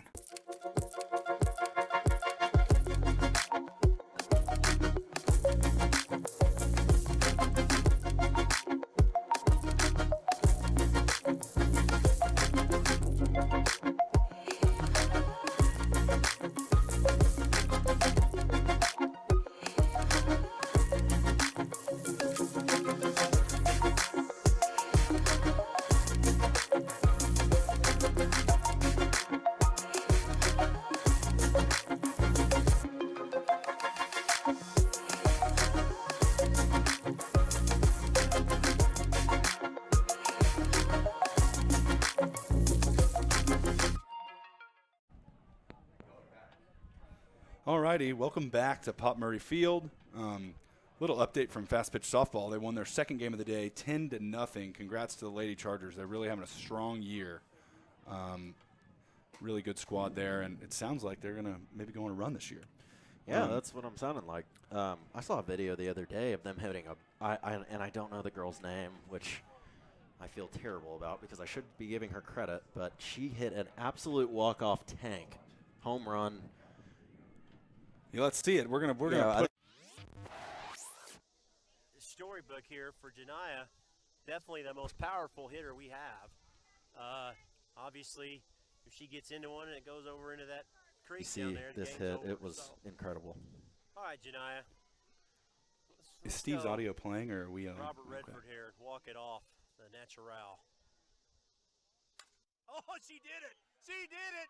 She did it! Let's go! And oh my God! What a game! Janiyah Martin storybooks it. I have no other explanation for it. And walks it off. Holy moly! 16-15 cool. Final walk-off home run. I mean, it doesn't get better than that. So, great stuff happening all around this campus. Oh, no doubt. All sports involved. Andy Bass is a popular man tonight, Ian. No doubt. It might take a while to get him up here. Yeah, stick with us for a while. Stick with us if you want to hear him. We promise. Don't, as they say on the radio, especially in Reeves knows this, it's his business.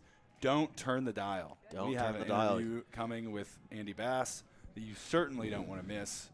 No, you don't. I mean, he's one of the hotter names. He is over there signing autographs, folks. He is over there signing autographs. And it looks like we have a stat line for Andy Final Bass. stat outlook for Andy Bass. And it was way better than I thought. 3 passing touchdowns, 3 rushing touchdowns, over 400 yards of total offense. And the tweet continues with not a bad season opener from Sooners commit Andy Bass tonight. Ian, 6 total touchdowns, 400 yards against a team like Millwood? That's unbelievable. I mean, what can you even expect for him for the rest of the year? I don't have the stats in my head, but it's got to be one of the better games of his career. Oh, I would guess so. 6 total touchdowns is pretty impressive. Very, very, very impressive. So, really a statement game for Andy Bass. I mean, we're unsure the position he's exactly going to be playing in college. He's a tremendous quarterback. No doubt. But obviously in Norman, there's a lot of good quarterbacks, so it might be a situation where you're switching positions just to find your way onto the field. For sure. But you never know. But you never know. He could be a quarterback for the Sooners. You never know. He's a tremendous player all around, so he's going to find his way out on the field one way or another. I can guarantee you that. In fact, I might have to go get on the intercom and summon Mr. Bass to the press box. Sounds like you're getting a little impatient yourself. You know, I haven't had dinner yet tonight, Reeves. Nor have I. Yeah, I'm a little hungry. Dinner plans. You know, options are limited after 10 o'clock. That is true. Mostly fast food. I might go get me some Raising Cane's, honestly. No free ads, but I might go get me some Raising Cane's. No free ads up in this booth, but we will say Ian himself and I confirmed both enjoy a box combo. Yes.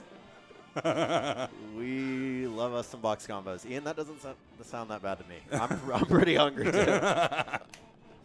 You're making my stomach growl just thinking about a Caniac or a box combo. That's good stuff. So we'll get Andy Bass up here sooner or later, but you're hanging with Ian and I until then.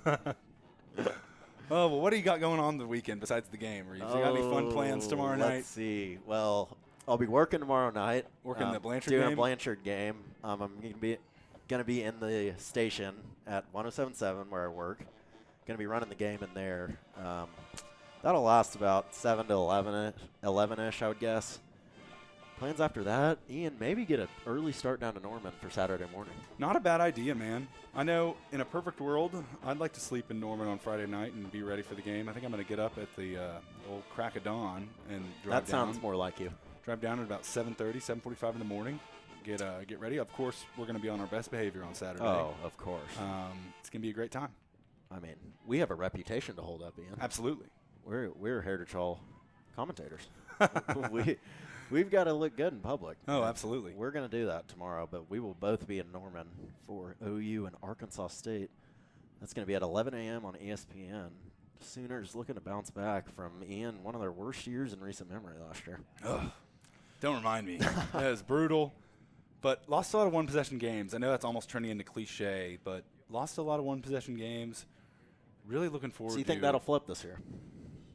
I think to a certain extent. To a certain extent. I mean, I'm really looking forward to seeing some of these young guys play and some of the portal guys. A guy like Deshaun McCullough, I know, sounds like Justin Harrington's going to get the nod at that cheetah position. It's an interesting decision. But I think it's a situational deal. But we'll see. It'll be interesting to see. Really looking forward to seeing some of these guys play, though. I mean, Javonte Barnes, Gavin Sawchuk. What did you think about Tawi Walker and Marcus Major being listed as the first two running backs? You know, I don't agree with him much, but I kind of agree with Murdoch on this one. I think it's a statement deal. I think Tawi Walker and Marcus Major, namely Marcus Major. I think Marcus Major had a great camp and is going to play a lot. But I think Tawi Walker, he probably had a great camp too. But at the end of the day, I think they're trying to motivate those younger guys. When I was at player interviews the other day, I can't remember which player it was, but it was a defensive player, and he said when Tawi Walker runs the ball, it takes all 11 guys to bring him down. He's a bowling ball. I remember watching him. He played a good spring game 2 years ago that was pretty impressive. I mean, you got to give credit to those guys that just stick around the program. They wait their turn. For sure. Because, I mean, you don't see that a lot in college football anymore, Ian. When someone's not playing, they're usually bouncing at this point. No doubt. I mean, seeing a guy like Major stick around is impressive. He's another guy you have to give credit to. And he's a former Millwood Falcon. He's dealt with injuries, too. It's one of those things where if he had been healthy his whole career, we could be talking about a different guy. He's a tremendous player. But, yeah, he has never really stayed healthy in his career. But I've gotten to interview him a handful of times this offseason, and every time someone's asked him about his goal for 2023, it's play all 12 games. That's his only goal. Good for him. And I agree with him on that. I mean, I think if he's out there every game, he's a guy that he's naturally going to play well. Oh, for sure. No doubt. Should be a fun year for the Sooners. Return quarterback Dylan Gabriel, who kind of an up-and-down year last year. Had a bad injury in the TCU game that kind of derailed his year. But Sooner faithful, hoping for a bounce back from him. All righty. Andy Bass is getting ready here. Jaden Nitchens was down there hugging some of the Heritage Hall players, and now he's going over to Coach Brett Bogert and dapping him up. So a lot of respect for that young man. High character young man, still, going over and acknowledging the players that just beat him. I really respect that. That shows you all about his character. Looks like he's friends with Jordan Harris. They were doing some kind of handshake, so I think they know each other. Imagine but that's cool to see. 7-on-7 connection, maybe. Yeah, for sure. That's cool to see, man.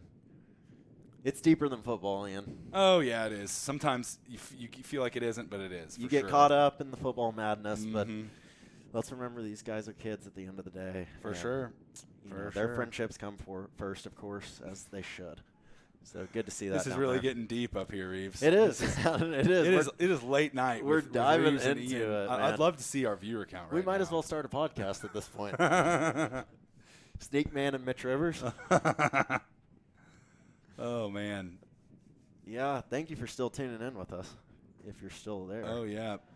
We are. They better grab him before another reporter grabs him. Is that Parker Thune? That There he looks like goes. Parker Thune. Off for another. Oh, he's going to say what's up to his buddy. We're here commentating Andy Bass's journey to the press box here. Man, him and Jaden Nichens will get a quick pick. That's a sick That's picture. I want to see that some picture. Talent in that picture. Oh, throwing the horns down. You got to love it. That's pretty sweet. Two future Sooners. That's pretty sweet. Awesome. Man, there's a lot of OU reporters here tonight. There's Parker Thune and there's Brandon Drum. Parker Thune, man. No comment, honestly. I was about to say, are you about to dig deep into I was about to. Williams-McMurray? I was about to. I mean, I just think, yeah. He'll learn. He'll learn. He'll learn. Yeah. So you sided with Murdoch on that whole thing. Yeah. Yeah. For sure. And I rip Murdoch all the time, but I mean, some of Thune's comments there at the end were pretty tough. Definitely. But I mean, look at that haircut, man. Sorry, I just stop. It's a tough profession, though. For sure, I mean, No, I mean, no doubt. I would be worse. I would not be very good at it. So one of my buddies back home always loved to say, being a reporter is just like being a weatherman. You get paid to be wrong. That's a good point. It reigns true a lot because in this sports media business, we are wrong a lot of the time. But we like to give ourselves high praises when we're right. Oh, of course. Andy Bass still going through interviews down there. He is a hot commodity tonight. Oh, I think that's Brandon Drum talking to him, man. Yeah, Look, that is Brandon Drum. I'm going to keep my mouth shut. It is late night talk here. Oh, my goodness. We're getting into the OU beat right now. We got a little Sooner Scoopers rivals down there. Good stuff. Man. Good stuff. Oh, man. Oh, man. Andy Bass getting the little family pick. You love to see it. You love to see it. We're just narrating at this point. Oh, I know. It's just great. I mean, man, the stadium really cleared out quickly. It did. We might be It was the a last packed ones house here. earlier. Oh, and here he comes. Here we go. Let's get the camera on him as he runs up. Let's get that that camera on him. I'd love to get the camera on him running up. Oh. I don't think he does. He doesn't have his headset. It's all good. Andy Bass going up for an interview with us. All righty, Reeves. It was good to be with you, my brother. It was great to be I'm with gonna leave you to it. I'm going to stay on to interview the man of the hour, Ian. Hey. Go get your box combo, man. I will. And I'll see you in Norman. Sounds good, my man. See ya.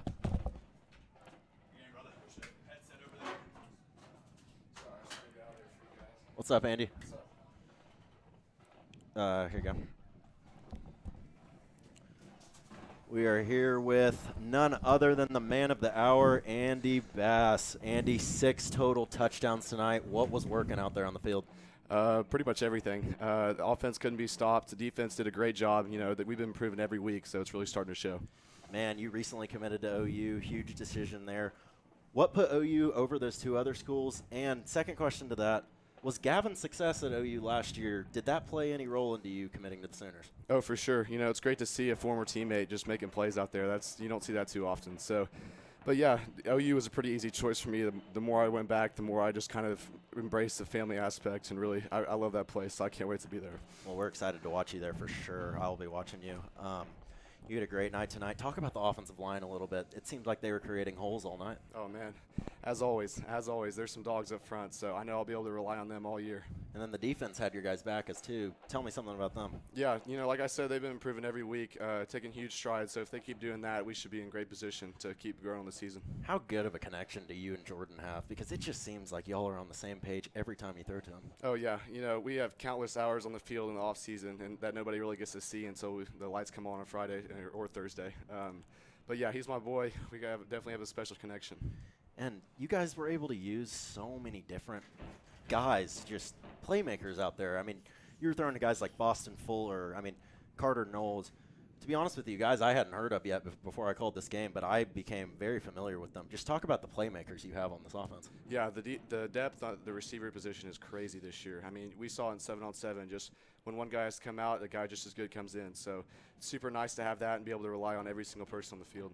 Douglas next week. What are you looking ahead to them, and how are you going to prepare for them? We have Clinton next week. But Clinton, my bad. It's all good. Millwood has Douglas next week. Okay. Clinton next week. Same question, though. You're going to the Tornado Bowl, though. Right, Not an easy place to play. Right. No, that's what I've heard. I've never been there, actually. I'm looking forward There to you it. I've go. heard it's a great atmosphere. But that's a game that's been circled on my calendar for a long time, so I'm looking forward to getting some revenge. They definitely play a tough brand of bowl down in Clinton, so you're going to have to bring your A game, but I have no doubt you will. This is Andy Bass with me. I'm Reeves Mitchell. Andy had 6 total touchdowns tonight, the recent OU commit with a stellar game. Andy, I mean, looking at the rest of the schedule, I mean, how confident are you guys? How confident were you guys heading into this season, first of all? Definitely super confident. We were able to realize kind of the talent, the special talent we had this year. So as long as we can keep building, I think it's going to be a really good year. Talk to me about Brett as a coach for a second. I mean, I've known Brett for a while. He always has the script plays ready. Mm-hmm. You know that. You know this. I mean, he has a great script every week. Just talk about how much that's able to help you with those great script plays and what he's done to you as developing you as a quarterback. Oh, best HBC in the state for sure. He has us ready every single week. If we have a bad practice, he's always there picking us up, whether it's in a positive or a negative way. But he's, like I said, best head coach in the state. The preparation is the reason why we're so good. So definitely a tribute to him. Andy, great game tonight. Best of luck rest of the year. You're going to kill it, man. Great job. Thank you. Appreciate it. Boomer Sooner. Boomer Sooner, indeed. That's going to do it here. I'm Reeves Mitchell. Ian Self got out of here, but that's going to wrap up a 47-24 Heritage Hall victory, able to defeat the Millwood Falcons tonight. Thank you all for tuning in. Andy Bass, player of the game again. So we'll be back here next week. It's actually on the road at Clinton, so stay tuned in for that game. Should be a great one. The Tornado Bowl is always a hard place to play, so be ready for that one. For myself, for Ian, thanks for having us on. Again, Heritage Hall wins 47-24. That's going to do it here from Pop Murray Field. I'm Reeves Mitchell signing off.